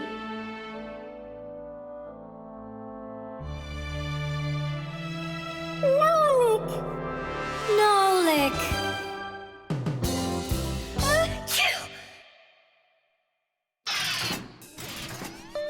So what do you say, Thomas? What? I already apologized, and I already promised to clean up my toys. And why are you sneezing? To keep you company, so you'd feel a little better. The pen. Not here either. Thomas, are you looking for me? Huh? No, for a red pen. I need it right now. What do you need it for?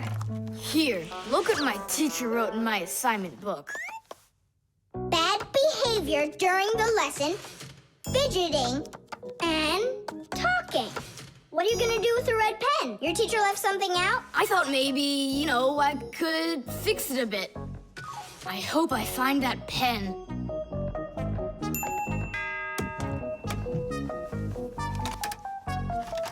Oh, Whoop!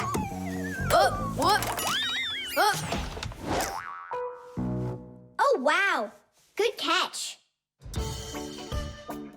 So, what do you want to fix on it? I'll just add a couple of no's, and then it will say that I had no bad behavior during the lesson, no fidgeting, and no talking. See, no problem. Cool. And then add this at the end. Thomas is a perfect student. Nah, then they would guess I did it. What, is it clogged up? A little scribble will do it. That's not a pen. It's more like a penknife. Oh, look, the ball's missing. What ball? It's a pen. It's a pen, but it's a ballpoint pen. Old-fashioned pens work by dipping the pen into a jar of ink.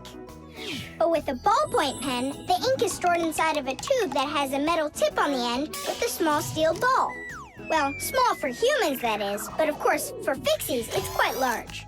When you drag the pen across the paper, the ball spins around and gets ink on it from inside the tube. Then it turns over and the ink rolls out onto the paper. So without the ball, a ballpoint pen won't write at all.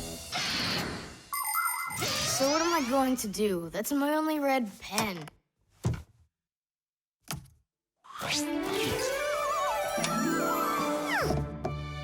Hi, everybody. Why do you look so sad? We lost the ball from the tip of this pen. Where? It's here somewhere. Then you're in luck, boys. In the pack-a-mat, there's a metal detector. You can use it to find different kinds of metal objects.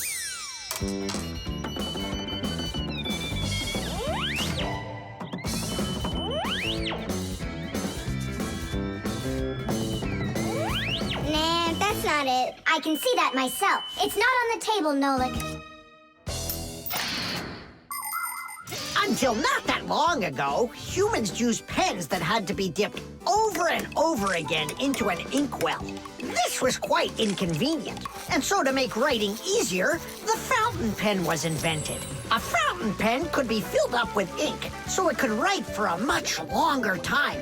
But fountain pens would often leak, leaving blots of ink on the paper. This problem was solved with the invention of the ballpoint pen.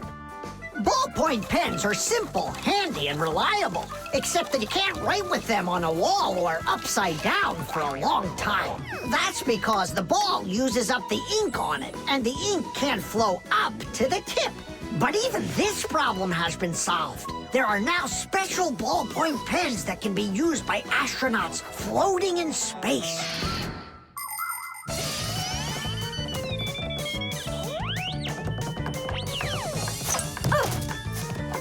Is this the one? You're right. That's it. Don't you just see how awesome my metal detector is? Is that what you're calling me now?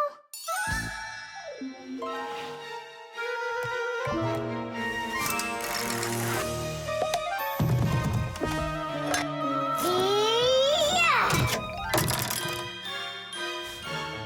Thomas, help us. And now! Tidish! Cool. By the way, what do you need the red pen for? Well, Thomas and I need to fix something in his assignment book. What? If I knew that, I wouldn't have helped you out. So no fidgeting and no talking. And your teacher, she writes in your assignment book when you behave well? Uh-huh. Whenever we behave well, she writes a note in our books right away. Ah. Did you see, Simka? How Thomas managed to outsmart everybody? Since I see nothing else here from your teacher, does that mean you behaved badly the other days? Uh-huh. What? Well, Did you see, Nolik? How Thomas just managed to outsmart himself? The microphone. And what do you think? Should we go and see a movie?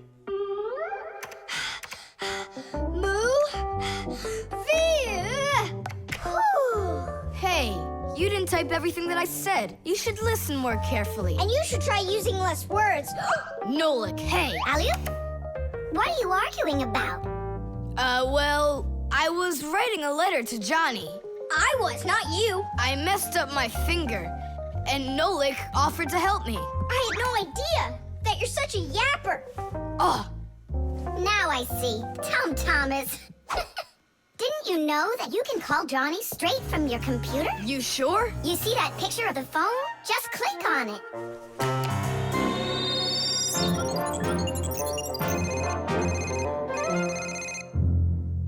Hi. So what movie do you want to go see? Hey there. I don't care. Just not pirates and those robots. Hey, Thomas. Why aren't you answering me? I am answering you. Hello? Hello? Talking to the microphone. I don't have a microphone. There you go. End of conversation.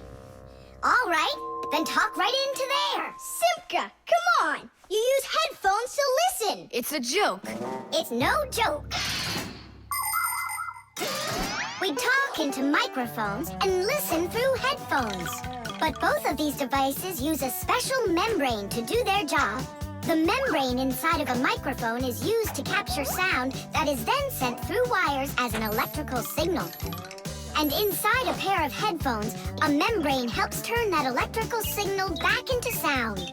So it turns out that a microphone and headphones are built in a very similar way, even though they are used quite differently. And so I talk right into here? Johnny, hello? Just wait a second. First, we need to plug your headphones into the hole where the microphone gets plugged in. Ah, I get it. Go ahead. Now it's a microphone. Johnny, I'm here. Can you hear? Yeah, he can hear, but you can't. Nolik, switch it over to the headphone jack.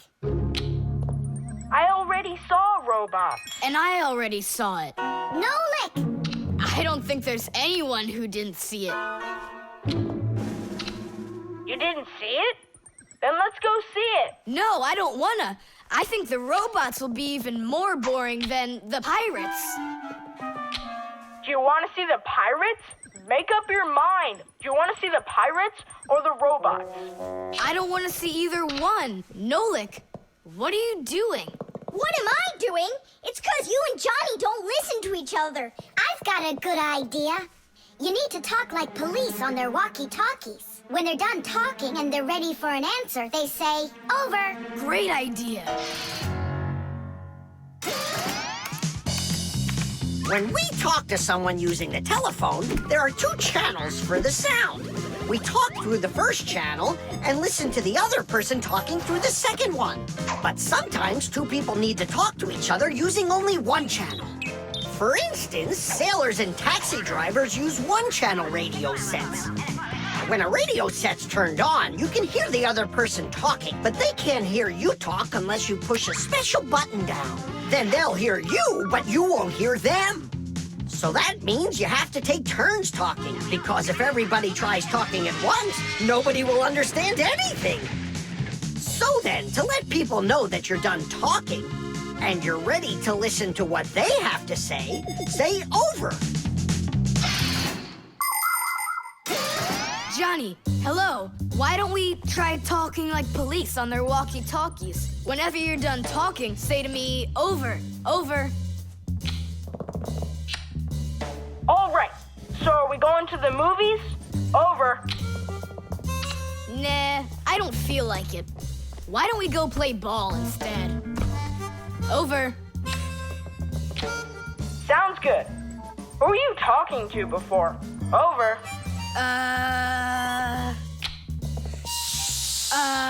I can't tell you that. It's classified. And we policemen, we follow the rules. Wow, that worked out great. You two are the best. Over. Oops. We try our best. Over. We do. Especially me. I'm completely over. The short circuit. Are you sure we're allowed to play in your dad's office? We're not gonna play in here. We came here on a tour. I think this place is like a real museum. Just take a look at that. I have no idea what it is. And this thing, is a complete mystery. Keep it down. This is a museum, you know? What a great museum guide you are. You know absolutely nothing. How can you say you don't know? I know. I'd like to run a test here on the capacitor. On this one? Don't touch! Why can't I? It's not a museum. Because it's dangerous. If you touch it, the shock could be deadly. But you two are touching it all the time. I've seen it. The only time is when the device is turned off. And right now, the device is running. For many centuries, the Fixies only had to work on mechanical devices. But after the discovery of electricity, the Fixies had to master electrical devices as well. At first, Fixies were getting terrible shocks, and they really, really hurt. Over time, the Fixies figured out that you can't fix appliances when they're turned on, and bare wires should never, ever be touched. And Fixies also learned that electricity can travel not just through wires, but through plain old water. So that's why if a broken wire ever ends up in a puddle of water, you must never get close to it, or you could get a terrible shock. Fixies learn all these important rules, and they hope humans understand that they need to learn them as well. Look. Now here's one I know about. It's an old radio my dad got from my grandpa. More than 60 years old, can you believe it? Your grandpa? The old radio. That was a joke. Is it still working? I don't know. Let's check.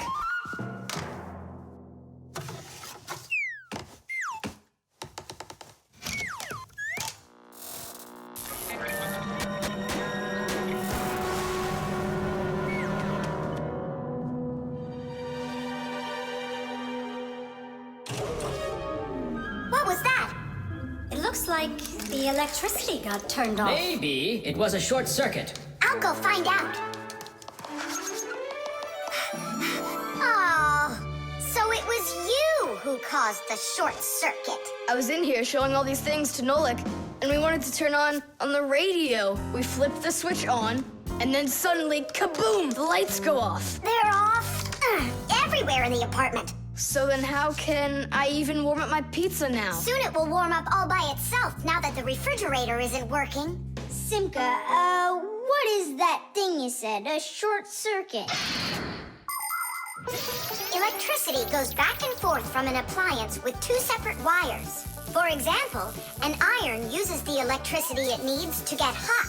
But if those two wires start touching each other without the iron in the middle, then the wires will get hot instead. And this can cause the wires to burn out. When this happens, it's called a short circuit. Short circuits can happen when the coating around a wire is worn out, or when an appliance is broken on the inside of it. So when you tried turning on that old broken radio, the wires in the apartment started burning. Does that mean all of the wires got destroyed? Don't worry. In our apartment, there's an automatic switch to stop that. It turns off the electricity when the wires start getting too hot. Oof. And what about that, automatic switch? Is that something you need your mom and dad to turn on? No question. You definitely would. But you have us. Yeah. And we have Papus and Masya. I'll go tell them what happened here. And you guys, you turn off the radio. But we'll get electrocuted. What do you mean electrocuted? Thanks to you, there's no electricity.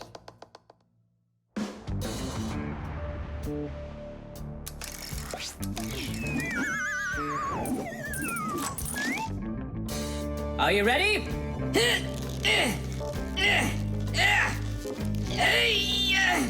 Pull it up.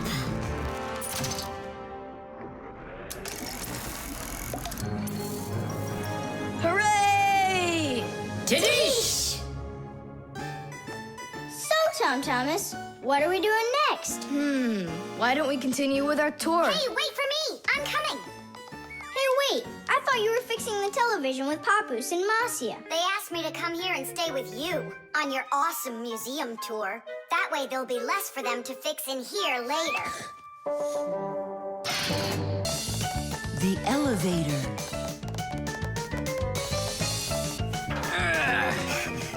Papus, Masya, we gotta hurry! How come? Thomas is going to see the circus. And what? We want to go with them, can we? The answer's no. Just you kids without supervision. Who said no supervision? His parents are taking him there. We'll be careful, don't worry. They won't even notice us. Well, if Tom Thomas's parents will be there. Hooray! We can go! Wait a second. I didn't even say yes yet. Yeah. Simka, Nolik, where are you? We gotta hurry up. Tom Thomas, it's time to go. I'll be right there. We're ready. Climb into my hood. Ha! I know who's going to the circus today. Whoa! Huh? What just happened? I think that the elevator broke down. Don't you worry. Emergency operator. We got stuck in the elevator. Understood. Please wait. We'll have the elevator fixed within the hour. That long? That means we won't get to the circus on time. Tom Thomas, we'll go get Papoose and Marcia. I'm sure they can fix it. People need elevators to help them get to the upper floors of tall buildings. When someone steps into an elevator and presses a button, the elevator's electrical engine starts up. It pulls the cable that is attached to the elevator cabin, and the elevator goes to the desired floor. The cable hangs over a wheel, and it usually has a heavy counterbalancing weight attached to the other end of it. This counterweight balances the elevator and helps the electric motor do its job.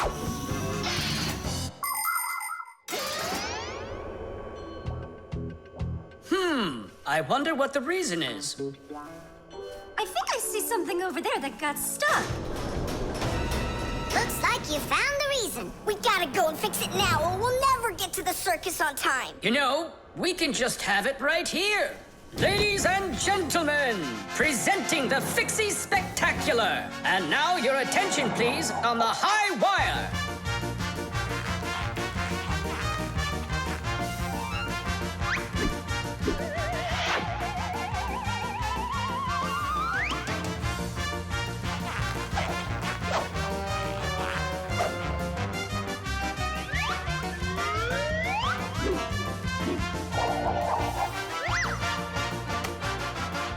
Whoa! Just don't look down! Then I'll close my eyes and I won't look anywhere at all. Ow! And now we bring you our very own aerial gymnasts.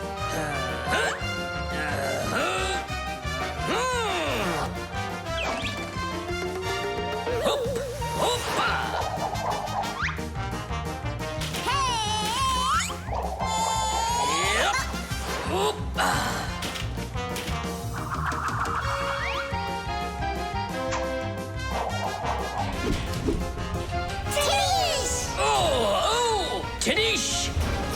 Our next act, feats of strength. It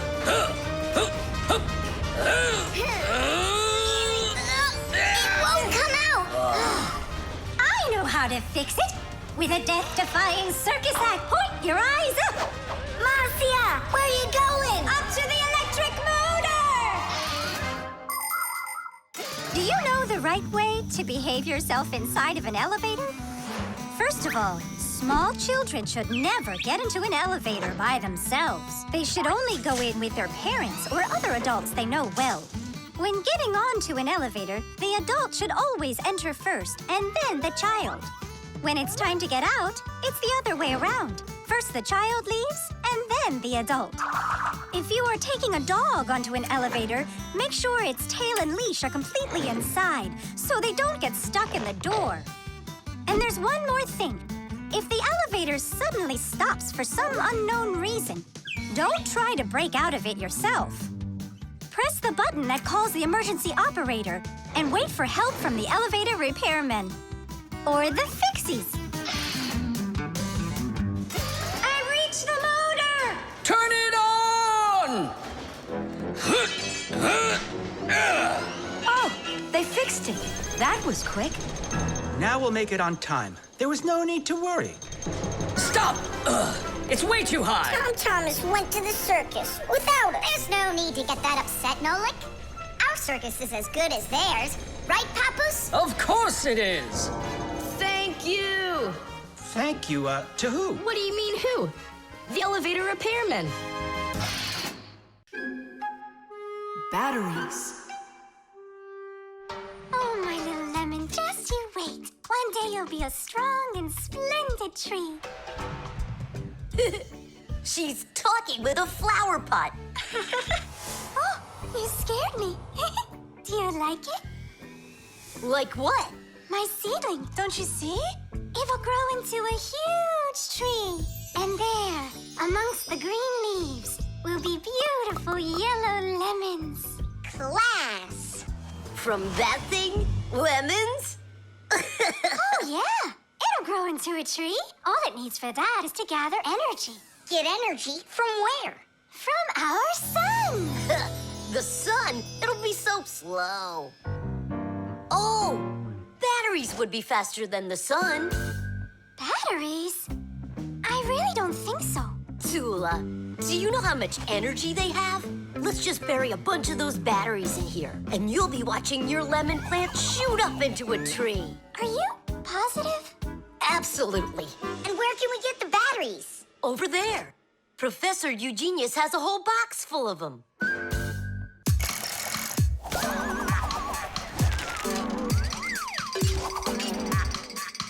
Batteries, batteries. We use them every day and need them by the ton. Batteries, batteries. They give power to appliances so they can run.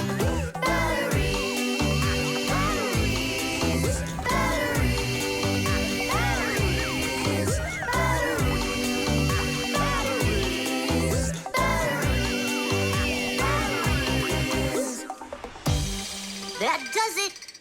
We'll be seeing the first lemons before the week's over. The first battery in the world was made in Italy more than 200 years ago. When two different kinds of metal were placed in salty water, electricity started flowing through a wire from one piece of metal to the other.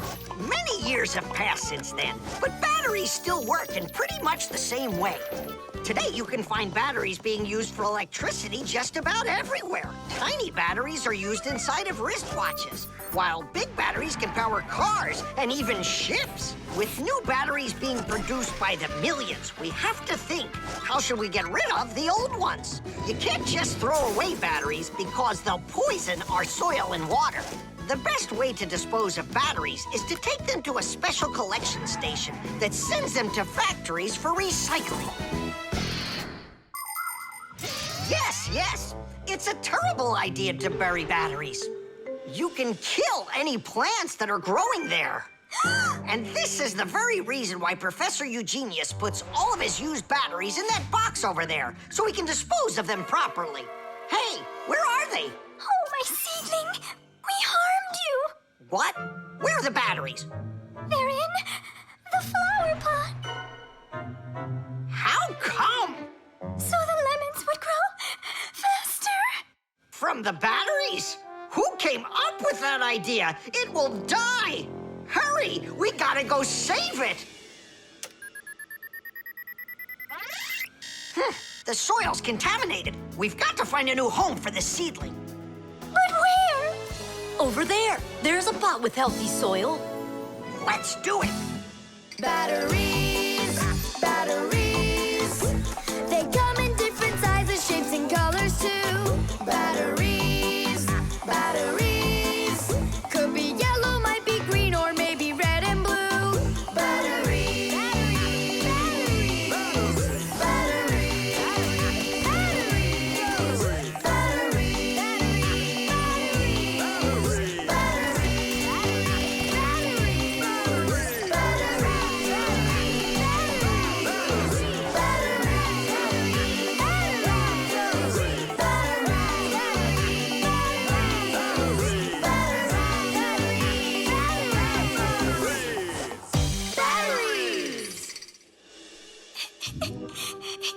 Don't cry, Tula. The seedling will be perfectly fine. It will grow big and strong with branches full of beautiful lemons and oranges. And watermelons. It's a lemon tree, Fire. Will you ever stop going too far, like with the batteries? Well, anyhow, batteries are cool, right? Look how many appliances can't work without them. You're right. Appliances can't work. Look, The seedling's coming back to life. It really is. Tula, tell us, isn't it splendid? Splendid. The antenna. Wow, is this cool or what? Ah, hello there, little Fixies. Did you come to see what I'm working on? Professor Eugenius, tell us what you're planning on doing with this huge thing. Well, I hope to use this fantastic device to make contact with aliens. Since ancient times, people have wondered, is there life on other planets? What might aliens from outer space look like? And what kind of spaceships do they travel in? There are some people who say that they've seen alien spaceships and that they look like flying saucers. There are even some people who say they've actually made contact with aliens. But personally, I'm sure it's just their fantasy. And science hasn't been able to prove any of these stories either. The one story that makes me laugh harder than all of the rest comes from a guy who claims that he saw aliens with his own eyes. Can you believe it? He said that there was a group of tiny aliens that looked like humans with glowing hair. It seems to me that this guy just happened to spot a few Fixies who weren't able to hide from him in time.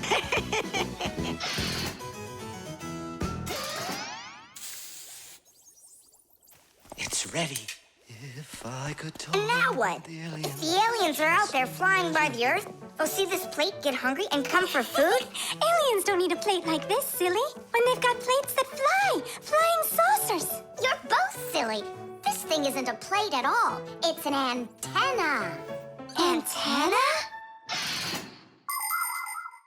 Antennas help people receive radio signals. They come in all sorts of shapes and sizes, like this, or this, to pick up a signal that's very weak.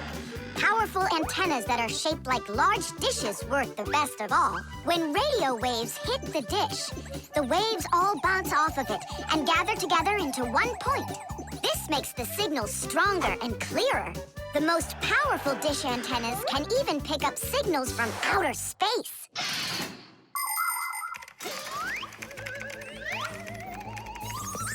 Nolik, stop! You'll burn yourself. Don't treat me like a baby boy, okay? Ah, interesting. I wonder what's inside of there. Do you know? Why don't we go and take a look? I was only trying to help him out. No need, Nolik. The soldering iron is way too hot, and I'm practically all done here. Then let's start looking for those aliens in outer space. Just 1 second, Nolik. There. Uh-oh. And now,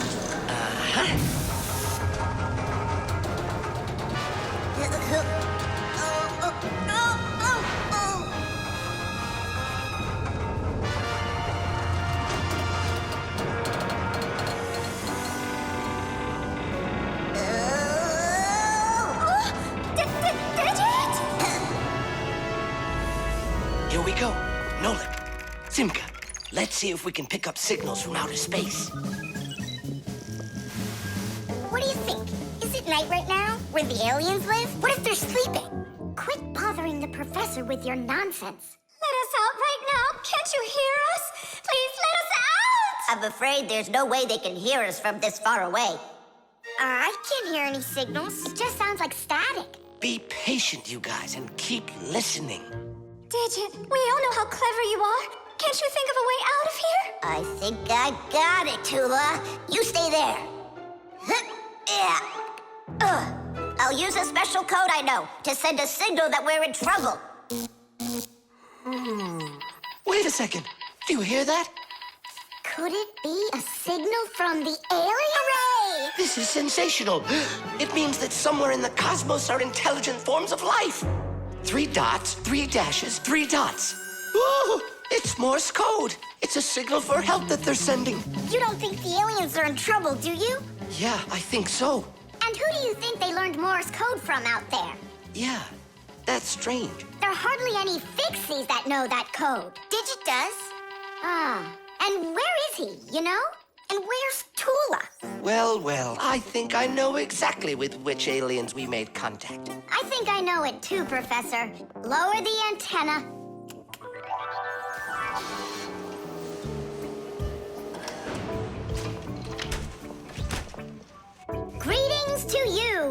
extraterrestrial visitors. Hi there. It's good to be back. What a shame. I was really hoping that we'd find intelligent life forms out there. It's all right. At least we found 2 unintelligent ones.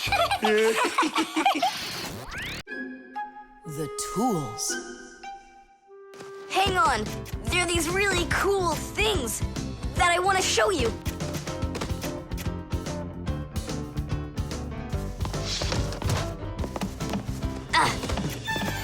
Whoa!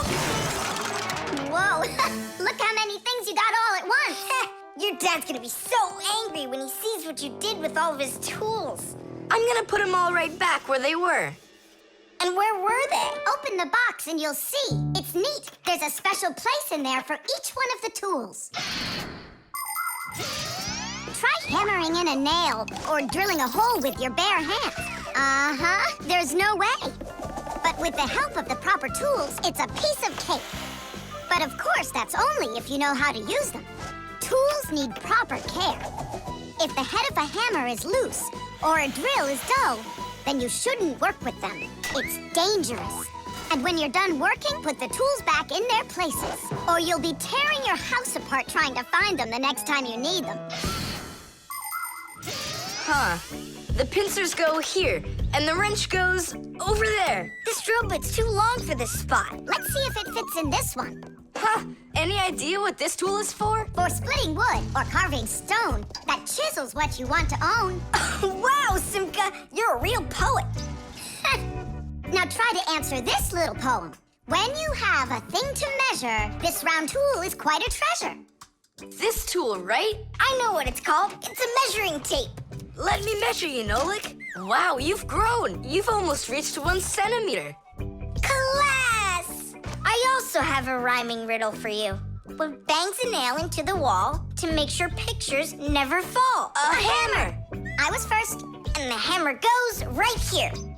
And now I have one for you to guess. If you need to screw in screws, here's the tool that you should use. A screwdriver! I was first, again. You got it right. All right, Thomas, we better hurry. We still have a lot of tools here to get sorted out. Humans, just like Fixies, use hundreds of different tools to do their work. Picking the right one depends on the task at hand. For instance, if you need to hammer in a nail, use a hammer.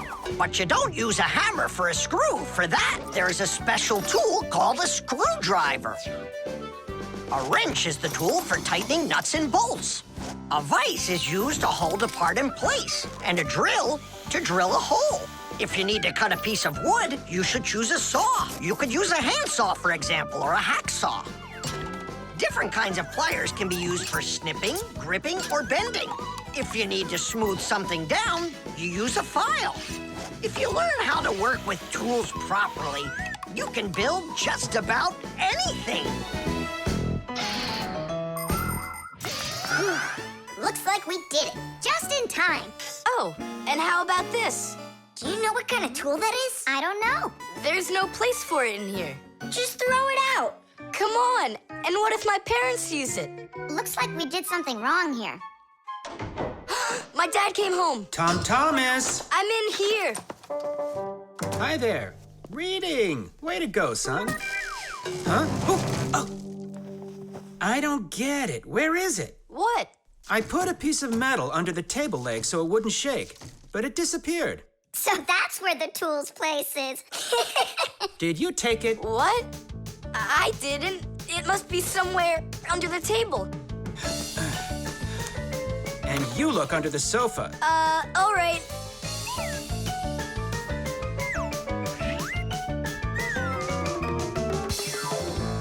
What do you think he wants? He wants us to get that metal thing out of his dad's box. Come on, let's go. You got it.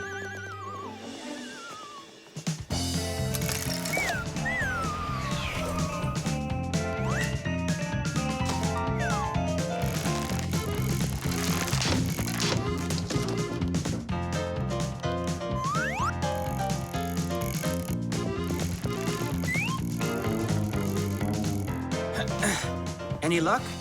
Uh-uh. Me neither.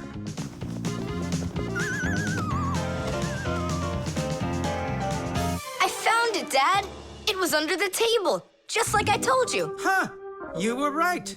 It's strange. How could I have missed it? Maybe you're just, tired from working too much. Maybe. Tadish. What? It's a new word, Tadish. Tadish. I do like the sound of it. The solar battery. Let's see. 3 times 648. He won't get it himself. Nope. Well, I bet he will. Tom Thomas is so smart. Yeah, smart, but lazy. I'll bet you a flick in the head. Then get ready. Huh? Shh. We promise. We can't bother him during homework time. I really wish I didn't have to write this out. Why write everything on paper when you got a calculator? I knew he'd say that. Without a calculator, he can't get it. It seems like the batteries are dead. Did you see that? The calculator won't turn on, so he's gonna have to solve it by himself. What's the problem? Come on. Where are the batteries here? Simka, Nolik, just come out already. I can hear that you're here. Hi, Tom Thomas. Well, you can't figure out where the batteries need to go? I don't get what's so funny. Because there are no batteries inside of this thing. What do you mean, no? Then where does the calculator, get a... Where does it get electricity? Uh-huh. There's a solar battery in there. The sun turns it on?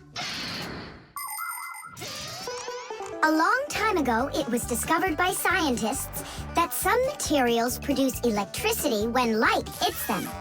Sheets that are made out of these materials are called photoelectric cells. By connecting a few of these photoelectric cells together, you can build a solar battery. A solar battery in a calculator sits behind a small clear window. And when light hits the solar battery, it produces the electricity that powers the calculator. I don't see a little window anywhere on here. That's because you covered up the window with a sticker for some reason. The reason is that it looks great. Good job. It looks really great, but it can't work now. Well, farewell, sticker. I can't get it off. Then just leave it alone. Go ahead and solve the problems without the calculator. Then I'll be the one flicking you. Flicking who? Did you forget? We're the Fixies, and we have to fix everything. Ah, Simka, that's a sneaky plan. It's not sneaky at all. You better find something to tear off the sticker with. Okay, how about them?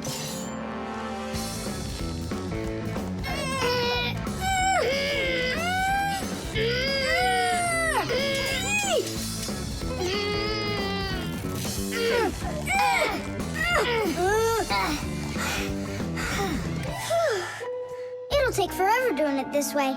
Yeah, I got an idea. Let's use this paper clip. And what's next? I'll just stick the end to the paper clip and then wrap it around. Tadish! With the help of solar batteries, we can produce electricity without burning any oil or coal. Unfortunately, these batteries aren't very powerful. A calculator can get enough energy from a small little battery. But in order to power a whole city with solar energy, you need to have power plants with huge fields full of solar batteries. And of course, it's best to build these plants where the sun shines bright and long, like out in the desert. By the way, in outer space, the sun shines very brightly, and it's never blocked by clouds. That's why all of the vehicles and satellites in space use solar energy for power, including the International Space Station, where astronauts from different countries work together. Tom Thomas! What, you guys all done? Uh-huh. Now you can go solve your problems on the calculator. But I already solved them on paper before you peeled off the sticker. Hooray! I'm the winner! Ow! That's totally unfair. If it wasn't for the sticker, you would have lost. What's going on? Nothing. Never mind. That's nothing to you? Well done, Tom Thomas. You got 'em all right. Now it's working. Look, a picture of our Nolik. Where? Right there on the calculator. Oh, I got it. 0 means null, Nolik.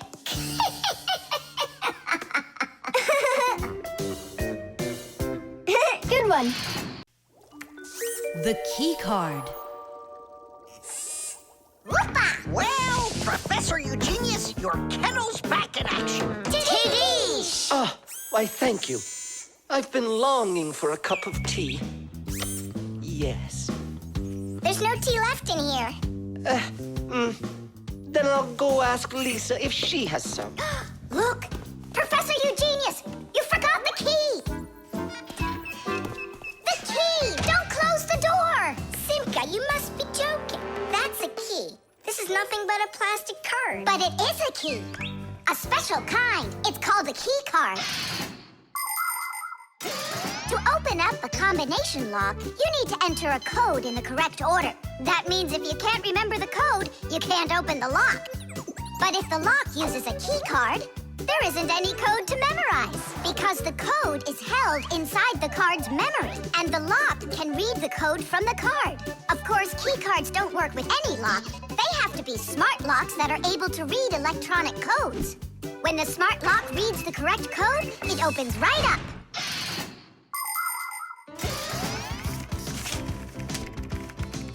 Lisa, do we have any tea here? Of course, Professor Eugenius. Wonderful. I'll take one bag then. Oh, I left my key inside the lab. Can I borrow yours? Just don't forget to give it back. Of course I'll give it back. Come on, Elisa. I got myself a tea bag. Professor Eugenius, the water's boiling. Fantastic. Ta-ra-ta-ta-ta-ta-ta. Ch-ch-chai. Wait a second. Oh no. I was supposed to give something back to Elisa. Why don't you go and ask her? Right. I'll be right back. Professor Eugenius! That's card number 2 now. Elisa, I promised you something, didn't I? Yes, the key. You said you'd return it. Yeah, sure. Let me get it. Just a sec. Oh, I locked it in the lab. It's terrible. How will you ever get back into the laboratory now? You see, there is one way, but it's a secret. Would you mind leaving for a couple of minutes? Colleague, Professor, can you do me a little favor? The key. I think I left it on the table. Yeah, right. It's true. So how do we solve this? I need to think about it. What's there to think about? We just have to go and push it under the door. You think you can do it? Yeah! It's time to get to work. Hey, what's going on? Oh, were you just calling for me? Yeah, no, Lisa, not for you. It's so heavy. Do you know where Digit ran off to? Ow! Digit's off somewhere thinking. He's always doing that when it's time to work. Hard to port. Hard to starboard. Way to go, Nolik. Then who were you talking to? Actually... Oh, what's that? Where? What?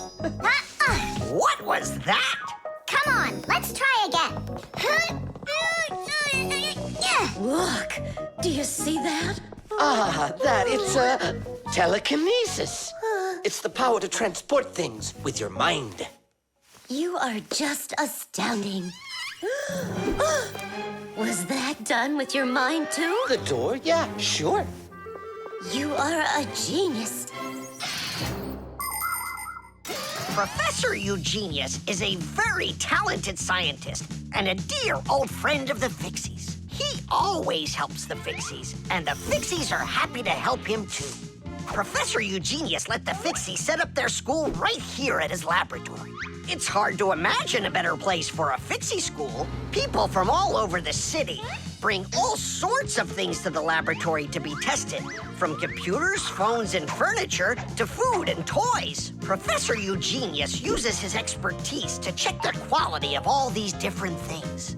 To help him carry out his experiment, his laboratory is filled with a variety of tools and machines.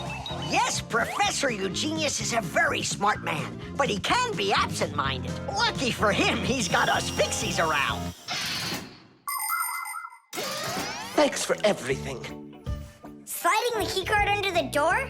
That was Simka's awesome idea. But the door opened wide while the card was still on the floor. That's strange. There's nothing strange about it. I'm the one who opened it. How? I climbed in the lock, that's all. Figured out how it worked, and Tadish. Very clever. That's a real Tadish. I guess that thinking before you go and fix something ought to be what we all study next. The refrigerator.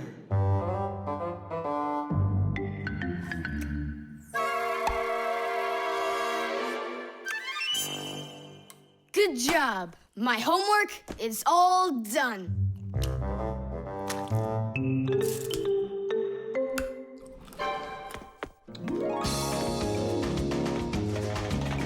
Tag, you're it.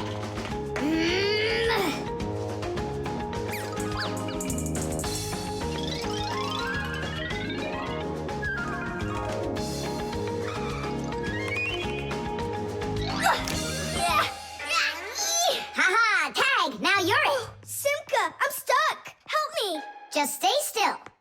Oh, you're really stuck. Simka, we're not gonna leave me, right? We aren't.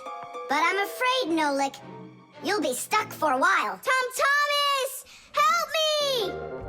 What's going on? Look, this blob of white stuff grabbed onto Nolik and it won't let go of him.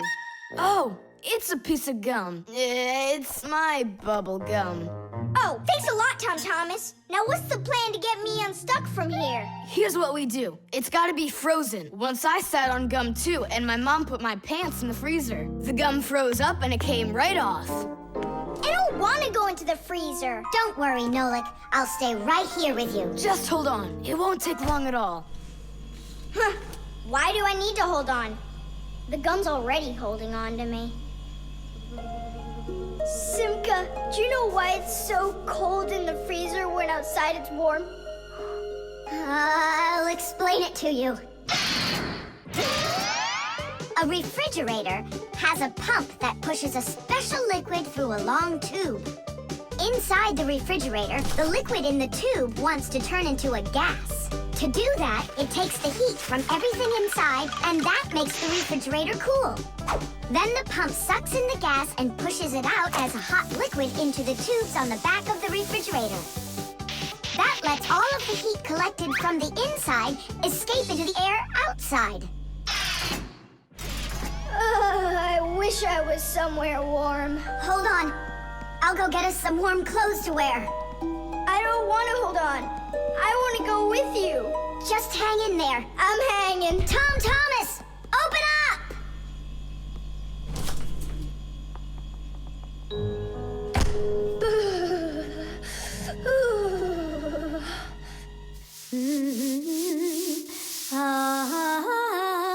Marcia, do we have any warm clothing to wear?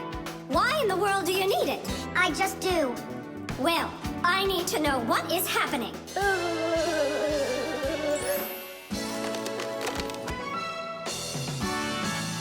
Hooray! Thomas! Simka! Open up the door! It looks like I'm gonna freeze up in here for good. A Fixie is constantly surrounded by all sorts of danger. Inside a dark freezer, a Fixie can lose his way and freeze to death. If he's not paying attention, he can drown inside of a washing machine or inside of a dishwasher. And a careless Fixie is always at risk of getting an electric shock. Or suppose there's a short circuit inside of an appliance that starts a fire. If this happens, you need to run away if you want to survive.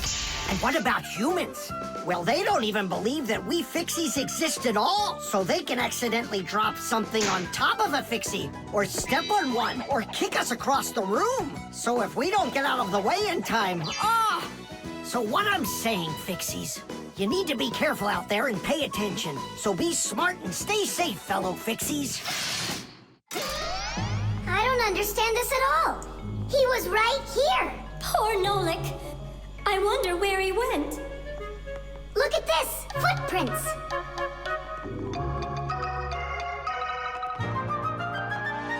Nolik, you're alive! You scared me half to death! How did you get out of there? Well, you told me about how a refrigerator works. And so I found that cold tube and started crawling on it until it got hot, and then I was here. Hey, there's smoke coming out of you. We need to cool you down right away. Huh? Where? Ah! I don't want to go into the refrigerator! Stop! I was joking! Look how it froze. I could break my teeth on it. You aren't gonna chew it anymore. I'd never do that, not after Nolik sat on it. Well, you didn't need to stick it where it doesn't belong. Hey, I apologize. I'll go and throw it away. Maybe you'll try the trash can? The shadow play. Oh, hi there, Tom Thomas. What are you doing here? I dropped a paper clip. Give me some light. Huh. What's so funny, huh? We're trying to help you out. You've got funny shadows, that's what. Hey, check this out. It's an eagle. And Simka is a goose. She looks more like a moose. I do, huh? All right, and take that. You're like real actors performing in a show. Uh-huh. Actors playing a theater, you know. And we're just under a bed. And so what? How about we make our very own theater? A theater with shadows. Class! Tom Thomas, we need a piece of paper, a huge sheet. It's really quite easy to make your own shadow theater. You can make the screen out of a white sheet or a big piece of paper. Next, make sure the room is dark and shine a desk lamp at the screen. Now, to make the shadows, just put yourself or a cardboard cutout between the lamp and the screen. Your shadow or the shadow of your puppets will come to life. But make sure that the audience sits on the other side of the screen. The play will be much more magical for them from that side. Tom Thomas, light. Oh, wow! Simka, you look totally like the real Red Riding Hood. Hello, dear granddaughter. Hello, dear grandmother. Grandmother, what very big eyes you've got. The better to see you with, my dear. Nolik, come on, we're rehearsing. The wolf's voice is funny. Grandmother, I never noticed what very big teeth you've got. They're so much better to eat you with, my dear. Yum, yum, yum, yum. Let them out, wolf. Or I'll get them out, myself. Ha ha! You'll stop me with that little stick? Hey, that's not in the fairy tale. But in the fairy tale, it's a normal hunter. And what do you think I am? Look for yourself. You're way too small to be the hunter. Fine, then go do your play without me. Well, I guess I'll have to make the hunter out of paper then. That's all. Take a break. I'm really thirsty. She was so salty, that grandma. Nolik, don't be upset. The wolf is huge, and I'm so little. Then let's make you bigger. You see? Now you're bigger. Yeah, you're right. And if we go back here, then I'm even bigger. Now you know. If you go back here near the lamp, your shadow will get bigger on the screen. Class! There are just so many different kinds of theaters in the world. In the dramatic theater, the actors speak the lines of the playwright. At the opera, the actors don't speak their lines. They sing them, accompanied by an orchestra. And here at the ballet, the performers don't speak or sing their parts. Here, the story is told with dance. There are also theaters where the performers are animals. In an animal theater, you can watch performances by cats and dogs, or goats and pigeons, or even bears and seals. There are also theaters where the stories are told by puppets. To tell the truth, the puppets are brought to life with the help of people. Yes, there are so many different kinds of theater. My favorite is the shadow theater. I think it's the most beautiful and mysterious theater of them all. Hello, dear grandmother. Grandmother, what very big eyes you've got. The better to see you with, my dear. And Grandmother, what great big sharp teeth you've got. Oh, the better to eat you up with, my dear. Ooh, just wait. Aha, Wolf, I've got you. The hunter looks so strong. You're a hunter? Then where's your gun? Why do I need a gun? You're so tiny I could use a fly swatter. But I'd rather do it like this. Like what? With my bare hands. Way to go! Hooray!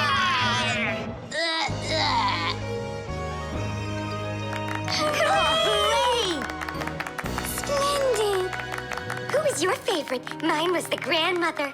Well, I think Red Riding Hood was the best. For me, the hunter. He was so mighty and so fearless. And for me, the special effects. The Manipulator.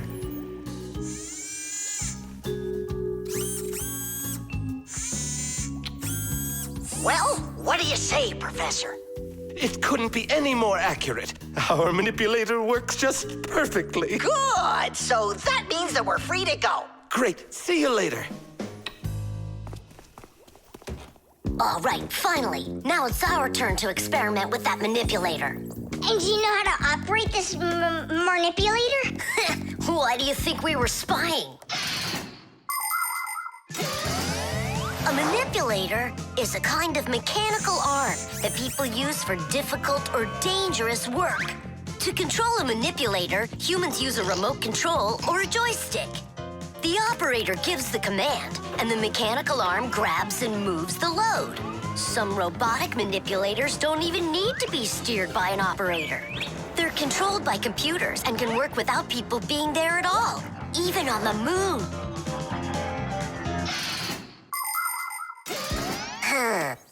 What is this button for? Uh-huh.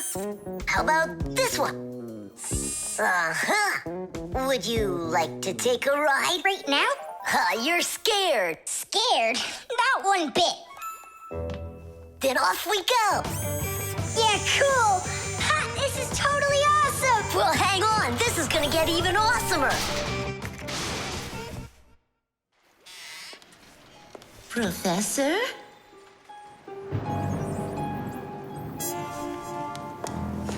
Strange. What made this ladder just fall over? Ah! Am I crazy? Or is someone here? Oh, calm down. Calm down now. Poor Elisa. Yeah, you're completely overworked. Whoa! Ah! Who's here? Achoo! Hang in there, Nolik.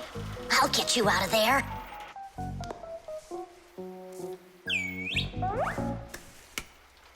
My compact's gone. Oh dear, what's going on? Ah! Stop this nonsense right now, or I'll call the police on you. I don't believe in ghosts. I don't believe in ghosts. I don't believe in... Ah! Where are you pulling me? I'm going to faint. I'm warning you. That's all. Goodbye. Ah. Throughout the world, humans use manipulators for all sorts of work. In factories, manipulators are used to lift and move heavy loads. They can also hand out the parts needed for assembly or even attach these parts themselves. In hospitals, more precise manipulators are used by doctors to help perform operations. Manipulators are also used in places where the work is simply too dangerous for people. For instance, where there are deadly chemicals, or places where humans can't get to easily, like somewhere underground where there isn't enough space to move, or deep under the water. Or in outer space where there's absolutely no air to breathe. So you see, mechanical arms are helpful in all sorts of places where humans are unable to reach things with their own arms. Hang on, Nolik. How can I get that thing open? Ugh, I got it!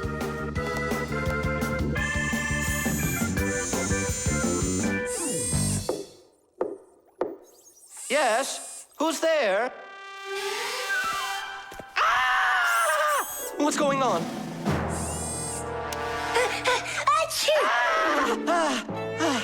No, Nolik? What are you doing in there? Achoo! We just took a little test flight.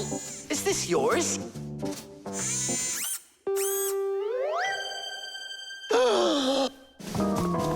Elisa! Elisa! Professor, you genius. I was attacked by a crazy arm. The manipulator. It's your imagination. Look, it's come back. Stop, I'm telling you. Professor, you genius. It heard what you just said. Calm down, it's okay. It was a little malfunction, but I took care of it. You are just astounding. And don't think that I'm through with you. With me? With you? No, with the manipulator. Let's go, Elisa. Yeah, let's go, Professor. Great job, Fire. And why fire? Achoo! The tin can. Well, what else goes? A flashlight. It's good to have when you're camping. Listen, Thomas. Just leave a little room for me in there. I'm good to have when you're camping, too. I'll leave you some room. Just hide in there so Dad won't see you. And you can't tell Simka anything about me going with you. All right. And last on the list, a few cans of meat. Hi, Thomas. Have you seen Nolik? No. Then who did I just hear you talking with? I was just reading the label. Huh. Where did Nolik run off to?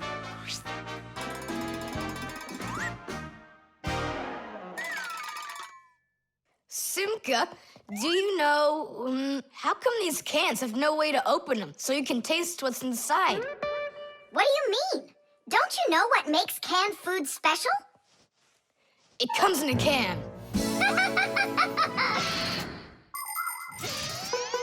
The thing that's special about canned food is that it can get stored a long time without spoiling. You see, meat and vegetables spoil when harmful bacteria start multiplying inside of them. So, if you can get rid of the bad bacteria or stop them from getting into the food will last a long time. That's why jars and cans are sealed very tightly. This stops harmful bacteria and air from getting inside and spoiling the food. So you're telling me that Nolik's not here, right?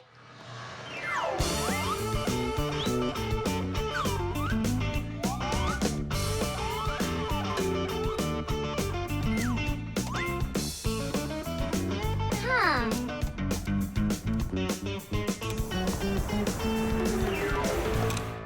So it looks like he's really not here. Who is that? Where? All right, now I remember. There's another can I should take with me. There's something fishy happening here. Hey, guys. My mom threw this can out a long time ago, but I hid it for later. I knew I'd use it someday. And who were you talking to when you said guys? Moi? You're here and I'm here, and that's two of us. Look at this great can I got.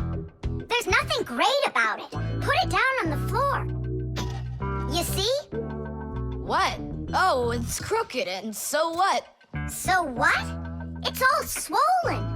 And when it's like that, you know that inside the can, bad bacteria is growing and spoiling the food that's in there. It went bad? There's a way to check. On every single can, you can find the date it's good until. Sooner or later, even canned food will go bad. And of course, dairy foods like yogurt or milk can spoil in just a few days. When you buy food in the store, it's very important to always check the expiration date. The expiration date's the last day that it's safe to eat that food without worrying that it may have gone bad. You can find the expiration date on each box, jar, or can of food, so pay attention. And be very careful not to buy or eat any food after its expiration date has passed. And if you see that a can is swollen, throw it away immediately. If you eat it, your belly can swell up too. Unfortunately, when food spoils, it's impossible to unspoil it, and then even the Fixies won't be able to help. Oh, my mom probably saw that this can went bad over a year ago. That's why she threw it into the trash. Right. Shame on you for picking it out of there. You could have poisoned yourself and poisoned your dad as well. Yeah. And the other cans, are they swollen too? They're fine. Goodbye then. It's a shame I couldn't find Nolik around here. Papoose wants to give him a brand new Pack-O-Mat as a present. To me? Aha, I gotcha. Ha-ha. I had a feeling you would try to sneak away in Tom Thomas's bag. You lied. That's not fair. And hiding, that's fair, right? Tom Thomas, are you ready? I'm ready. Great, then let's get going. Hooray! We're going camping. I wanted to go camping too. Don't worry, I'll go camping with you. Really? Really, really, really. To that house outside our window. See how huge it is?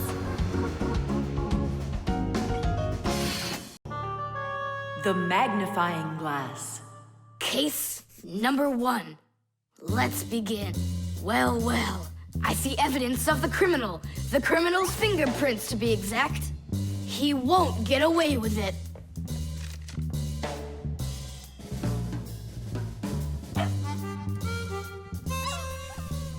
Why do you think she's just looking at us instead of chasing us? Oh, maybe she can't see us and we're invisible. Then how come I see you? Simka, Nolik, be careful. Don't destroy the tracks. What kind of tracks? Whose tracks are they? Shh. I have to solve a crime. A crime? What kind? Someone stole a wing from this plane, but I'm on the trail. Take a look at that fingerprint. I'm looking. Well, and so? Each fingerprint is unique, so if you can find fingerprints, that means you have a good chance to find out who left them. Class! It's been known for quite a long time that all humans have their own unique fingerprints. It's true. No two people have the exact same fingerprints, and this fact helps the police catch criminals. It starts by finding fingerprints at the scene of the crime. Then the police compare those fingerprints with the fingerprints of someone who may have committed the crime. If they match, they found the criminal. This method is called dactyloscopy. Besides catching criminals, fingerprints can also be used to replace ordinary keys. When you press your finger against a special electronic lock, the lock recognizes your fingerprint, and then it's "please come on in." By the way, unlike humans, we Fixies don't leave fingerprints anywhere, and that's why even the police can't find us. Now we'll put a dog on the scent of the criminal. Chewsocka, sniff. Pick up the trail. Now go find. Hey, what's wrong? Chewsocka's broken. We've got to fix her then. How? She's not a vacuum cleaner. She's a real live dog. Fixies know how to fix it all. Not true. Almost all. The first thing we have to do is a thorough inspection. Let's see now. Her eyes are looking quite healthy. Good. Tail's in one piece. Ears are clean. Yeah. Tongue, rosy pink. Tom Thomas, stand her up on all 4 feet. No, paws, I mean. Uh-huh. Chewsocka, go on, you're fine. Now I understand. Here's what's out of order. It's her right paw. But I can't see what's wrong. I wonder if something's broken on the inside. Wait. Maybe something really small is stuck in her paw there. Tom Thomas, we need your lens. Here. In order to examine a small object, you need a lens. A magnifying lens is a special piece of glass that is thicker in the middle than on the sides. It bends the light that passes through it. And that is why if you put this kind of lens between your eyes and something small, it looks like the thing got bigger. If you put 2 lenses in a frame, you get a pair of glasses. And if you add a handle to the lens, you get a magnifying glass.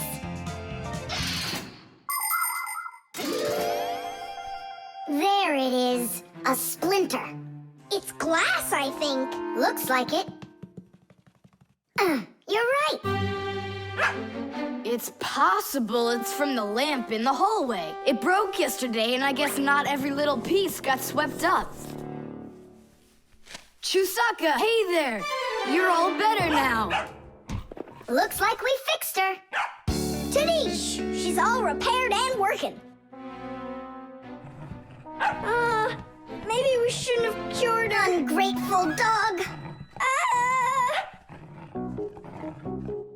Simka, Nolik, here it is. The wing that was lost. Yeah, that's great, only you still have to figure out who hid it underneath the bed there. Yeah, you still need to match the fingerprints. The fingerprints on the wing are the same as on the plane, but whose are they?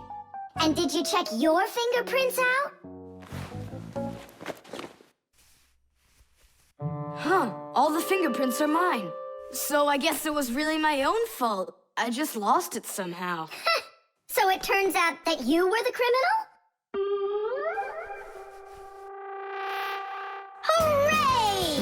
The crime's been solved! And you, Tom Thomas, are the criminal!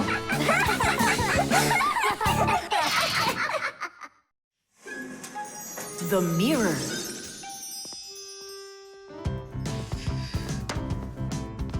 Hi there, Tom Thomas. Why has this mirror been standing here in the hallway for a whole week already? My dad can't seem to find any time to hang it on the wall. Are you sure it won't fall? It hasn't fallen so far. So, Nolik, do I look like Spider-Man? Ah! No, you don't look like him at all. Yeah! Hey! You can't climb on walls like Spider-Man. Yeah, I'm sure you can do it. I can do it. Just give your chewing gum to me.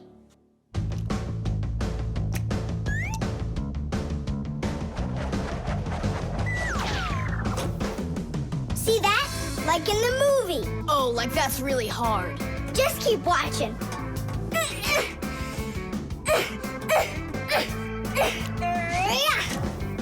That's hard. Feast your eyes and see what the only spider fixie in the whole wide world can do.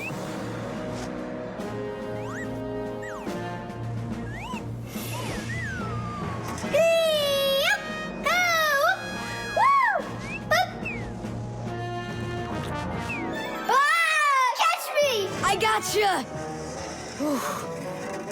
The mirror! Whoa!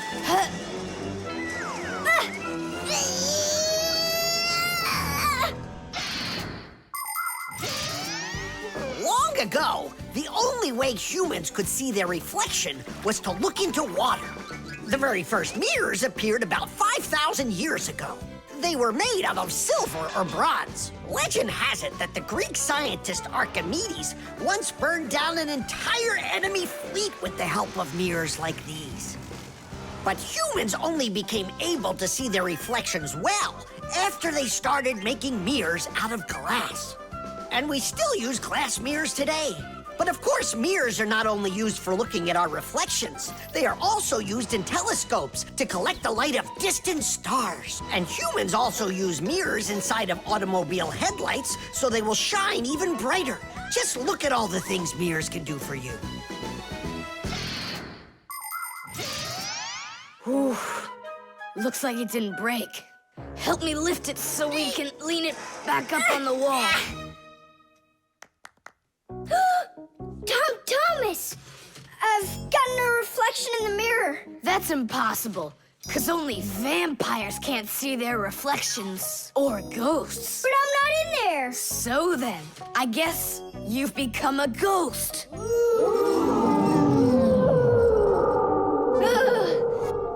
not a ghost. I don't like them.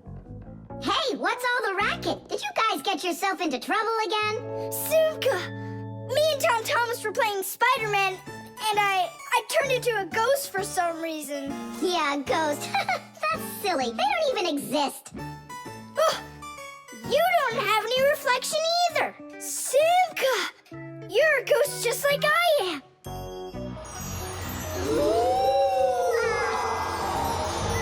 That's just goofy.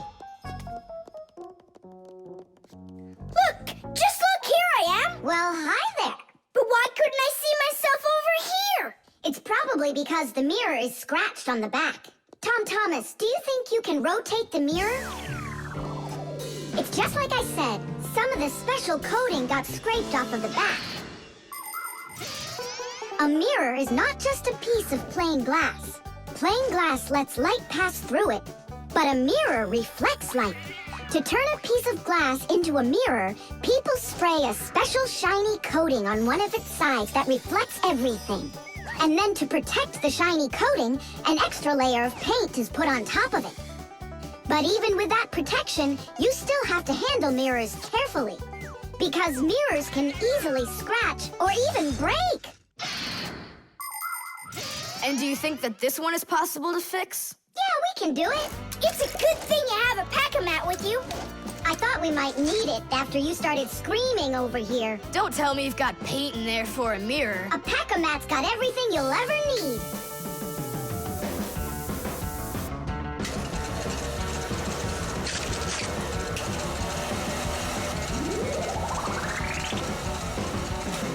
It's all ready.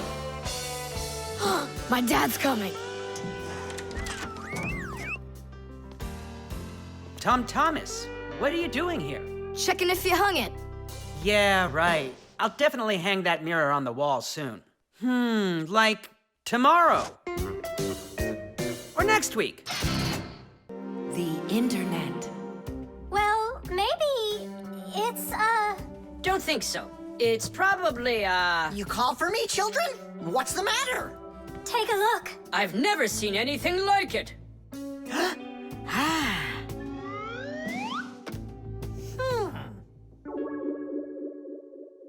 What in the world could it be? Hit! Maybe it's a bathroom scale? Or a clock with a digital display. Wait a sec. Are there instructions around here for this thing? I couldn't find them anywhere. That's a problem. Well, then let's try to figure it out. What are you trying to figure out up there? What a huge hockey puck! It's big enough for a monster! And the name is so silly. T-Robot. Why don't they just call it the Trollbot? Or I got it, the Trollboat! Please, stop the racket. So what could this thing do, huh? I have no idea. We could try finding it on the internet. Where? Just run along, you two. We don't need any internets. We can handle this. Go on, go. Don't interrupt us. Sure, whatever you say. Come, Nolik.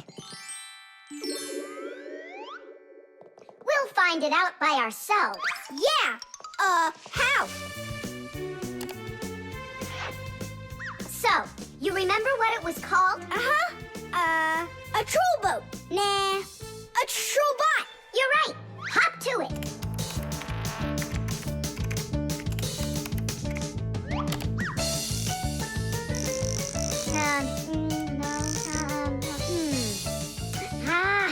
That's not it. Oh, T-Robot. You're right. There it is. A robotic vacuum cleaner. You mean it vacuums by itself? It's a robot, so yeah. Class. There's just so much cool stuff in this computer. Nolik, this information is not on this computer. It's on the internet. From your computer, you can send a letter to another computer. You can also download a song or a photo from another computer. That's all possible because most of the computers in the world are connected to one another as part of a huge web. And this World Wide Web is what we call the internet. Thanks to the internet, we can take a peek at just about anywhere in the world and find information we need about anything.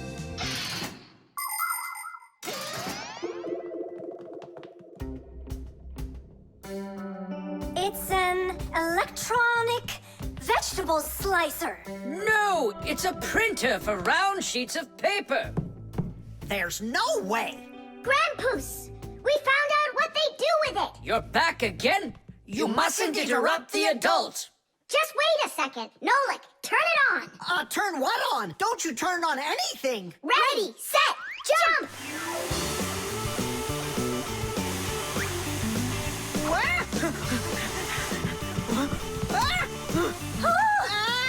Help me! No! Hold on! What was that? It's a robotic vacuum cleaner. It runs itself. And where did you find the instructions for it? On the internet. Just ask and it tells you. You can really just ask and it tells you? Uh-huh. If you want, we can show you. We'd love to see it. Sure, why not? Hip. Whoa! On the internet. Hey, wait for me! What's an elephant weigh? What's an elephant weigh? What's an elephant weigh? The answer's easy to get. It says it weighs 5 tons. It says it weighs 5 tons. It says it weighs 5 tons here on the internet. It says it weighs 5 tons. It says it weighs 5 tons. It says it weighs 5 tons here on the internet. You send a letter to me, I send a letter to you. You send a letter to me, it's just so easy to do. We're writing letters now. They're fun to send and to get. We're writing letters now through the internet. We're writing letters now. They're fun to send and to get. We're writing letters now through the internet.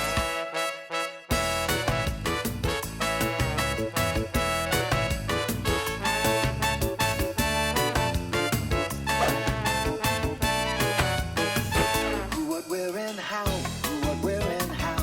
Who, what, where, and how. The answer's simple to get. Every fact you need, every fact you need is on the internet. Every fact you need, every fact you need, every fact you need is on the internet. The talking doll. Well then, now you know what you need to do to fix it. Professor! Our lesson is over. I'm sorry to be a bother. No problem, Professor Eugenius. Our lesson's over. I've got an urgent matter. You see? You've got yourself a talking doll. Yes, only she speaks Japanese. The problem is I've been asked to get her to talk in English. We can teach her. It's a new technology. I'm puzzled. Don't you worry. We'll figure it out, Professor. Thank you, my colleague. You're always there when I need it. What would I do without you?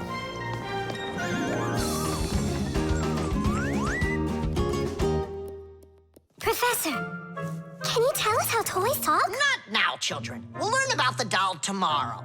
Now it's time to go home.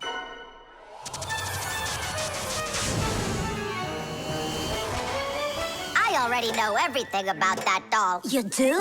Changing her voice is so easy that anyone can do it. How? Here, come, I'll show you.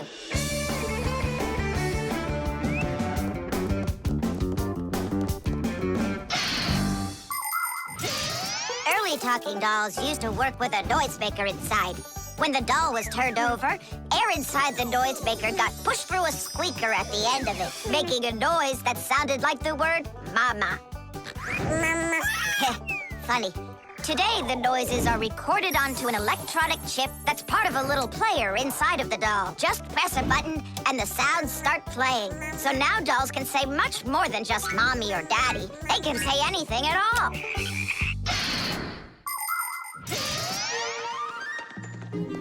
Well, here's the chip. This is where the recording of the doll's voice is. That's awesome. Can you re-record the voice on there? Well, yeah. Okay, I gotta go. See ya. Wait, Nolik, I thought of a really funny joke to pull. What if we slipped them and then we do and do something? Well, now, as I promised yesterday, I'm going to tell you all about talking dolls. Some start talking when you rock them, while others react to noise. And for this little lady, you need to press a button to get her to talk. Who wants to? Dula. Me? Well, okay, I can do it. Go ahead. And you'll hear her say, "Hi there, Mama." But in Japanese for now.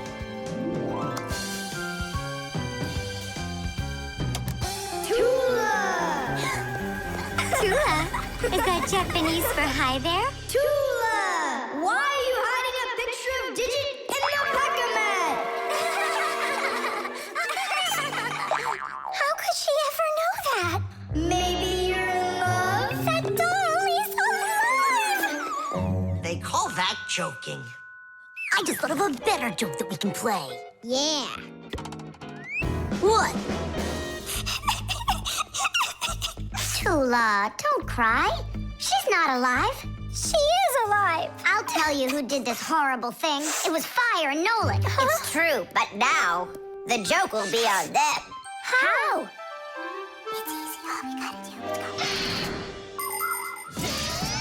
The smartest Fixie in our class is Digit. Sometimes I think that he knows everything about everything. Professor Grandpus has a lot of respect for him. Digit's always in thought whenever you see him, and he doesn't like when anyone distracts him. He just has no time for fooling around with the other boys. Digit prefers to solve problems using his brains and not his muscles. That's why he can have a tough time in gym class. But he's so sweet that it makes you want to help him. To tell you the truth, Digit isn't always great fixing things with his own hands. But no one understands technology better than he does. If something breaks, Digit can always figure out exactly what's wrong with it and the very best way to fix it.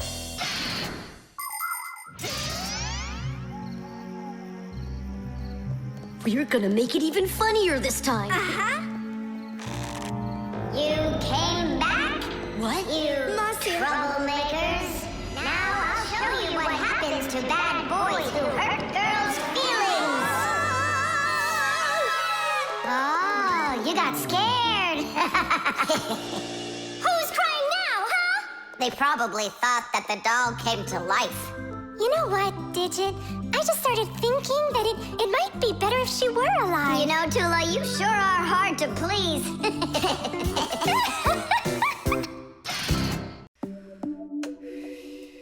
The alarm clock. Ha! It didn't ring again. Nolik, let's go fix the alarm clock. Simka, wake Tom Thomas up. Tom Thomas, get up! Tom Thomas! Hey, you'll be late for school. Tom Thomas, get up already! This is really something. And where's the battery in here? No, this is an old mechanical alarm clock. It doesn't work with a battery. It uses a spring. How's that work? People wind up the spring tightly, and then as it slowly unwinds, it turns the gears, which turn the hands of the clock. Achoo! Oh! What? The alarm clock broke. Let's hurry and get you washed up. Tom Thomas, are you just getting up? Dad, the alarm clock didn't go off. It's broken. Here's the problem. It won't turn because the feather's stuck in the gears. Nolik, help me.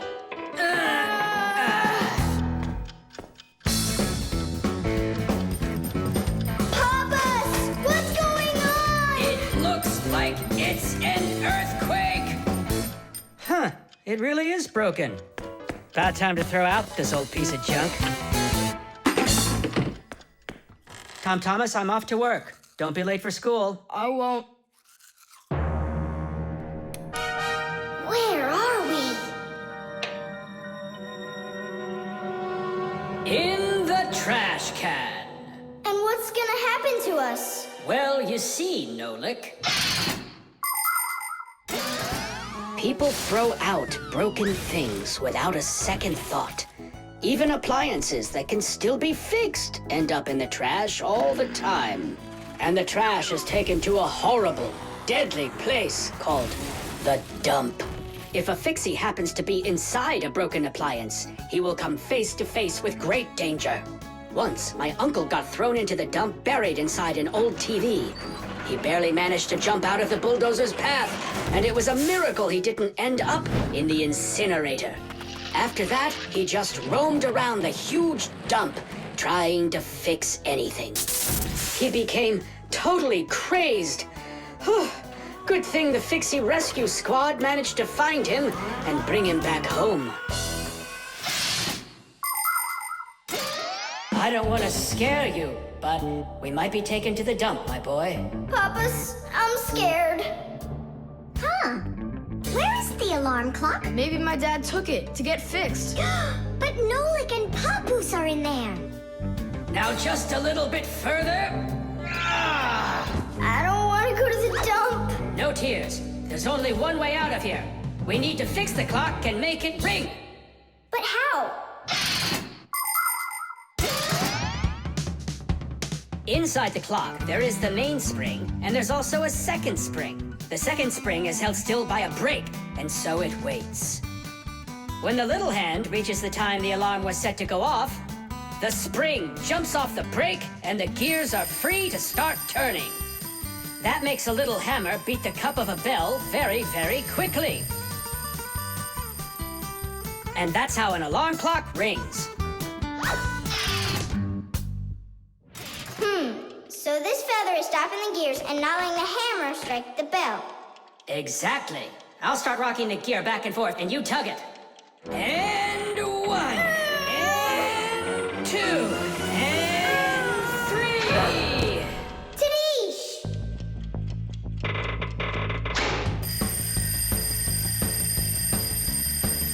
Simka, I think I can hear my alarm ringing. Run to the sound, quickly! Someone turn the alarm off. Whoa! And here comes that earthquake again! Nolik! I'm here! Nolik! We fixed the alarm clock. So what was wrong with it? A feather got jammed in the gears. And how could a feather get in a clock? Oh, it's probably from when I put the alarm clock under my pillow, so it wouldn't wake me up. Huh, so you mean because somebody doesn't like to get up in the morning? We almost ended up at the dump? By the way, if that somebody doesn't hurry off to his school soon, he'll be late. Oh, you're right, huh? Modeling clay.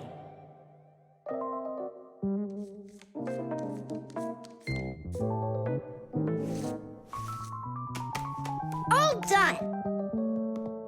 Simka! Take a look. I've got my own pack-a-mat. Now look at that. A pack-a-mat made out of modeling clay. But this one's my own, and it looks just like a real one. Okay, you're right. It really does, Nolik. Simka! Nolik, what's up? Hi there, Fire. Want to play some tag with me? I really wish I could play tag, but unlike you, I've got tons of work. Yeah, like what? Well, a bathroom hook fell down. Thomas broke the lamp on his desk. The aquarium has a tube that's leaking. So go and play. I have to get a pack-a-mat. Oh. I wish I could play tag. Hold on. Nolik, you've got a pack-a-mat. Uh-huh. Although I gotta say, it looks a little strange. That's because it's... Let's fix everything before Simka with your pack-a-mat and my fixie board. This'll be great.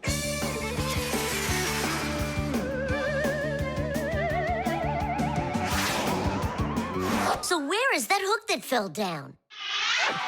All right. Nolik, get out some sticky stuff. From where? Obviously, from out of your pack-a-mat. But it isn't real. I made it out of modeling clay today. Out of clay? Well, it totally looks real. Long ago, back in the Stone Age, people learned how to use clay to make their dishes and sculptures. But the modeling clay that we use nowadays was only invented about 100 years ago. Actually, modeling clay is just plain old clay with some ingredients added so it won't dry out. And dyes are mixed in to make all the different colors. There is just no end to all of the fun things you can make out of modeling clay. I got an idea. Go on, turn around. What are you doing? Grabbing glue out of your pack-a-mat. All right, get up here. Will it stick? Yeah, of course it will. Let's go and fix the lamp.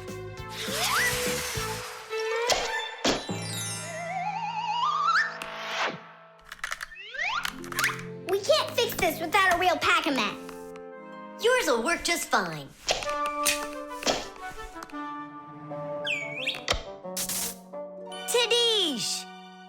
So, what else did Simka have to fix? The aquarium. Hop on.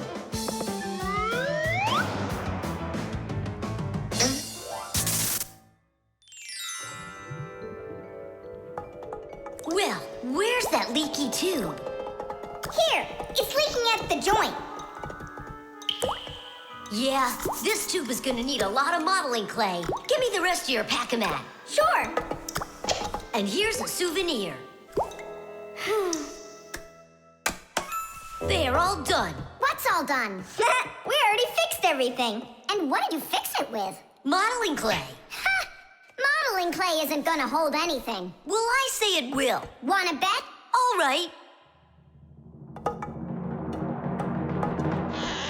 It's exploding! What in the world is happening here? Flooding water. You just do as I tell you, without panicking. Did you know it's possible to make modeling clay in your own home? Just write down this recipe. You'll need a cup of flour, a half a cup of salt, and a half a cup of water. Now, mix the salt with the flour and add the water little by little. Mix it together really well. What are you saying? That it looks just like dough? Well, that's exactly what it is. It's just not for eating. It's way too salty. But you certainly can sculpt things out of it. If you want your modeling clay to be colorful, you can add food coloring or watercolors to it. That's it. Your modeling clay is ready to be sculpted. When you're finished, don't forget to let your figures dry in the sun. That way they'll get nice and hard and last you a very long time.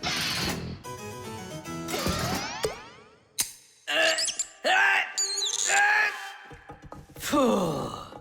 We almost didn't make it. And did you fix the lamp with that modeling clay? Uh-huh. And the hook, too. That was not a good idea. But it was really quick. Hey, that's true. That's why I want to give a medal to you. You're heroes. For real? Of course you are. And here it is, your medal. But it's made out of modeling clay. Your reward fits your heroic deed. The baby monitor.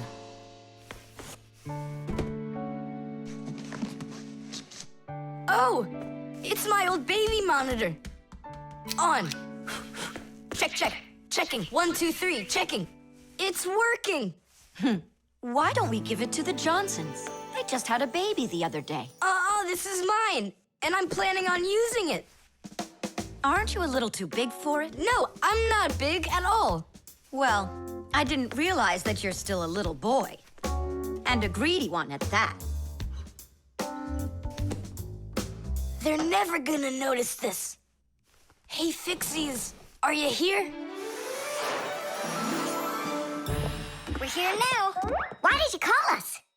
I gotta show you how I turned into a mind reader. I find that just a little hard to believe. Okay, then I'll show you. I'll leave you alone, and then you'll hide this button wherever you want. Then I'll come back and find it. You got it. So where's a good hiding place? Well, we gotta think of one. Right here, under the keyboard. Great! Go on, Nolik. Come on in. We're ready for you. And now, I'm going to read your thoughts. Here I go. You hid the button here. Look. Ta-da! He really does read minds. Oh, that was a lucky guess. Bet you can't do it again. Well, I bet you I can. We're gonna have to be sneakier. Verda, she's the most beautiful girl in our class. She knows it, too, and doesn't hesitate to use it. She can even be a bit sneaky, like when she needs help with her homework. Then Digit suddenly becomes her best friend. But if she doesn't want to carry her pack-a-mat, she'll say, "Fire, please help me. You're just such a strong Fixie." But all us boys like her just the same. Digit does, and Nolik does, and I guess I do, too. Although, I really like Simka more. Or maybe Verda. Or both of them. I haven't decided yet. Verda can be difficult and even bossy sometimes. But one thing I know for sure, Verda's a good friend. A friend that'll always come help. Well, that is if she's able to pry herself away from the mirror. I think that we should throw it down into this pencil cup. But then we concentrate on another place. That is good, but it won't work, Fixies. Come on in.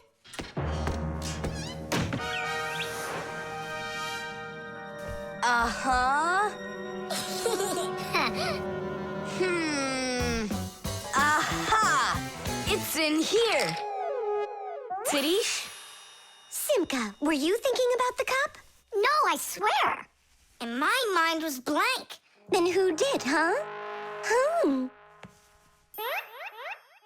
Uh-huh. Thomas, what do you say we go again? As many times as you want. I know how he's been doing all of this. It's a baby monitor. That's how we can hear what we're saying. I don't get it. A baby monitor helps parents watch over their babies. The system has 2 units that look like wireless telephones. The parents keep one of the units by their side and put the other one in the room where the baby is sleeping. If the baby suddenly wakes up and starts crying, the unit in the baby's room will pick up the sound and send it by radio waves to the parents' unit. Mom or Dad will hear the crying and go and comfort their child. And so he's listening to us now. This time I know what we should do. Go hide it under the globe. Ooh. Go on. Uh-huh. Aha! Huh? Where is it? If you read our minds, you'd find your button under the baby monitor. You tricked me. That's really not nice. And spying on us is nice, you think? I'm sorry, I just thought it'd be fun. Well, anyhow, Thomas, you're too old for this thing. Unless, of course, you still need it. I'm not a baby. I was just, checking it. I'll go and give it to Mom. Mom, I'm not greedy. About what? Let's give this monitor to the Johnsons, and this car is for their baby boy. I don't think that baby's big enough yet for your car. So what? Soon he's gonna get bigger and become a big boy, right? Like me. The aquarium. The coast is clear. The humans have left. Come on, let's go.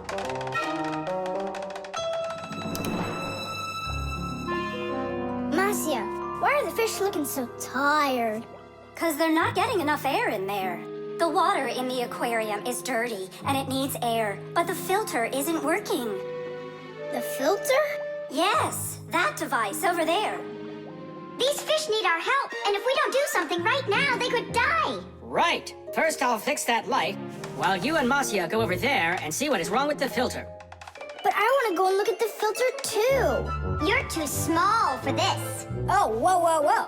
And you're a giant. I mean, you're like 6 feet tall, huh? That's enough arguing. Nolik, let's go.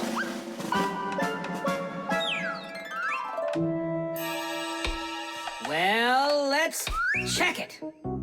Not working. Nolik, where are you? I'm up here. What are you doing up there? Nothing. Holding on. We don't have time for that. Get down. We have to get this switch working.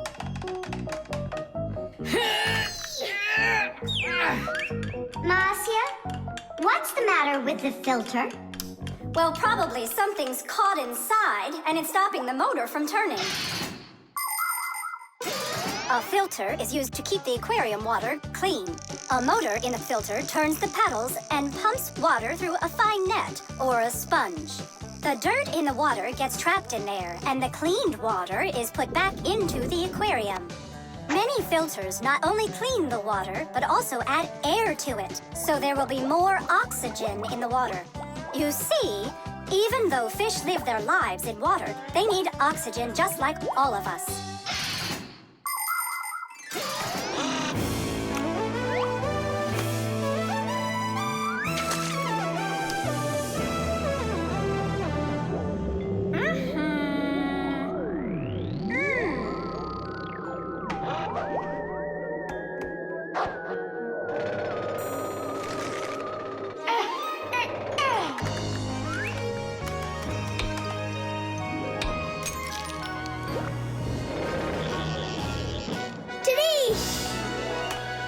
to go there.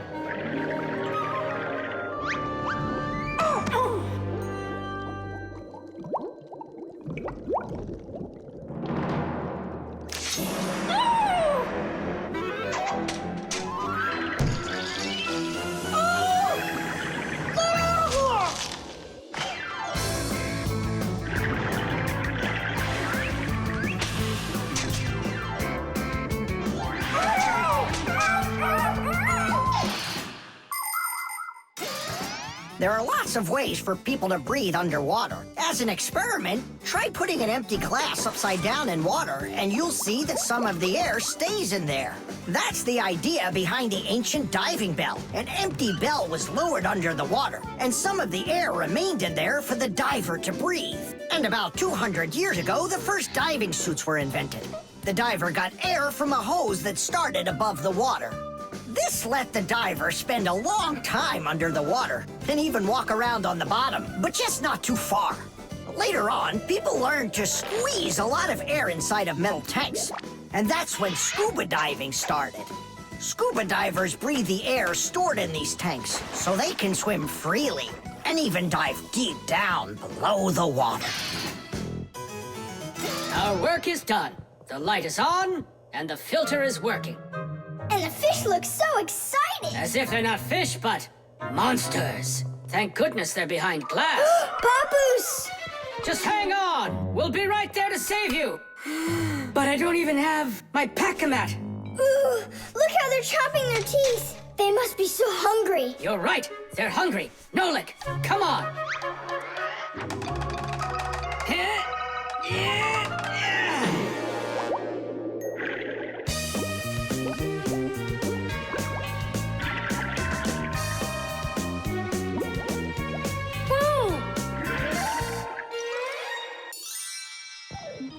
I can't believe those fish. They're so ungrateful. We went ahead and fixed their filter, and all they wanted to do was gobble us up. And I'm the one who saved you from them. I was the one watching what was going on.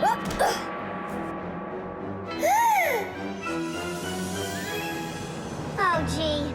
Hold it. Do you think giving her some food will help?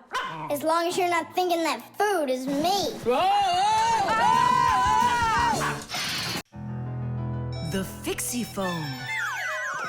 Thomas. Huh? Try to guess what we have with us. You guess what I have. A banana. A race car. No, not that. Chocolate. A pair of socks. Ha! Do you give up? My dad bought a new phone for himself and gave me his old one. He said I can keep it. Oh, wow! And what have you got? Look! Ah, you got a telephone too. It's better than that. This is a Fixiphone. Papoose got himself a new Fixiephone, and he gave this old one to Simka. And can you make calls on it? Take a guess. Come on, let me show him.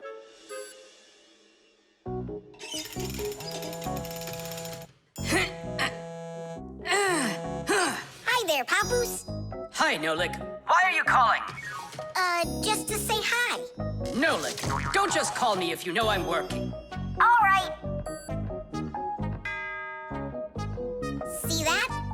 So what? I can make calls on my phone. Calls to humans, that is. But to Fixies, you can't. A Fixiphone is a smartphone made just for Fixies. Not only can Fixies call each other with it, but they can get onto their own special Fixie internet. On a Fixiphone, you can find a camera, a flashlight, news, games, movies, and Fixie ditties. Those are the Fixies' favorite songs. Fixie kids love them, and so do their parents, because Fixiphones can easily let parents know where their kids are and whether or not they're in trouble. Over the years, humans have learned how to turn telephones into mobile phones and mobile phones into smartphones. They use them to call each other and to go onto their internet. A smartphone is almost as powerful as a computer, but they still have a long way to go to be as good as Fixiphones. Yeah, that's really cool, guys. Only this phone does the same. But can your phone do this? Take a look over here. You mean here? It's just a mouse. And now, look here.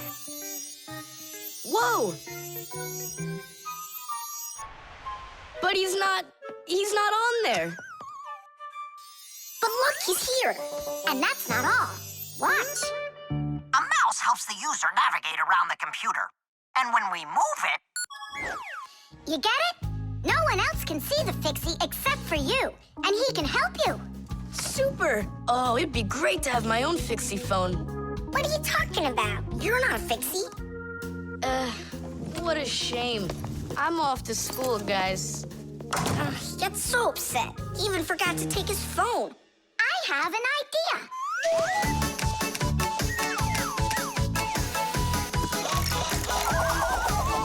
My smartphone's my best friend. I love to hear it beeping, so I keep it by my side even when I'm sleeping. Bing bong all day long, bing bong all day long, bing bong all day long, even when I'm sleeping. With my phone I play alone. I don't need my brother. Soon they'll make a brand new app to replace my mother. Bing bong all day long, bing bong all day long, bing bong all day long, to replace my mother. Check my mail, send it text 1,000,000 times an hour. I forgot to plug it in, now I'm out of power. Bing bong all day long, bing bong all day long, bing bong all day long, now I'm out of power. Bing bong all day long, bing bong all day long, bing bong all day long, now I'm out of power. We finished. Tadoosh! Look, it's a... Surprise! Wow, this is great! Now I've got my own Fixiephone. It's just like you've got. Well, pretty close. Tom Thomas! Tom Thomas, let me use your phone to call myself. I need to find my phone. Oh, wow. You've changed everything in here. Where am I? I guess I'm Papoose. Huh, what a funny name you came up with for me.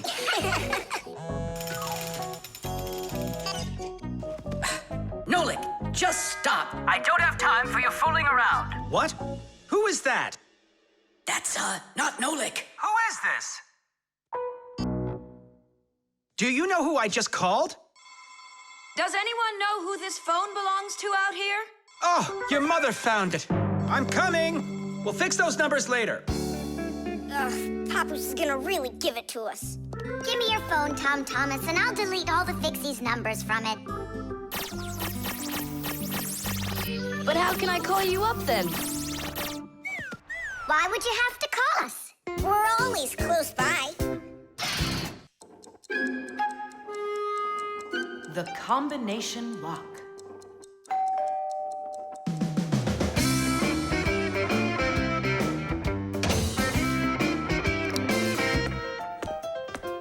Ah, he's home.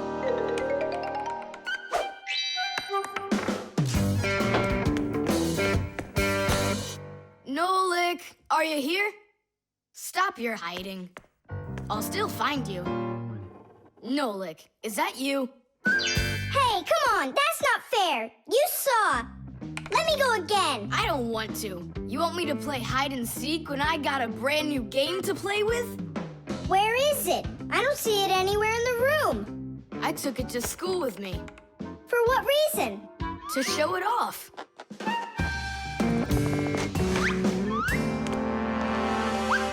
Wow, awesome game. Tom Thomas, can I play your game? Because I'm not done playing with it yet. Now just try asking me to do some favor for you.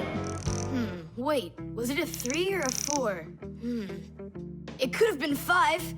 I forgot. What about? I forgot the combination. And now I can't even do my homework. Everything I need to finish is inside of there.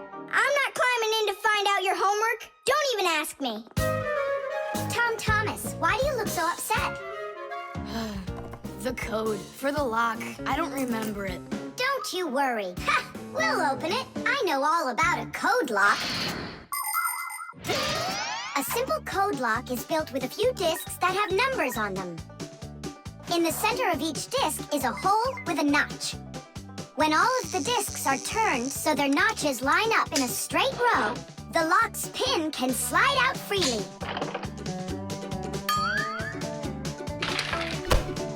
And to get the notches to line up, just turn the discs to the lock's code and the lock will open. It's that simple. It looks like we gotta take a look inside the lock. Ah, I see. Nolik, where are you? There's work to do. I won't do it. I'm not gonna help such a greedy boy. Nolik, won't you help me out here? And I won't be so greedy anymore. All right, you broke me down. Only as soon as we're done, you're gonna let me play with the game. Right. There's no room in here. Hang in there. We'll start turning the discs one at a time, and you yell stop when they're lined up. Stop! Turn the next one now. Stop! Stop! Now try. Yes! Alley-oop! Titties! Hooray! And your code was really simple. Way too simple. The secret numbers and letters that you use to lock something up are called the code or the password. And to make sure your password's a really good one, here are some things you should know. Never choose a password that's really simple for someone else to guess. Like one with numbers or letters that are all the same or are all in order. It's also a bad idea to make a password out of your birth date or name. It's better to think of a password that's a bit more complicated. And don't forget your password once you come up with it. Write down your password on a piece of paper and keep it in a safe place, but don't show it to anybody else. And then, if you happen to forget your code or password, you'll be able to remember it with the help of that piece of paper.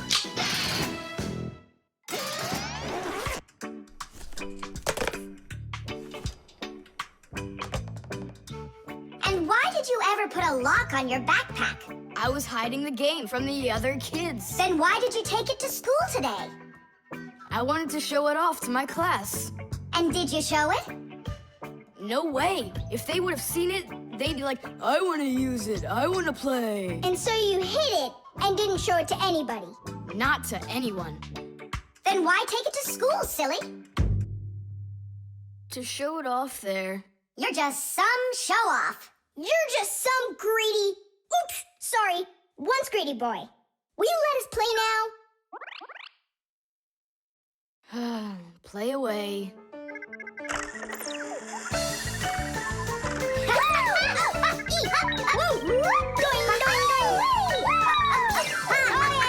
We're not bothering you, are we? Can you jump a little easier? You're shaking the whole desk. The spare part.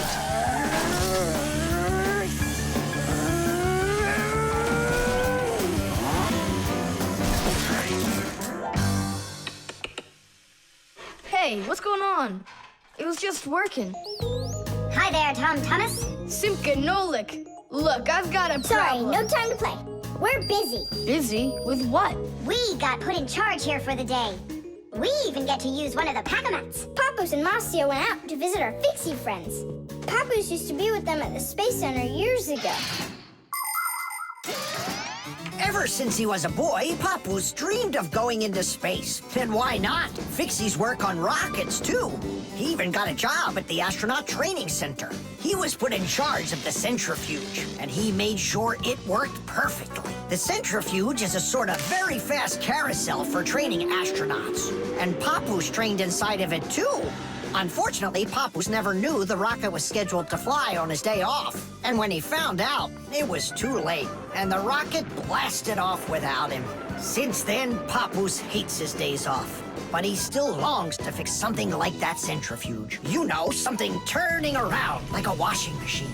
Too bad for Papoose that the one in his house seems to keep working perfectly fine. So that means today you fix everything? Uh-huh. Well then, it's your lucky day, because my car just broke down.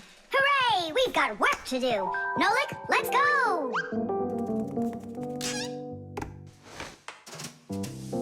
Well, what broke down here?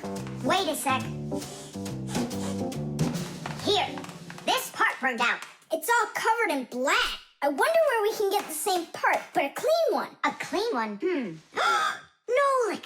Genius! There's the same exact part inside the dishwasher. We can take it from there. Come on!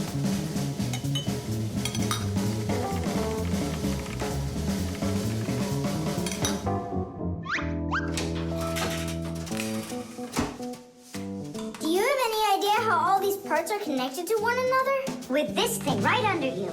It's a special part called a circuit board. A circuit board's made like this. First, the board gets covered with a thin layer of metal.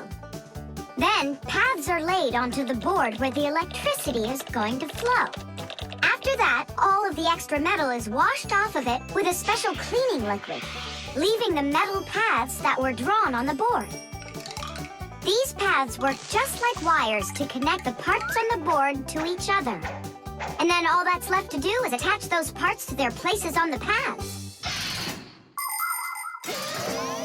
Pull it! Tadish!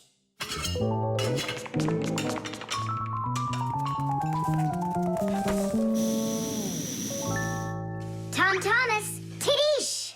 Hooray! It works again! Thomas, I'm about to start the dishwasher. Are there any dirty dishes in your room? Nah. Slow down! Slow what down? Slow down your mom. We took the new part out of the dishwasher, see? Mom, wait! Don't start it! You need to put in this one, dirty cup. Nolik, follow me. Inside the TV's the same part.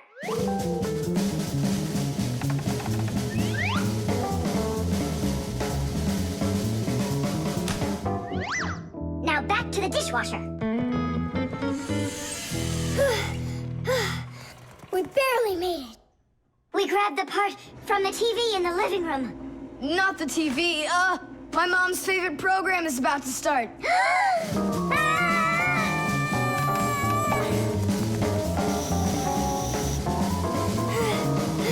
The television is working now.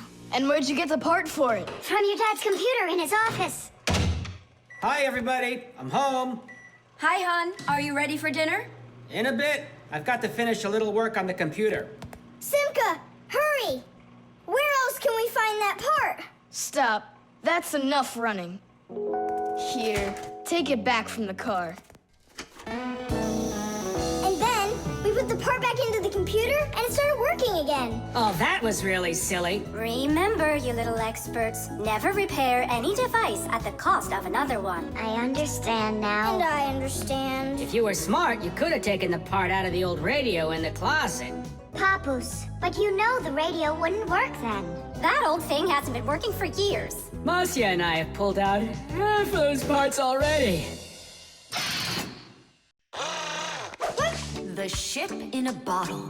Simka, Nolik, here, take a look at this. Oh, wow! Awesome! Where did you get this from?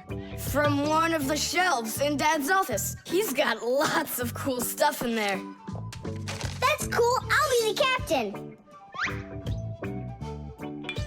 This is like a totally real sailing ship with masts, cordage, and everything. And how can it all get in there through such a little hole?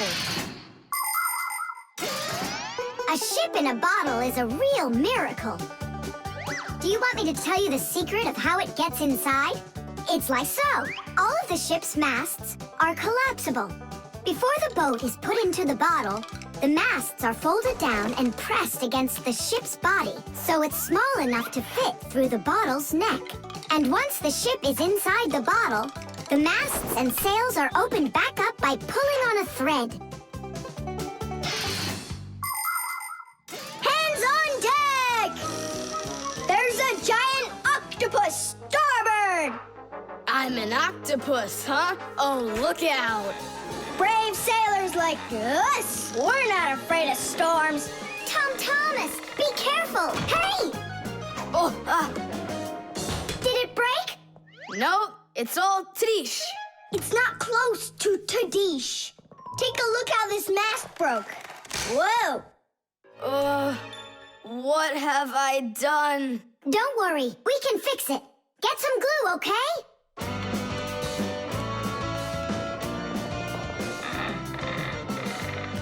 Here's some super glue I found. This is the kind that'll keep things stuck forever. Nolik, come and help! Achoo! Phew! This stuff is so stinky. Danish! Ooh, that's better. Thank you, guys. We sailors, never let a friend down. Nolik, you gotta get out. You'll get sick from that stinky air. I can't get loose. I got stuck. Hello there, Tom Thomas. What are you doing with the ship from my collection in here? I just wanted to give it some air. Tom Thomas, you know that taking things out of my office is just not allowed. Hey, look, what an interesting cabin boy. I never noticed him before. I'll take it, Dad, and put it back on the shelf, okay? Who just sneezed? I did. Achoo! Well, all right then. Do your homework and please don't set foot in my office again. Simka, where are you going? To save Nolik. I'll come with you. You're not allowed inside that office. Your father said no. Sweetheart, your soup's getting cold. I'm coming. Nolik, where are ya? Simka, why is everything turning? Because you inhaled the fumes from that stinky glue. Ah, phew. Everybody knows how strong the smell of paints, cleaning fluids, and glues can be. But the nasty smell is not where the real danger lies. Breathing in the fumes from paint or glue can give you a terrible headache. Or even worse, it can make you faint. That's why when the Fixies need to paint or glue something, they're supposed to put on a safety mask called a respirator. And humans need to remember to wear masks just like Fixies when they're working with fumes. And never forget that the fumes from glue and paint can be flammable. It only takes one spark and kaboom! There can be an explosion. So always remember to have plenty of clean air moving through any room where you are gluing or painting anything. Simka, hurry up. Hang in there, Nolik. I'll get you out of there.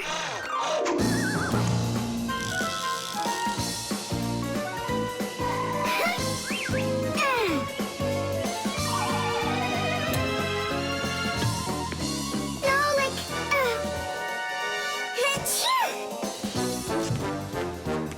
Oh no, is he okay? Nolik! Nolik! Oh, you're alive. Turning starboard. Turning port.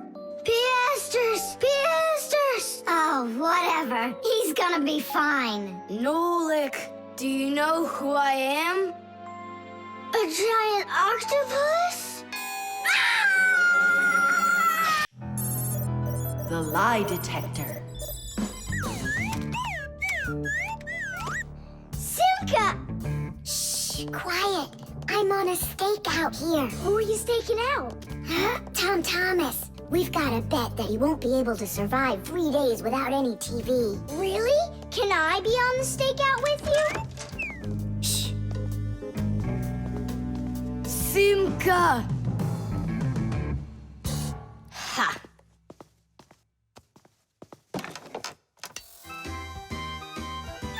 Aha! I gotcha. What? Who? You lost the bet, Tom Thomas. Just tell me you didn't. I didn't. Why didn't you? It's because I'm not Tom Thomas. What? I'm Tom's brother. That's totally not true. We know Tom Thomas doesn't have a brother. I meant his first cousin. Then how come you two look so much alike? It's 'cause our mothers are twins. So what should we call you? Who, me? John Johnson. And who are you, by the way? As if you don't know who we are. This room is beautiful. Sure is bigger than mine. I don't believe you. You're telling a lie. And what is your proof? Maybe he's not lying. There's a way to check it. How? Yeah, how? With a lie detector. You'll see. A lie detector is a device that is used to help figure out if someone is telling the truth or if they are lying. You see, when someone is lying, they always get a little bit nervous. Even though we might not see it, we know that a liar's heart beats a little faster, his breathing changes, and he sweats. A lie detector can pick up on all of these little things. And that's how a lie detector can be used to help find the truth. But you don't have a lie detector. But we know how a lie detector works, don't we? Or are you scared, Tom Thomas?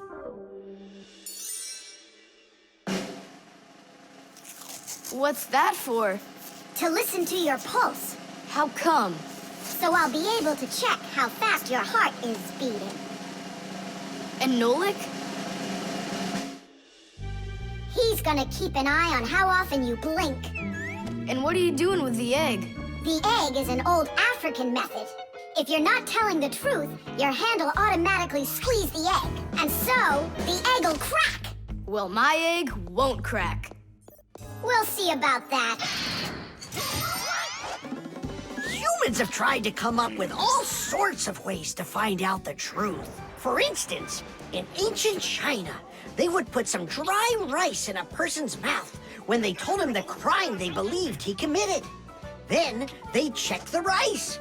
If the rice stayed dry, they believed he had committed the crime. In ancient India, a person had to bang on a gong while answering a judge's questions. If he started banging the gong louder, then it was believed that he was trying to hide the truth. And in Europe, if one knight accused another of lying, then they would just take part in a duel. Whoever won that one was said to be on the side of truth. No, it's not easy to hide the truth, but sometimes it can be even harder to find it. Answer yes or no. You got that?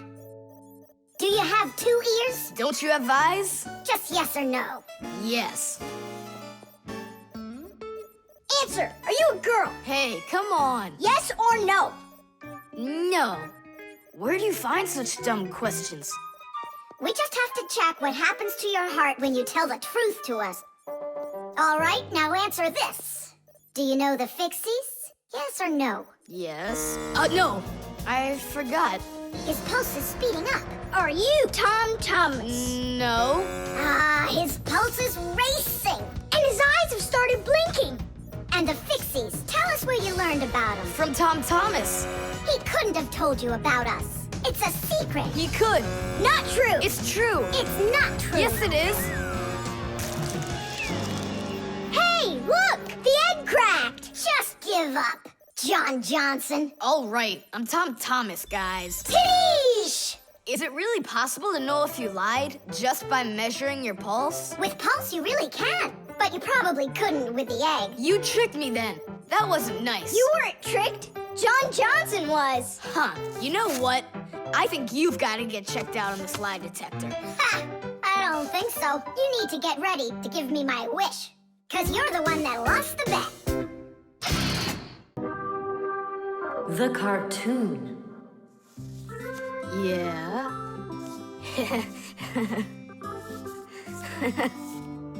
Like that. Yeah. Tom Thomas, aren't you done yet? Yeah, show us your surprise and quit drawing. But this is the surprise. So make yourselves comfortable.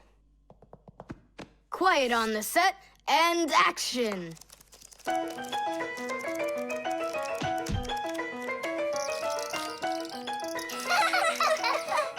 Great crash, huh? You should put a huge bump on his head. It's just like a cartoon that you drew in there. He did draw us a real cartoon there. Oh, right. Real cartoons, they only show them on television. But they make them exactly the same way.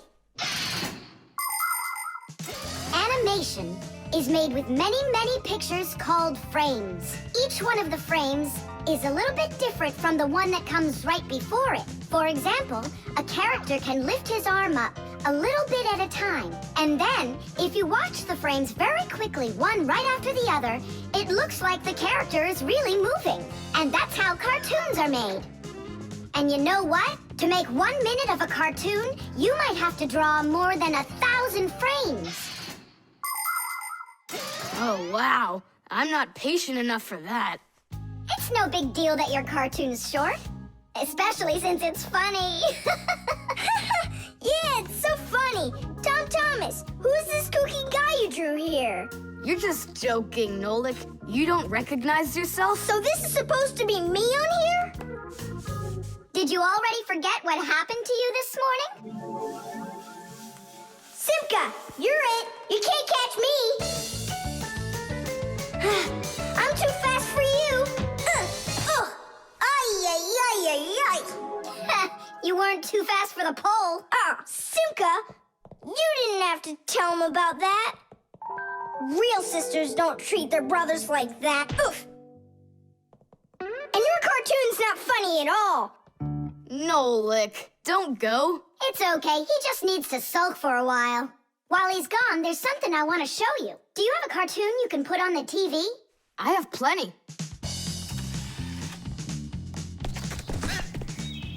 What should I do? Let's watch it again. But now I want to show you the same cartoon a frame at a time. Here, take a look. This is a frame, and here's another and another. Isn't that cool? Uh-huh.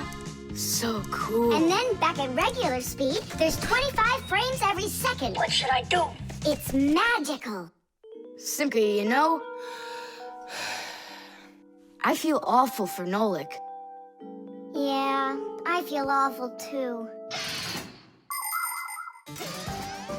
There are many different ways of making animation.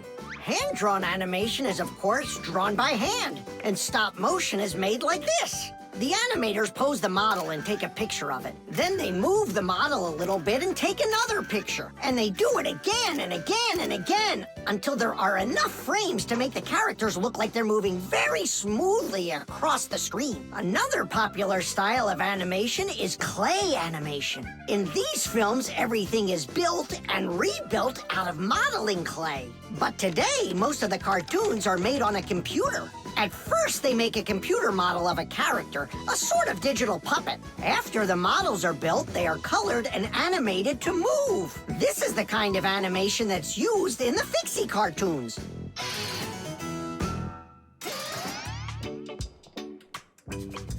Thomas, what are you doing? Are you drawing a new cartoon? Nah, I started fixing the old one, so Nolik will stop being angry. Good. Keep drawing, and I'll go and get him. Nolik!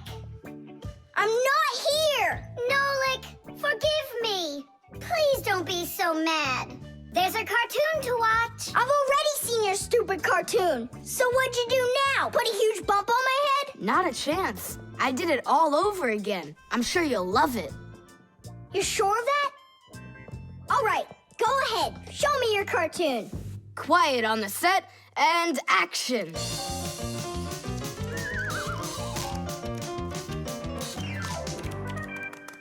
There you go. Now that cartoon I really liked. Good, 'cause I'm all out of paper. Well, I think the first cartoon was funnier. Whoa, but this one's much better, of course. Yeah. The laboratory.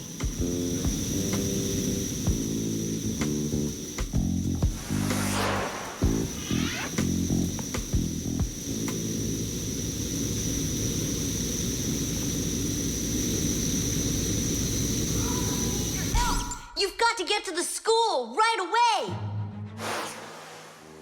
What did he say? That we've got to get to the school. How come? Did you hear why? I didn't, did you? I wonder if Simka didn't go to school today.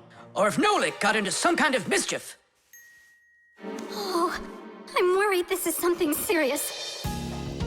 La la la la la la. And that's 5, 6. I like this hairstyle. 7, 8.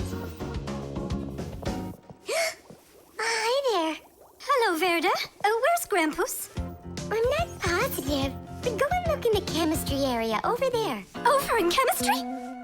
Tell us, was Nolik doing anything wrong today? Nolik? He's always fooling around. Right. So we're not here for anything Nolik did. Maybe something awful happened to him. Like what?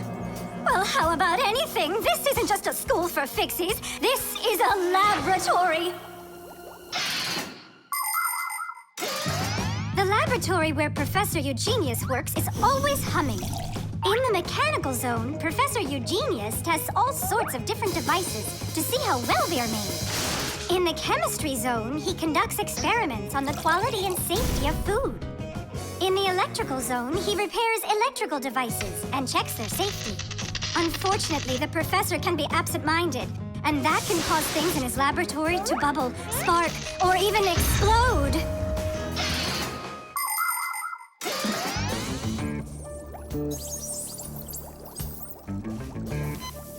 Marcia, there's nothing to worry about yet. But how can I not worry? Digit, have you seen Nolik anywhere? Do you know if anything's happened to him? This is a laboratory here. Who knows what could happen to anyone? Like what? What are you saying? Like that. I told you, things happen here. And where? Let's go, quickly! Marcia, no need to panic. Tuna, it's so good you're here. We really need your help. What is going on? There! Wee! Grampus! What? Where? In the mechanical zone, there! And Simka and Nolik? There! They're all there! Oh, my children! Don't lose your head. Oh! Oh! Marcia is my wife, and the mother of our children, Simka and Nolik.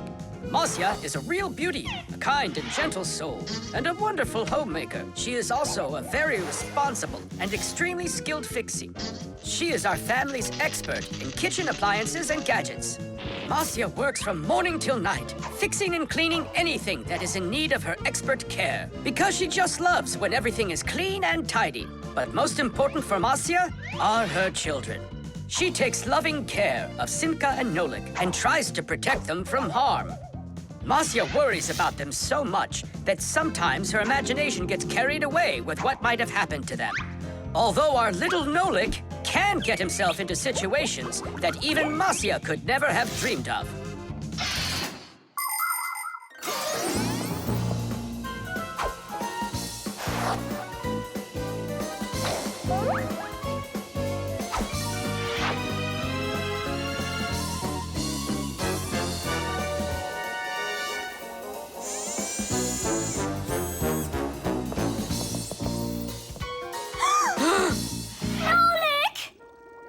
Hang on tight! We'll save you! Hey! You're alive! What's going on? I don't need to be saved from anything. So it's Simka we need to save, not you? I don't need saving either. I'm fine. And what are you so worried about? Everyone's alive. Then why did you make us come here? I need you to help with a little accident we had. Nolik, was this your fault? Oh, no, it's not Nolik's fault. Quite the opposite. He was trying to help me fix it. Papoose, we need you to help us with one of the pieces that we couldn't get back in place. This one?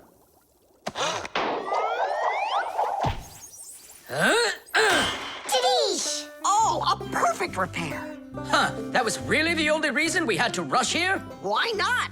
There was just no way we could let this wait, so I sent for you. But Fire said... Why fire? Why is it always fire? How come you had to scare us so badly? I'm not the one who scared you. You did that all by yourselves. The motion sensor. This part has to be replaced with one that's new. I've got an idea. How about we run to the warehouse and get it? Because you don't have time to go there. And that way you can keep on working. All right, then. Only remember the code for the part. A8375. I'll remember it for sure.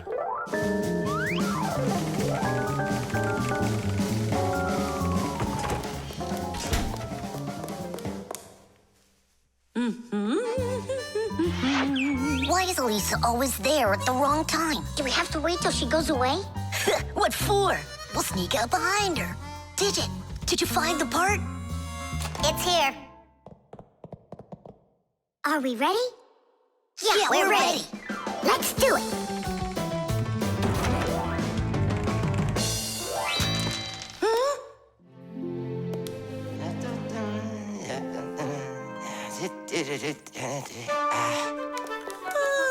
Professor Eugenius, you're in here. Do you know why this door just opened? And closed by itself? Of course I know, Elisa. It's because I converted it into an automatic one. You see, I installed a motion sensor above it. A motion sensor is like an electronic eye that watches everything that moves in front of it. Did you ever wonder how doors open by themselves at places like stores or at the airport? They open with the help of motion sensors. If the sensor sees that someone walks up to the door, it sends a signal to the door's electric motor. The electric motor opens the door and then automatically closes it after the person walks through it.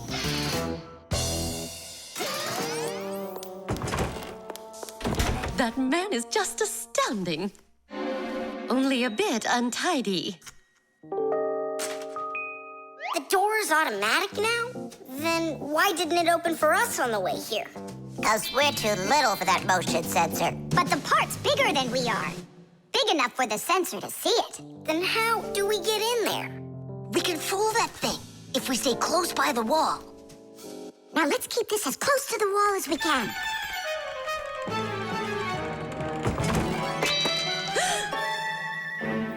This door is a little too automatic. And these parts are here again. Didn't I put them away?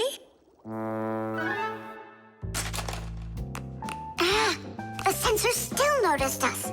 Here's what we gotta do. Let's break it. Why do we gotta break it? All we have to do is deactivate the unit. Sensors are used to help people in all sorts of different situations. For instance, motion sensors notice when someone is moving so they can automatically open a door or turn on a light. Some automobiles are equipped with rain sensors. If it starts raining or snowing, the sensor automatically turns on the car's windshield wipers. There are also sensors that react to how much light there is. In the evening, when it gets dark, light sensors can be used to turn on street lamps. And in the morning, when it gets light again, the sensor switches them off. A smoke detector can sense when there's smoke inside. The sensor can be used to turn on a fire alarm or even an automatic fire extinguishing system.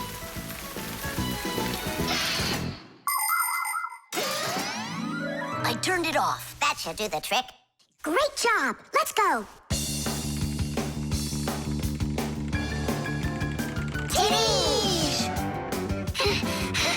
Professor Eugenius, mission accomplished. Well done, Fixies. Actually, not that well. This part here is A7583. Uh-huh. And I asked for A8375. Digit, didn't you say you knew the code number? I did know it, but somehow forgot it. Digit, I can't believe that you forgot it. All right, we'll just have to go out one more time. Thanks, but no thanks. I'll get it this time. I forgot to warn the professor that we've turned off the sensor. And I'm afraid he's expecting that the door will automatically open up. Professor! Stop!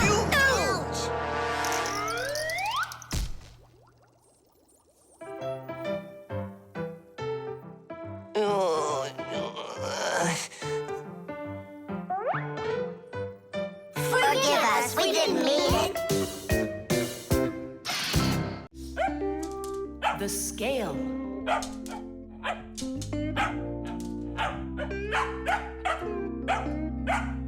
Chewsocka, that's enough already. But what if it's something important? Come on, she's just a dog. They say that cats and dogs have a sixth sense that we don't have. What's that? Well, they feel all sorts of things that we humans don't. I better let her in.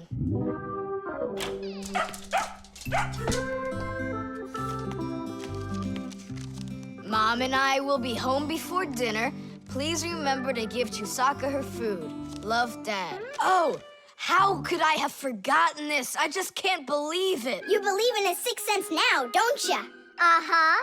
Only it looks like for Chewsocka, it's a sense of hunger. How much food should I give her? Look, it's all written on that chart. For each kilogram of the dog's weight, serve 1 level scoop at every feeding. Uh-huh, I got it. How many scoops is Chewsocka? Oops, I mean, how many kilograms? I don't know. Then what should we do? You don't know? We'll weigh Chewsocka, that's what we'll do. With what? With a scale. There's one standing in your dad's office. You're right. Let's go.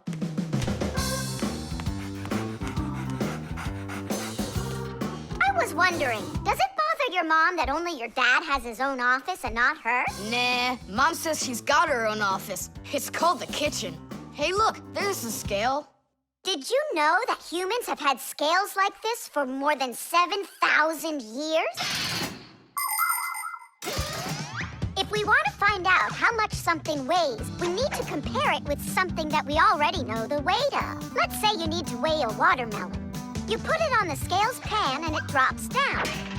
Now you keep adding weights to the other side until the two sides balance. Well, this one is too heavy, but this one is just right. Since the weight is 10 kilograms, it means that the watermelon weighs 10 kilos. And that's just how simply a scale works.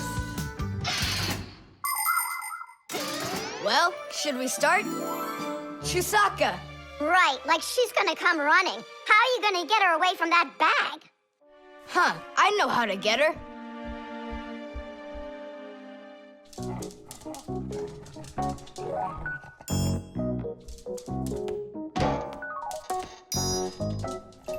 Here, hold this little piece of food while I weigh her. This may be literal, but it's way too heavy. Just hang on. Please, hurry up.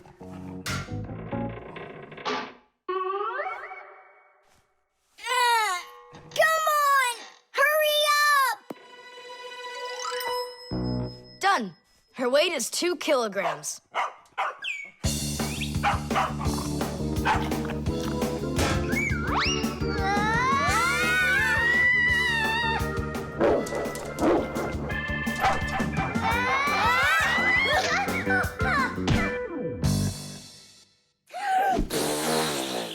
Okay, now we can feed Chewsocka.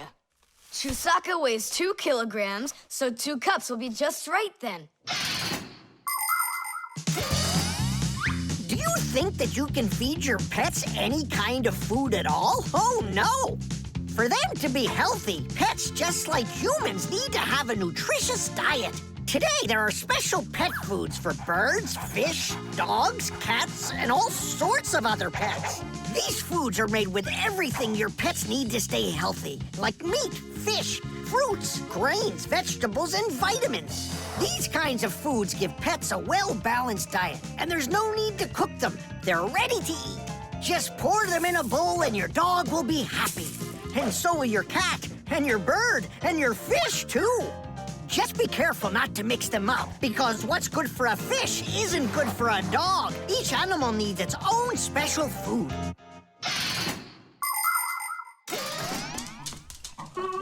Stop! What's wrong? What's wrong? You have to take out a piece. She ate one already. All right.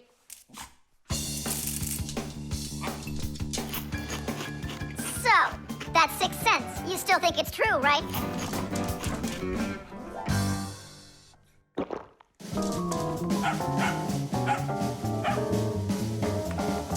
What did you bring that for? Oh, Mom is calling. No way. How could she know it would rain? I knew that Chewsocka had it. Hello? It was a 6 cents, wasn't it? The hairdryer. Nolik, are you here? Yep, I'm here. I got a cool trick to show you. What? Oh! That was real magic, dude. Took long to learn it? No, that's not the trick. It's a trick with helium. Oh, what is helium? Well, helium's a very light gas they fill balloons with so they float in the air. That's not magic at all, you silly. Who's never watched a flying balloon? The trick's not about the balloon flying. I need to get its gas. Ugh. How can I get it down from there? Get a hairdryer. That's the way to do it. Yeah, what for? So I can show you a trick. All right. Mom, can I use a hairdryer for a minute? A hairdryer is a great, simple invention. Inside a hairdryer is a fan that sucks in the air from behind it and pushes it out the front to blow your hair around and make it dry. To heat up the air, there's an electric coil inside of there. When the coil heats up, it warms up the passing air. And the hot air helps your hair dry faster. Of course, you don't have to turn on the heat setting, but then you better like that cold wind.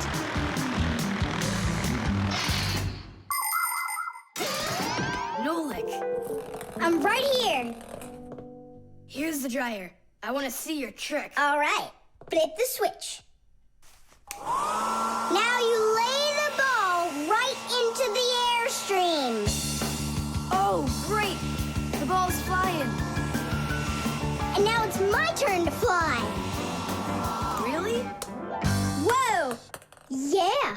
I'll shoot right up to the ceiling so I can grab the string and pull the balloon down. So turn off the heat and away I go.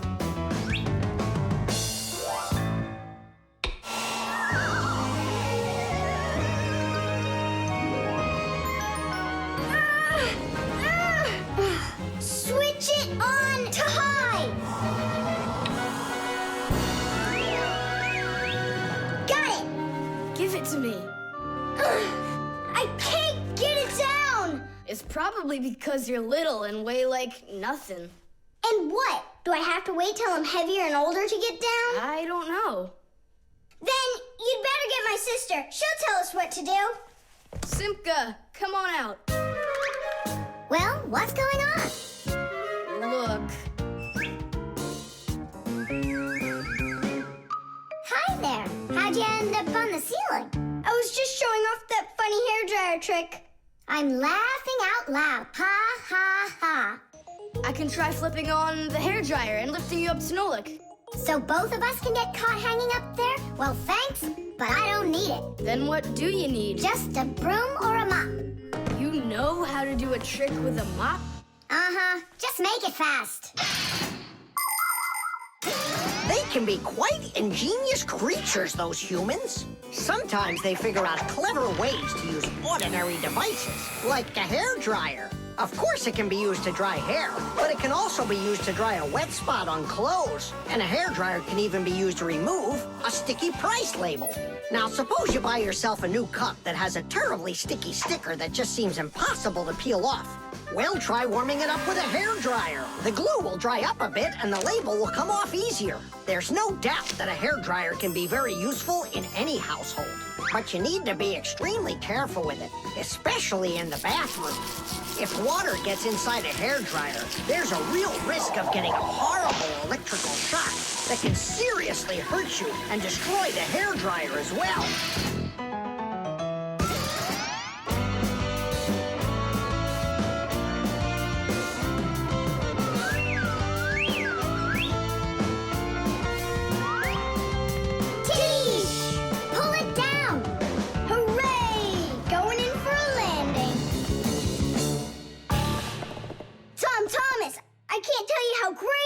To fly inside a stream of air. Good for you. Now I'll sound like a Fixie. Really? Uh-huh. Huh.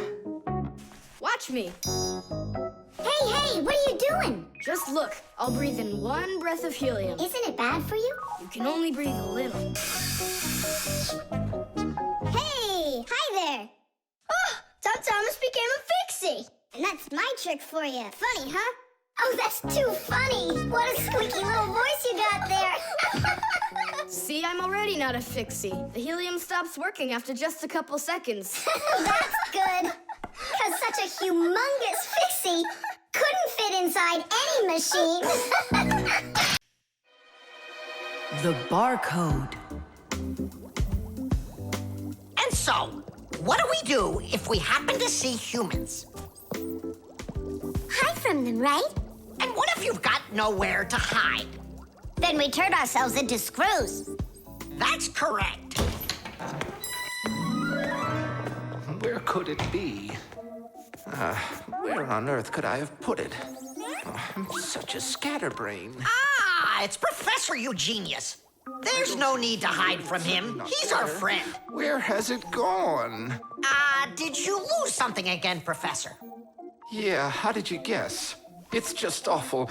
Yesterday I started testing a new iron, and today, it's totally disappeared into thin air. Where could you have put that thing? I've got it down to 2 places. It could be in the warehouse or not in the warehouse. Yeah, that information will help us find it. Or not help us find it. Class, follow me to the warehouse.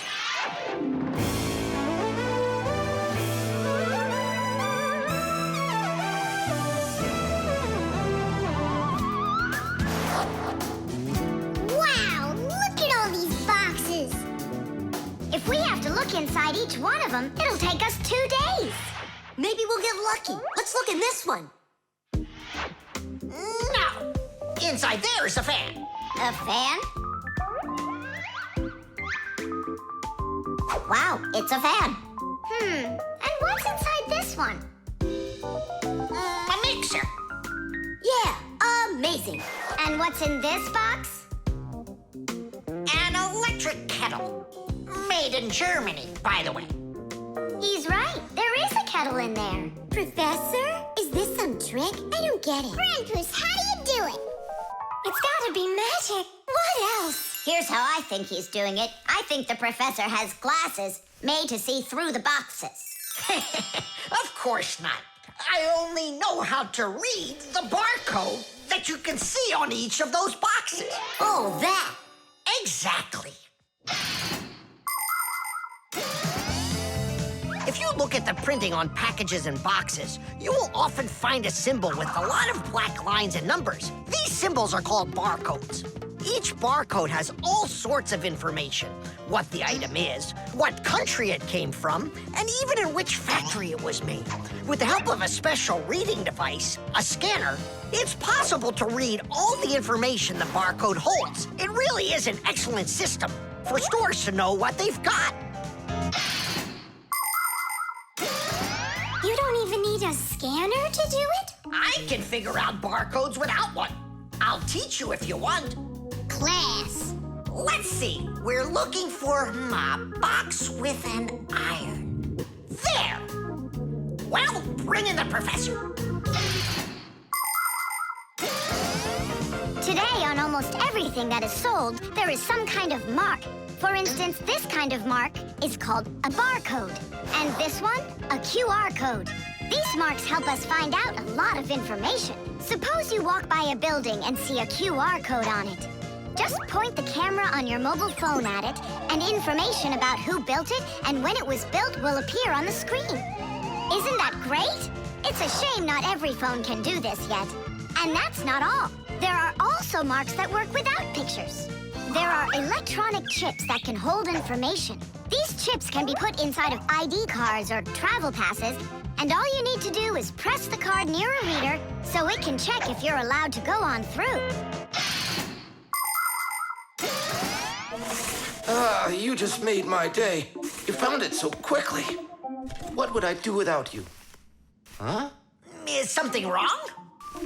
This is not an iron. Whose sandwich is that? Mine. Yesterday I wanted to put it into the fridge, only I guess I put it into my... I just get distracted so easily. Look, we need to think this through logically. If you went and placed your sandwich into the box where the iron should have gone, then you must have put your iron in the refrigerator. Oh, here you are. Here you are, my new iron. Oh, I looked everywhere for you.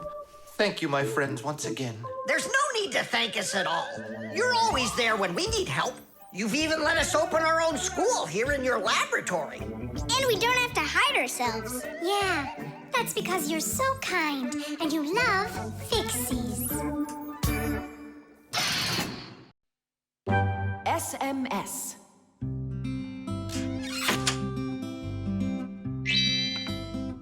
Hey. All clear. Oh, take a look. A mobile phone. You think they bought Thomas a new one? Oh, wow. Nolik, stop. Awesome.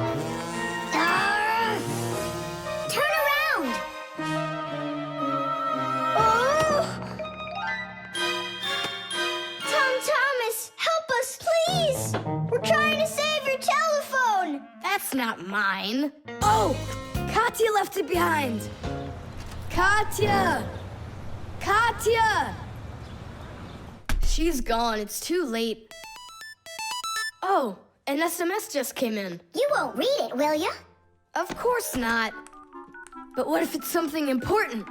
Thomas, don't you even dare go and read her letters. Uh-huh, pretty interesting. Looky, there's just a ton of these messages. Now, Nolik, you go and distract him from the telephone. Uh-huh.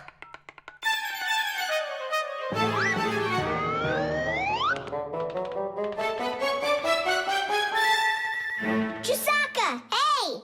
It's me, your buddy Nolik!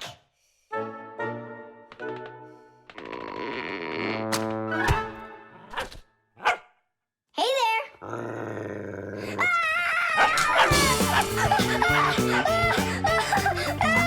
Chewsocka, cut it out. Stop it! That's enough with the barking. Out of this room, right now.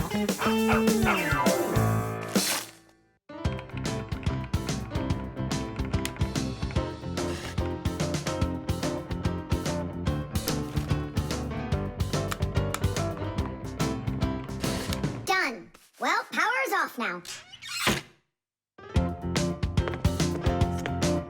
Huh, what's up? It stopped working all of a sudden. Oh, it looks like you've broken it. What? No way. You did too! Well, Thomas, now you'll have to give Katya her phone back like this. I just don't get it. It happened because you were reading someone else's mail. It was just an SMS. An SMS is no different from a letter. It's only shorter. People send SMSs through their mobile phones. And that's why looking inside someone else's phone and reading their SMSs is just as rude as reading someone else's mail. And that's why when we Fixies work inside of a phone, we always put our headphones on when a call comes in, so we won't overhear people's private conversations by accident. It's just the polite thing to do. I promise I won't read anyone else's messages. But that's not gonna make the mobile work again. Now what? Tell him the truth? Don't you worry, Thomas, because we turned the phone off. And now we'll turn it back on.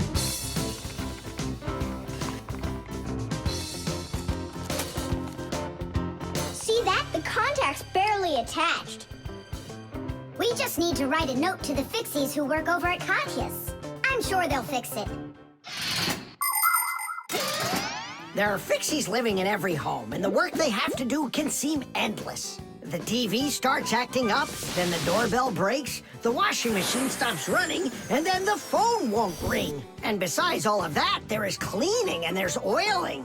Like the appliances in the kitchen or kids' toys and all those other things. Modern houses are literally stuffed with all sorts of devices. And that is why the Fixies keep working day in and day out. Unfortunately, this can make Fixies get carried away by their jobs. And they can forget about their Fixie relatives and close friends that live in the neighboring houses and apartments. And that's not right.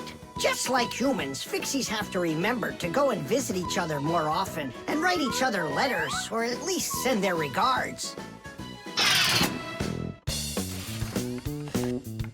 That's all. It's working again. You're the best. Now I can give a call to Katya and tell her she left her phone over here.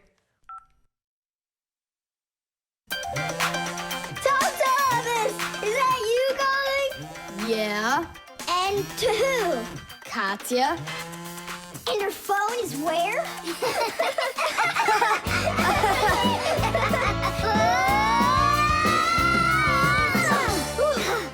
Thomas, good catch. Boy, you're fast. Just like a... Like a Fixie. The Piggy Bank. Mwah! Thomas, why are you throwing away your money? That's not what I'm doing. I'm storing it. This is a piggy bank. Oh, here's another coin. I don't like its snout. That's one very suspicious-looking pig. Are you positive your money's safe with her? Don't worry.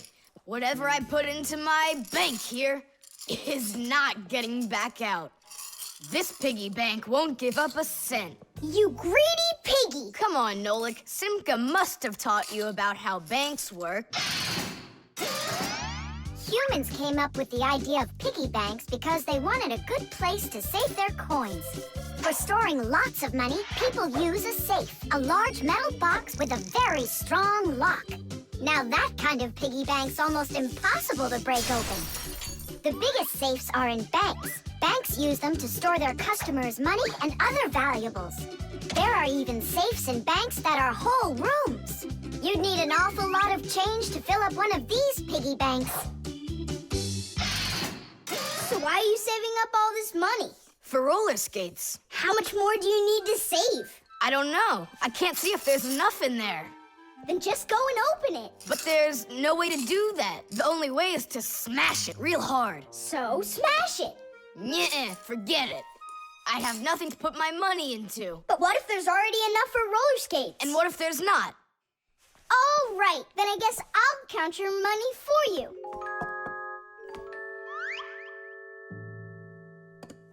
Tidish! Oh, whoa! Thomas, you've got a fortune in here. There are many different kinds of money, and they're not just coins either. Long ago, people paid each other with shells and squirrel skins and even parrot feathers. And of course, metal coins are more convenient than any of those things. And paper money is even more convenient than coins. One piece of paper can be worth as much as 100 coins, or even 1,000. All that needs to be done is to print more zeros on it, and that's all. Today, humans can pay for almost anything without paper money or coins whatsoever. If you have enough money in the bank, you can just walk into a store, give the cashier your bank card, and take your purchase home with you without handing over any money. The bank knows how much money you spend, and they pay the store for you later. It's so convenient. So, will you count them? Here we go. 1 coin and 2 coins. Wait, Nolik, what 1 coin, 2 coins? What are you counting? You have to add together all of the different numbers. Huh. You should have told me that before. I never learned how to. Yeah, that's what I figured. Come on out. Hut! Hut! Hut! What can I do? What if you try stacking the coins so they're like stairs? That's what I'm already doing. Why don't you try tilting the piggy bank over? Hang on. Stop! I'm getting buried! Put it back the way it was before! This is worse! Just put the pig down! Nolik, hang in there, please. I'll get some thread and lower it down to you. I can't get a hold of it. It's too far away. Hey, Thomas, smash the piggy bank. What? Just smash your piggy bank. But I like it. And what, you don't like me? Of course I like you. Well, who do you like more?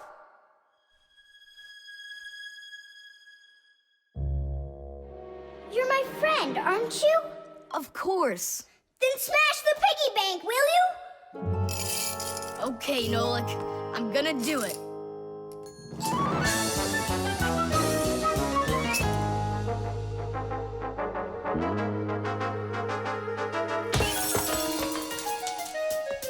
Nolik, are you okay? I'm okay.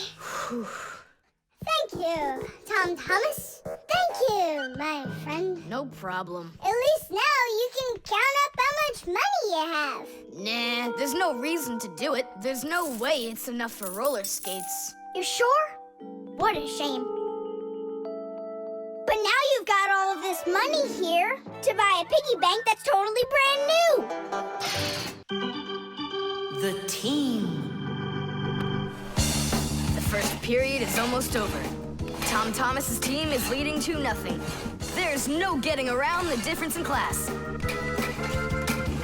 Simka, pass to me!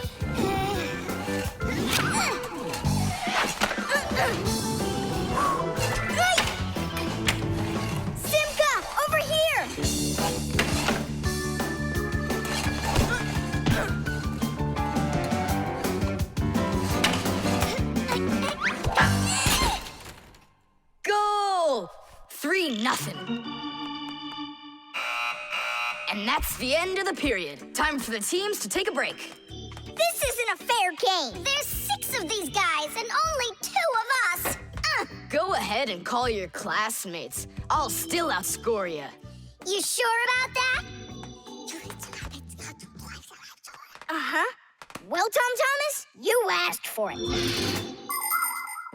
Young Fixies take classes and study just like human kids. But Fixie schools are quite a bit different than schools for people. To begin with, there are no more than 10 students in a room. In Simka's class, for instance, there are 6, and the children don't study in one place. On one day, the lesson could be inside a refrigerator, the next day in a computer, and the day after that in a vacuum cleaner. This is the best way for Fixies to learn all about them and put their new knowledge to the test.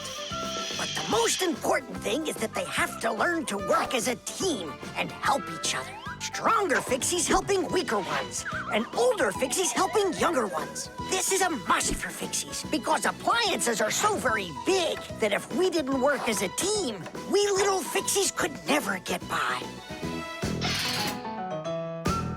As the second period is about to begin, our full team comes to the ice. Huh? Introducing the engine of our class, Fire! My motor's roaring. And now the brains of our class, Digit! Okay, what's the score?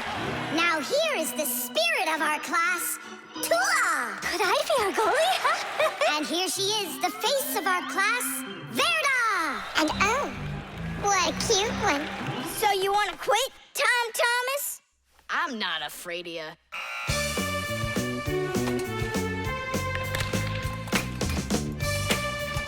Nolik, pass! Shoot! I'm calculating the angle to use. Whoa! Oops. Pass it quick. Quit sleeping! If you're going to scream at me, I'm not going to play at all. Wow, that's some team you got there.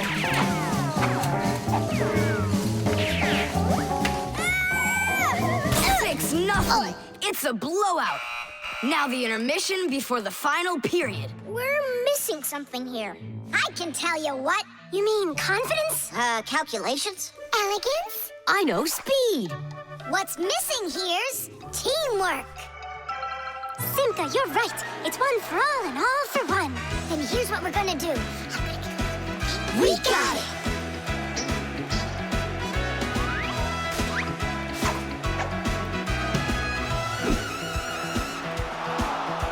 Attack and check, don't lose control. A line change on the fly. The puck is zooming towards the goal to score and break the tie. It's one for all and all for one. Great teamwork is a must. Let's go and show 'em how it's done. This game was made for us. Hockey's our game. Hockey, hockey's our game. Hockey, hockey's our game. Hockey, hockey's our game. Hockey's our game. Hockey, hockey's our game. Hockey, hockey's our game. Hockey, hockey's our game. Hockey's our game. Hockey, hockey's our game. Tell me again, what's the name of our game? Hockey. I can't hear you. Hockey. Oh, hockey's our game. Hockey. Hockey's our game. Hockey. Hockey's our game. Hockey. Hockey's our game. Hockey. I love that hockey. Hooray! We won, Tom Thomas. What do you say now? How did I get creamed like that? 'Cause you're by yourself here, and we are a team. The screws. Hey, Tom Thomas, what you thinking about? Huh? For school, I have to write an essay. My very best friend. I don't know. Who should I write about? What do you mean, who? Aren't I your closest friend? Of course. How could I forget to write about you? And you can keep forgetting. That's our secret, right? Don't you remember the promise you made when we met? Sure, how could I forget?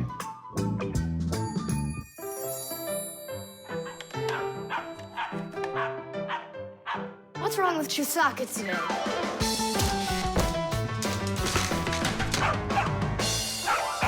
Chewsocka, why are these screws bothering you so badly?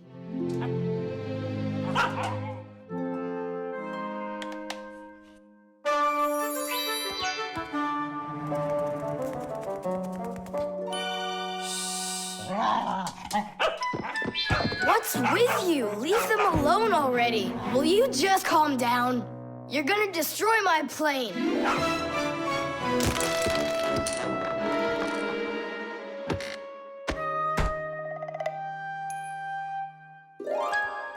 Let's get out of here.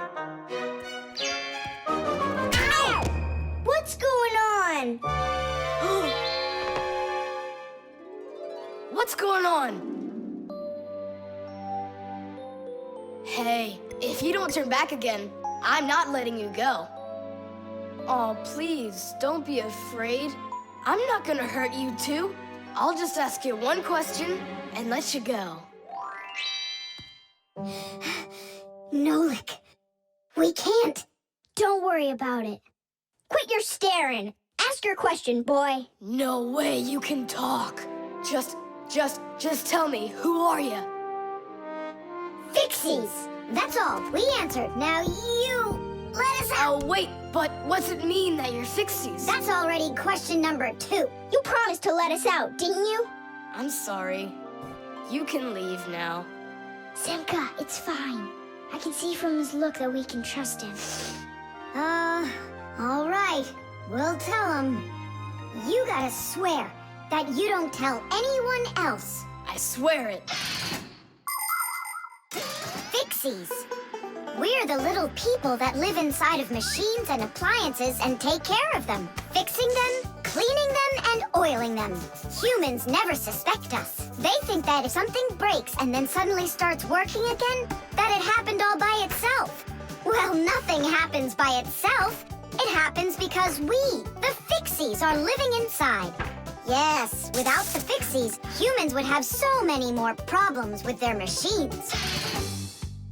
That's awesome. And so what are your names? That's already question number 3.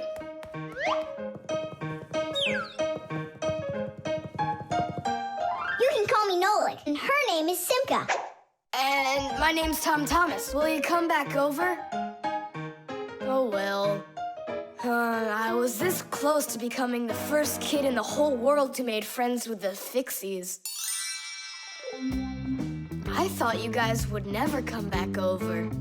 And we didn't plan on coming back. But then we thought it'd be really great to be the only Fixies in the whole world, who are friends with the only kid in the whole world, who is friends with the Fixies. Ah! And who has told no one about us.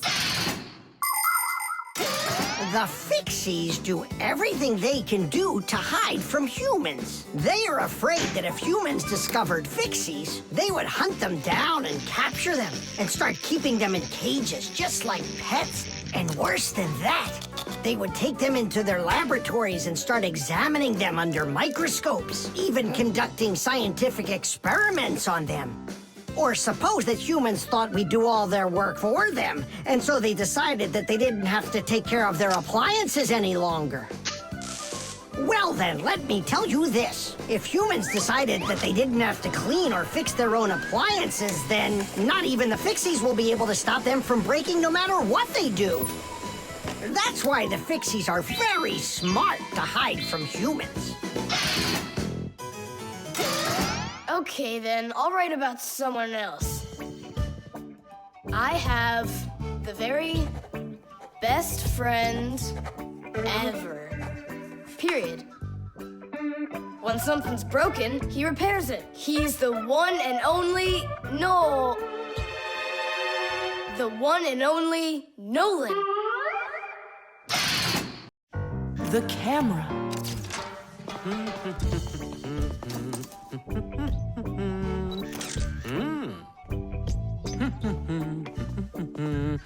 Stop right there! And let me see how pretty you look today. Well, just don't tell that to the elevator. Bye-bye. Check it out, Nolik. Class, huh? You're not gonna get in trouble for doing that? No. My dad gave me permission to take a few pictures with this camera. No, I mean the picture. You're sure that your mom and dad will like that you took it without asking for permission? But look, what a good picture. You know what, Tom Thomas? You're like a regular paparazzi or something. Paparazzi? They're the ones that take one photo and get millions, aren't they? You're right. And don't care about anyone except their photo paparazzis. Did you ever wonder how a photo camera works? Let's say you want to take a picture of nature. The light that's outside goes into the camera's lens. That's the glass eye on the front of the camera.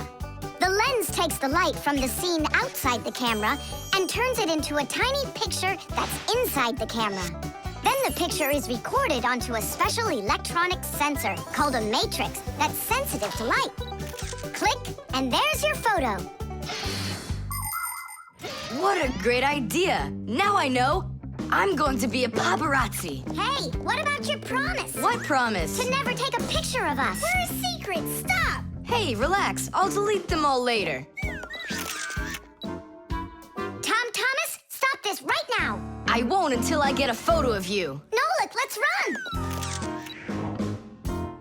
You can't run from me.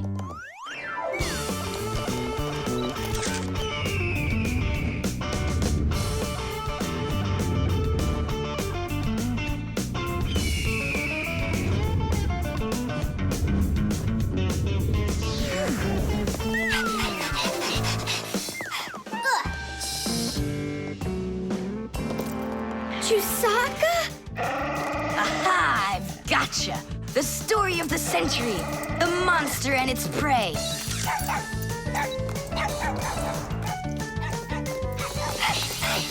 Tom Thomas! Help! No, he won't help, because he's a paparazzi.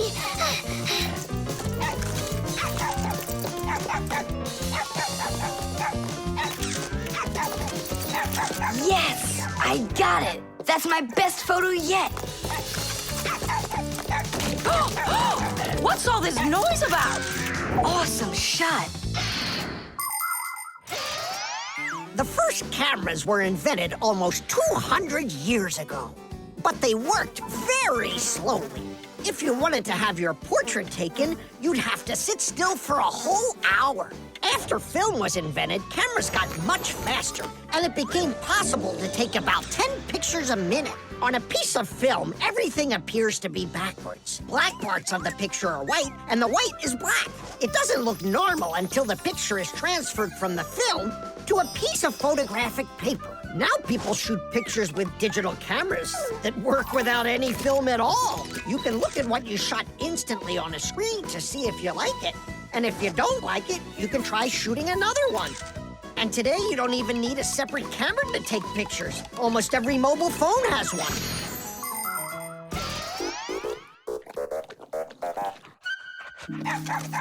Simka, Nolik, are you in there? Hey, come out. I'll stop shooting photos of you. Aren't we friends? I'm sorry, guys. Well, your friends were almost eaten alive by a dog. Please forgive me. Want to look at the photos I took? Sure, go on, show us what you got. We're not in that shot. We're not there either. Ha! Well done there, paparazzi. Hang on a sec. I still got another one, and you're in it. I know for sure. Look! I'm zooming in. It's impossible. I don't believe it. It's possible. But when did you have time to turn into screws? The same time you were pushing the button. When we're scared, we can change faster than the blink of an eye. You lost. Paparazzi. And what are you gonna do with your millions, Mr. Paparazzi? Would you please stop calling me that? You got it, after every one of those photos is thrown away. All right, I'll delete them.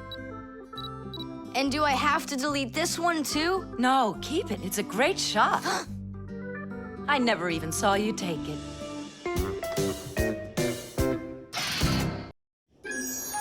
Invisible ink.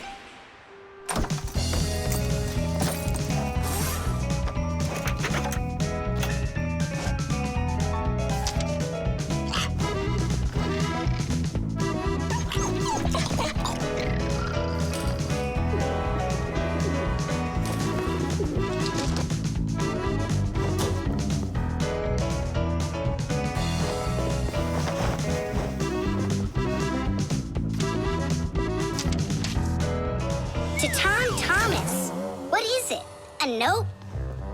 Who's it from? It's from no one. Ah, is this no one a girl?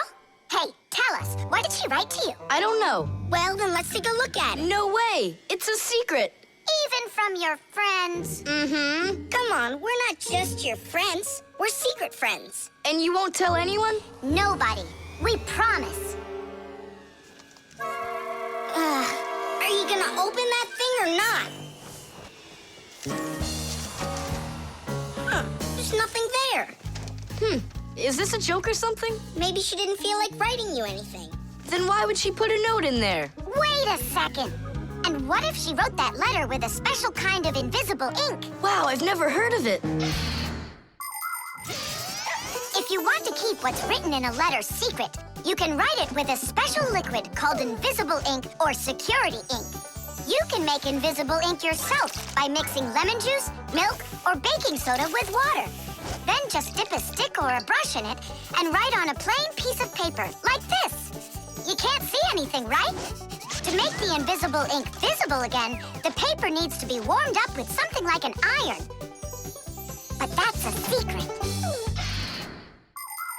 Well, Simka, you might be right. Only what about the iron? I can't use it. But your mom can, and right now she's doing the ironing. Yeah? Well, that changes everything. Hold on! If that really is a secret letter, then no one should be allowed to see it. Even your mother. What can I do then? Ah, I know what.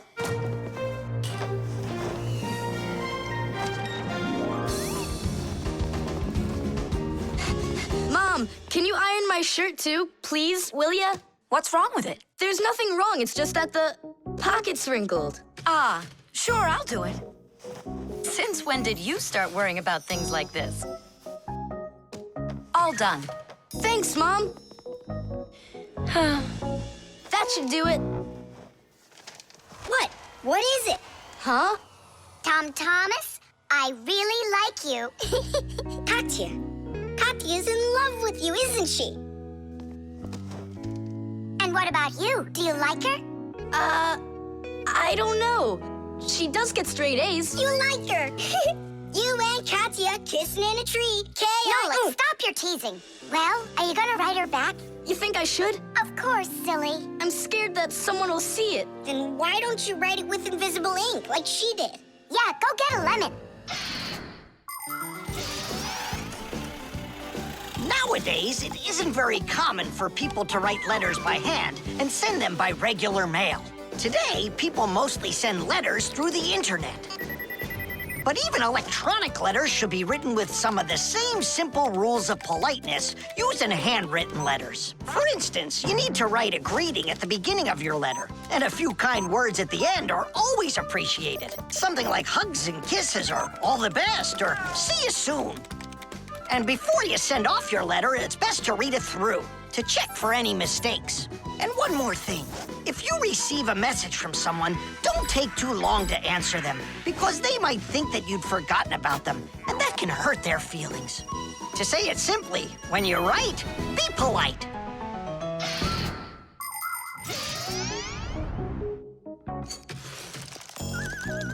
Go on, write. And what should I write? Come on, tell the truth. Just write this. Forgive me, Katya. Only there's another girl I really like. My one and only Simka. Nolik! If you don't like it, then why don't you think it up? Tom Thomas, just go ahead and write how you feel deep down in your heart for Katya. Katya, I like you too. Like that? Is that all I have to write? Would that be okay? It's lovely. K-I-S-S-I. Just zip it, will ya? Tom Thomas, is that everything? And did you make sure to check that you didn't make any mistakes? No, but I'll check right now. all the words disappeared. Well, if there's something wrong, only Katya will find it. The compass.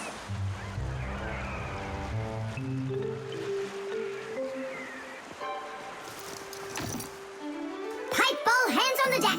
Aye, aye, mateys. Shiver me timbers. Simka, Nolik, what you doing here? We're not Simka and Nolik. We're courageous pirates. Yeah, pirates. And today we leave home for the sea. Are you with us? Yes, I am. Hooray! You mean no? No hooray? Oh, yeah. You can't join us without a test. Go and find a special thing. Something no sailor should ever sail the sea without. I can do it, but how? With a map. And it's over there. I've never seen a map that's this puny. What are you talking about, puny? That took us a half hour to make. From where you're standing now. Uh-huh. From here, you mean? Guessed it right. First, head to the north until you will find... Hold on. But where's the north? It's where the North Pole, ice, and polar bears are. But how do I know which direction the North Pole is? By compass, of course. A compass is a special tool that helps sailors and pilots know in which direction they're traveling, whether in the air or on the sea. Our planet is like a big magnet that has two poles, the North Pole and the South Pole. These magnetic poles help the needle in the compass find its way. The needle is magnetized, so one of its ends will be attracted to the North Magnetic Pole and point at it, while the other end will always point towards the South. That I know, but there's no compass around here. Then let's make one, by ourselves. Out of what? We can use a needle. We just have to magnetize it. And how's it supposed to turn around? In a saucer of water.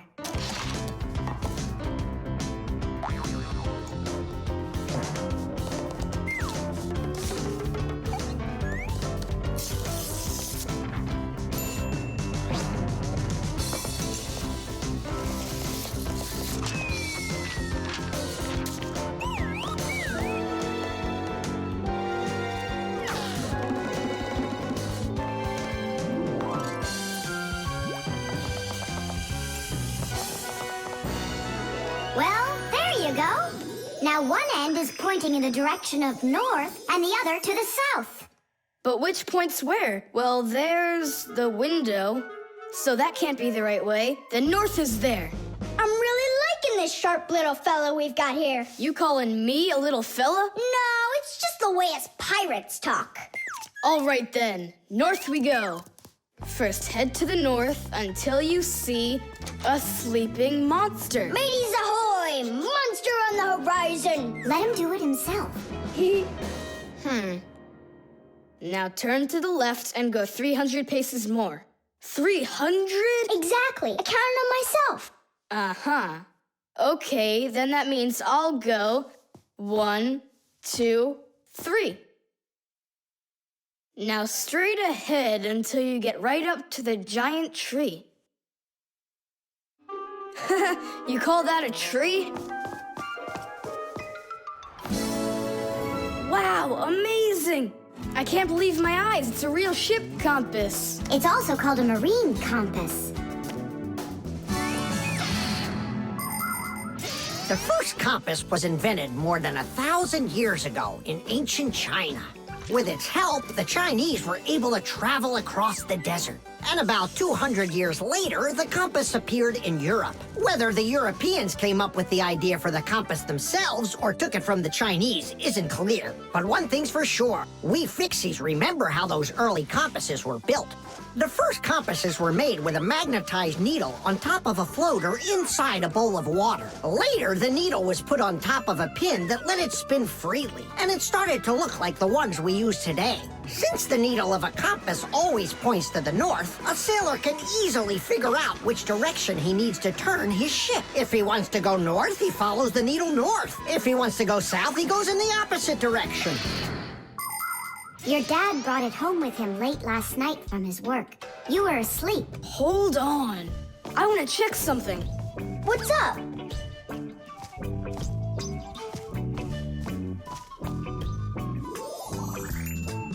Yeah, they line up together. Of course they line up. If not, how else would you have gotten here? We're done with the needle. It has to go back. First head south 600 paces. 6 for you, matey. The StringLights. We're almost all done. Yeah. Now Santa Claus is gonna come over. He'll say, 1, 2, 3, lights light up the tree. Then we'll get our presents. The real Santa Claus? Yeah, for sure. The real Santa Claus will come to you? You'll see for yourself. He comes to me every year. Okay, so let's practice. 1, 2, 3, lights light up the tree. Huh? Oh, the string lights burned out. And we don't have another one. Thomas, Santa Claus is almost here. Is the tree ready? No, not quite yet. Oh no. What are we gonna do? I'll be right back. Thomas, what do you think? Will Santa Claus give you any presents if there aren't any lights on the tree? No way. It's not right without the light. It just wouldn't be magical. Papus, Marcia, Santa Claus is about to come to Thomas, but the string lights on the tree, they all burned out. They all burned out? Really? The bulbs in a string light are connected together like a chain with a piece of wire between each bulb. When you turn on a string light, electricity flows through the wire, lighting up each of the bulbs along its way. But if any of the bulbs gets burned out, the circuit will be broken, and the electricity will stop flowing. That means one bad bulb will make all of the lights go out. So if you want to fix a string light with a bad bulb, the answer is really simple. Just find the bad one and put a new one in. So, do we have a spare bulb around here? I'll get it for you. I know where it is. Thomas, hold up Santa Claus for a while. We need a little time to find and replace that bad light for you. I'll try to. Thomas, Santa Claus is already here. Ho, ho, ho! I got one thing to do. So, let's find the bad bulb. Okay, Papoose, let's go. This one's working. Maybe this one burned out. Nope. And that? It lights fine. Santa Claus is getting very hot out here. Hold on. Simka, what's up? We checked all the bulbs, but couldn't find a bad one. Huh. I guess this year won't be magical. Okay, Mom, just come on in. Ho, ho, ho! Hello there, Thomas. So tell me now, have you been good all year? Huh, why aren't the lights on the tree burning? So then let's say it together. 1, 2, 3. Ow! Papoose, I found one more bulb. Here's the one that's not working. 1, 2, 3. Light up the tree. Huh! Now we need to replace this bulb with a new one. So where's Marcia? Show your light, O tree. Hooray! Ho, ho, ho, ho. Whew, that was really hard. I see you already got it shining. But where did you manage to find a new bulb? We got Papoose to act as the bulb. Tidish! Tidish! Ah, what a hero. Pull me up so we can put this bulb in. On Christmas Eve, on Christmas Eve, on Christmas Eve, our spirits light up. Whoa! And on the tree. Yeah! On Christmas Eve, nice box. the lights burn brighter. Every year when no one is expecting, from some place that no one could conceive, appears a little miracle before us. Every year on Christmas Eve, on Christmas Eve, Christmas Eve, on Christmas Eve, on Christmas Eve, the clock it seems on Christmas Eve is ticking slower. Then suddenly on Christmas Eve, a miracle on Christmas Eve, no one believes on Christmas Eve comes out of nowhere. Every year when no one is expecting, from someplace that no one could conceive. Yeah! A little miracle before us. Every year on Christmas Eve, on Christmas Eve, the clock ticks slower. The Kaleidoscope.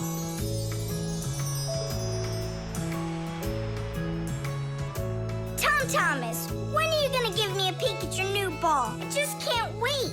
I told you, you can see it as soon as I hang it up. You're not peeking, are you? No, I'm not. Oh! So can I look at it now? Sure, take a look. Which one? This one. You broke it. It's okay. Don't be sad.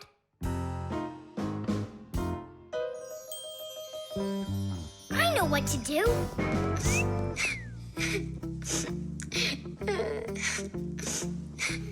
Thomas, look inside the kaleidoscope. What for? I looked already. Come on, there's something in there I'm sure you've never seen. Whoa. Cool, isn't it? What is it? It's my own invention, a pirate kaleidoscope. Glass, right? Uh-huh. It's great. I really like it. Thomas, hi there. I heard that you got a pretty ball to hang on the tree. Shh. Can I see it? It's right there. Where? There. No. Oh, that's just terrible. Why'd you do that, Simka? Come on now, I just cheered him up. How? Tell me. With the kaleidoscope, remember what Grandpa's taught us?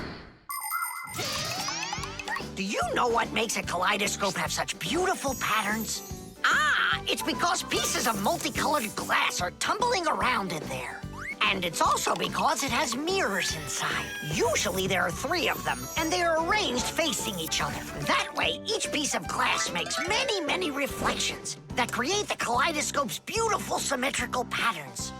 By the way, you can put just about anything you want inside a kaleidoscope, and each different thing makes its own special pattern. Yes, there are all kinds of kaleidoscopes. Some with buttons inside, some with flowers, and even some that are filled with insects. Once, a very rich man had a kaleidoscope made with precious stones inside. Yeah, it probably wouldn't have been nearly as beautiful if he had just filled it up with money. Thomas, look inside the kaleidoscope. I already saw it. It's pirates. Nah, it's not about pirates. We changed it. Go on, look and see. Wow. You like it? A lot. Hey, what did you put in there? A few pieces of the ball that you smashed. It's even better for Christmas, isn't it? Mm-hmm. That didn't work at all. Merry Christmas! We came to take a look at that splendid new Christmas... What's wrong? Oh, don't even ask us that. I've got it!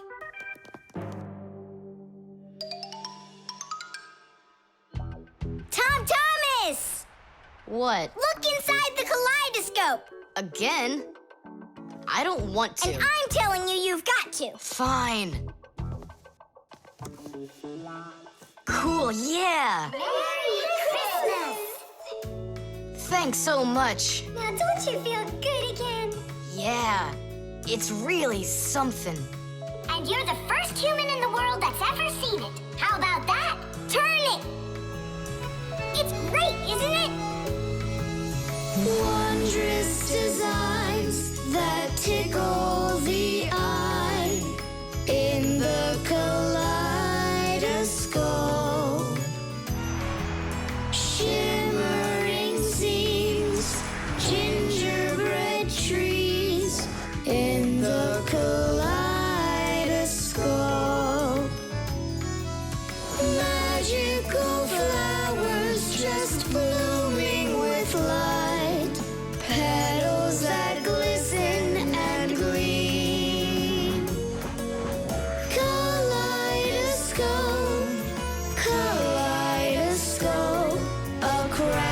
to the world of dreams. Kaleidoscope, kaleidoscope, a crack to the world of dreams.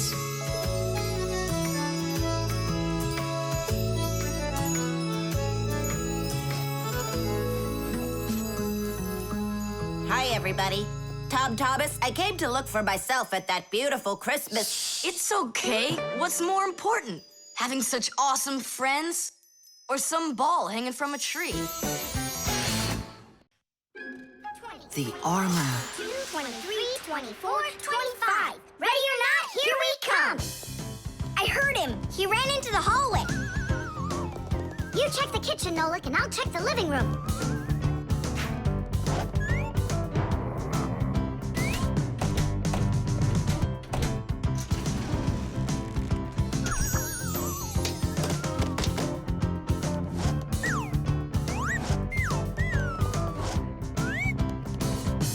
Well, I just don't get it. Where could he be hiding? The office. We forgot to check in there.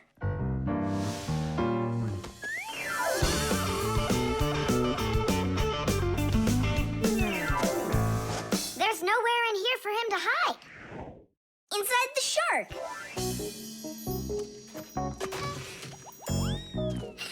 Nolik, Tom Thomas couldn't even fit half of himself inside of that shark. Yeah? Then in that huge vase. Uh-huh.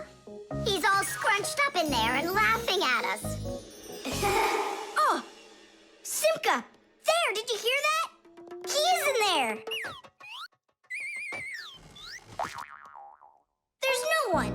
But I know that I heard a hee-hee. You imagined it. Let's go take a look in the bathroom. I imagined it. It's so stuffy inside this armor.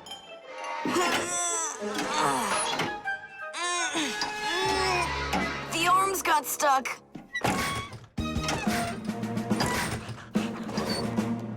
Where else could he be? Who is that? Ah! Simka the Knight! He came to life! Well, how much longer are you gonna look for me? Armor is very hard clothing worn by warriors to protect them against swords and arrows. People started making armor in ancient times, but the full body armor that knights wore didn't start until the Middle Ages. The armor worn by knights on horses was heavy. It could weigh 100 pounds, and if a knight got knocked off of his horse, he'd need help to get back up again. By the way, the knights' horses, they wore their own heavy set of armor for protection. Hey, did you turn into statues? Tom Thomas? Is that you in there? Who else? Lift up this visor, I can barely breathe. And how come we should do it? 'Cause I can't. Don't you see? My arms got stuck. We see. You look funny. Funny to you, but now I'm stuck and I can't get out of here. Come on, help me out, please. Great! Chewsocka's just what we need right now. Chewsocka, what's wrong with you? It's me. Hey, stop it.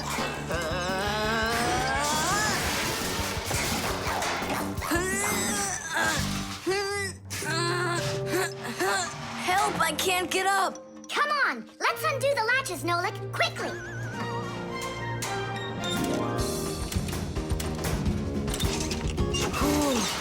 Thanks for helping me. It was nothing. I couldn't have done it without you. Let's put the night back together. Uh-huh. Before Dad gets back. Protective clothing isn't just for people who are fighting in battles. Travelers put on special nets to protect themselves against mosquitoes and gnats. And beekeepers wear protective clothes, too. If they had nothing to protect them from bee stings, their job would be quite painful. Without their protective clothing, it would be impossible for firefighters to go into burning buildings and save people. And how could astronauts go into outer space without special clothing? It's freezing up there and there's no air to breathe at all. And that's why they wear a special costume called a spacesuit when they travel. The spacesuit not only protects astronauts from the cold, but supplies them with air so they can breathe. By the way, the Fixies also wear protective clothing so they can stay safe while they work. Well, there. Did we get it right? It looks like we got it right. Only, where's the helmet? Nolik went to get it. Thomas! Helmet delivery! Thanks there, Chewsocka. Whoa there, Warhorse. Calm yourself down. There we go. It's all back in place again. Too bad that your knight looks like a ballerina twirling around. You see, his arm. I can't move it. It's stuck. Here's what we'll do. Give him something to hold.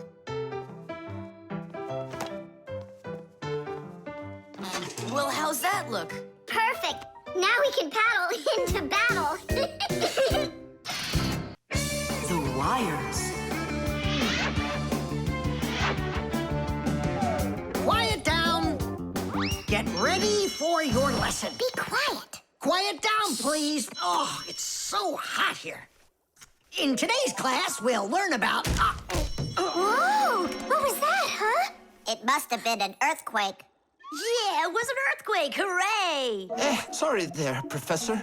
Ooh, I have to find an outlet so I can plug in this fan. Ooh, it feels terribly hot. It sure does. Well, keep looking. You'll find one. Now then, where was I? Oh, right. Today, No, it's impossible. In this whole laboratory, there isn't one free outlet. Look at this. Just pull out one of these wires and then you'll have a free outlet. I can't. I fear I could pull out a plug for something important. Volt himself would get all tangled up in these wires. Whew. Don't worry about it, Professor Eugenius. We'll find a free outlet for you. that's right, my colleague. A cup of tea will do you good, so just go relax. Thank you, my colleague. And as always, I'm eternally grateful. Fixies have opened schools for their children in all sorts of different places, like factories, stores, and warehouses. Anywhere where there's lots of machines and appliances and places to hide from humans. And this is where we hold our school, right here inside the laboratory of Professor Eugenius. It's a fantastic place for me to hold class. Every day, new devices, materials, toys, and even food are brought here for examination. And there are lots of scientific devices and tools to study here as well. But most importantly, we never need to hide from the head of the laboratory.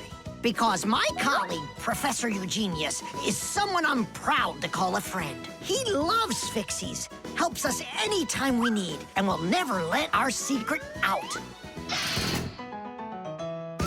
What should we do first? We have to start out with pulling apart these wires. That'll take a second. Over here!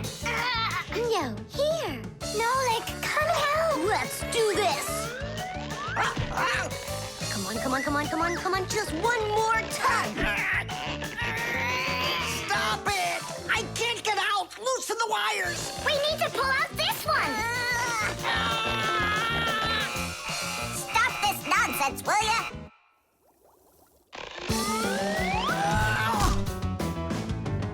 Thank you, Digit. Tidish. Well, the way I see it, in order to get the knot out that's over here, we need to expand the loop that's over there. And then push that wire through it. And then do it again from the other end. That's it. Very good, girls. Hey! Now pull it hard. Perfect.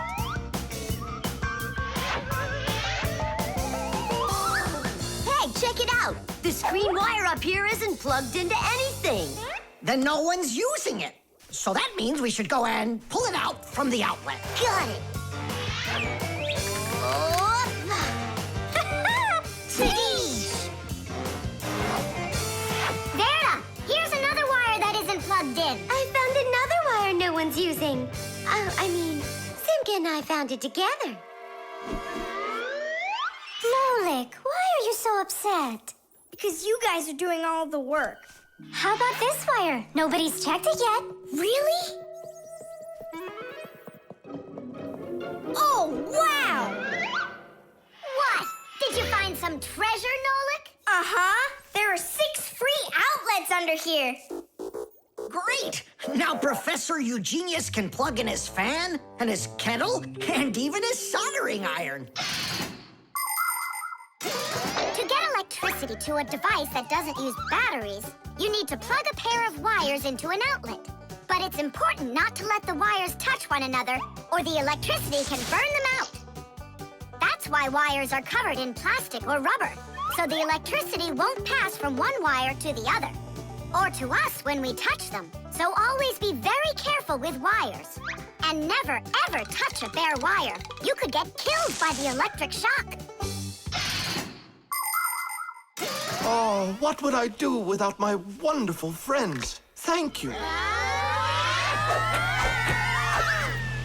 Sorry. I wanted to... I should go. Go ahead. That's a great idea. And we'll start our class. What were we talking about? All about wires. Well, it looks like our class is over. Time to go play. The airbag. We're gonna be late. We'll make it.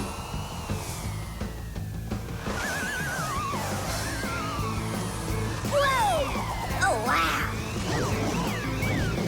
Hey, slow down there. I'm a super duper racer.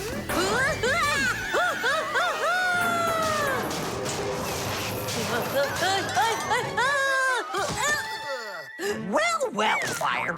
Again, risking your life.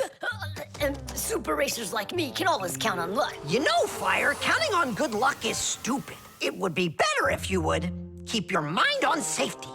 Actually, today, Professor Eugenius has something really special to show us. He's going to be testing an airbag.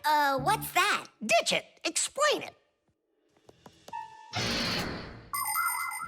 Everybody riding in a car has to wear their seatbelt, because if the car has to stop quickly, the belt will hold the person back. But there are times when even seatbelts don't give enough protection, like when a fast-moving car crashes into something. When that happens, the driver and passengers can be protected by an airbag. You can't see them when they're folded up because they're hidden, but if the car is in a crash, the airbags blow up very quickly, and the person bumps into the bag instead of banging into the steering wheel or flying through the windshield.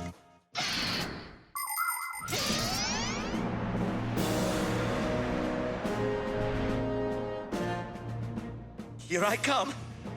And once again, when something dangerous must be tested, Professor Eugenius tests it on himself. But Grandpoos, aren't you scared that it won't blow up with air? Don't worry about the air. A 3 and a 2 and a 1.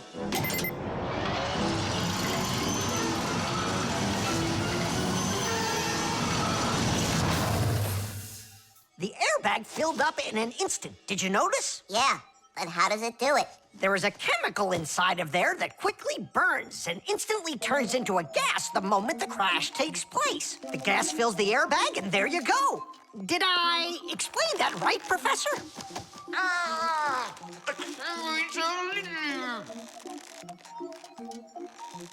We've got to get him out. Stop! We'd better call for help.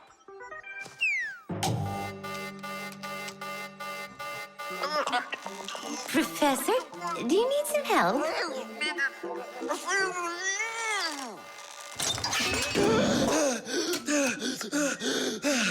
Thank you, Elisa. Sorry to take you from your work. You're free to go. Professor, how did you manage to press the button from way over there? I managed to hit it on the fly. You are just astounding. To keep small children safe while they're riding in a car, they must be buckled up with a seatbelt inside of a special booster chair. But kids also need to be careful when they're riding a bicycle, skateboarding, roller skating, or riding a scooter.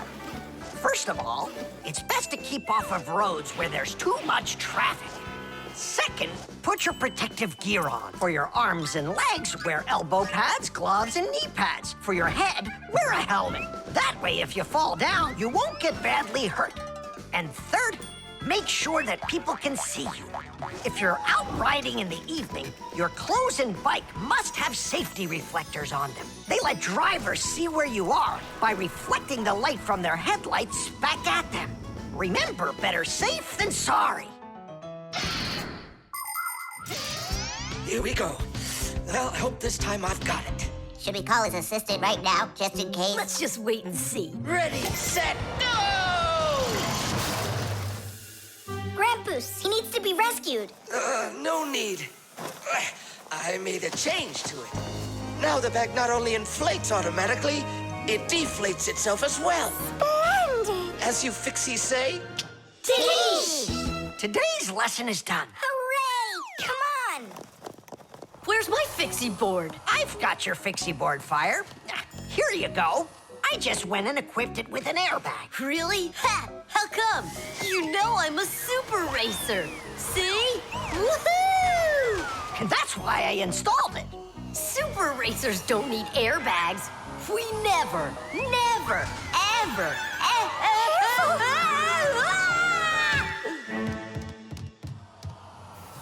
Oh, wow! Is that airbag cool or what? It's a very original design he used there. That design is my own, and Fire ran the test. Professor, will you make an airbag for each one of us? You all will get them real soon. But even so... Caution and care make accidents rare. The keyboard. 5, 4, 3, 2, 1. Ready or not, here we come. And where is he hiding this time? Tom Thomas! Yoo-hoo! Tom Thomas, you didn't forget about your grandma's birthday, did you? No! Oops, I did. We found you this time. Hey, that's not fair. It was my mom that found me, not you. Then go and hide again. Not now. I have to draw a birthday card for... my grandmother. So, we need one clean sheet of paper. When's your grandma's birthday? Tomorrow. But your card won't get there on time. Oh, then what can I do? Come on and use your noggin. Pick up the phone and give her a ring. Your grandmother will be really happy to hear your voice. No, we've got a tradition. We send each other birthday cards. And what's the internet for? Why don't you send off an electronic card to her? Simka, that's genius. Oh, this one's cool. Now go ahead and type your message.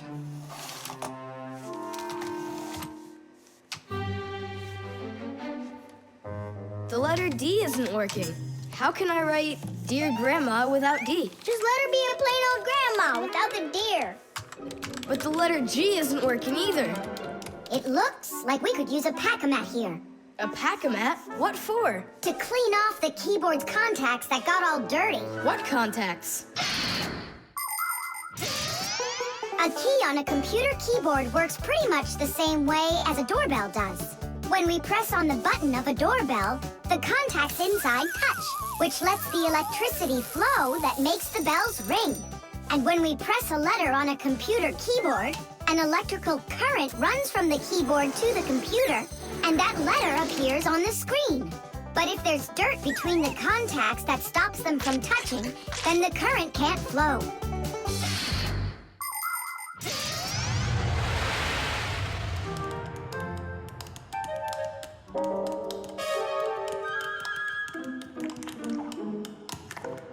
Thomas, what did you drop in here that is so sticky? It's probably the soda I was drinking. And so, you shared it with the keyboard? Here's the reason why it's not working. Where did so many crumbs come from? They fell off my sandwich.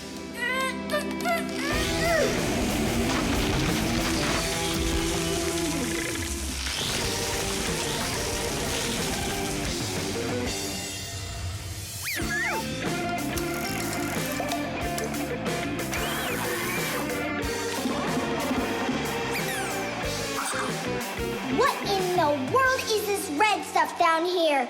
That must be the sauce for my mushroom pizza. Oh, Nolik. Well, now it looks like we're gonna be out picking mushrooms. The Fixies are always ready to help people out. But there are some people we really don't feel like helping. I remember when I was working as a Fixie back in one house. It was a disaster. One day, the owner spilled coffee on the remote for the TV. As I was running to clean the remote, he starts pounding the TV with his fist because the channels won't change. So now the TV is broken too. Well, with no TV, he decides to listen to some music, and he carelessly pulls the music center onto the floor. So he tries to fix that himself and manages to break it for good. And then he sits down on top of his telephone and breaks that to bits. Meanwhile, I'm still busy trying to clean the coffee off of the remote. There wasn't a minute of rest with this guy around. In the end, I couldn't take it any longer. So I got out of there, and now I'm here, teaching kids.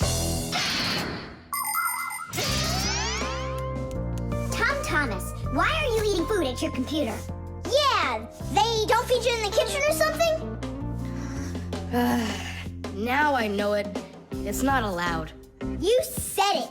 Now write your message, and write the address on there too. Uh-huh.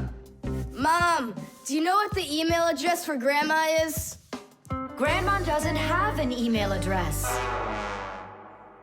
So what? We went ahead and fixed that keyboard for nothing? I still need it. Am I Grandma?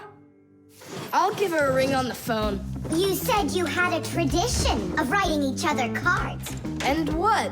Grandma will be happy to hear my voice. That's some original idea, huh?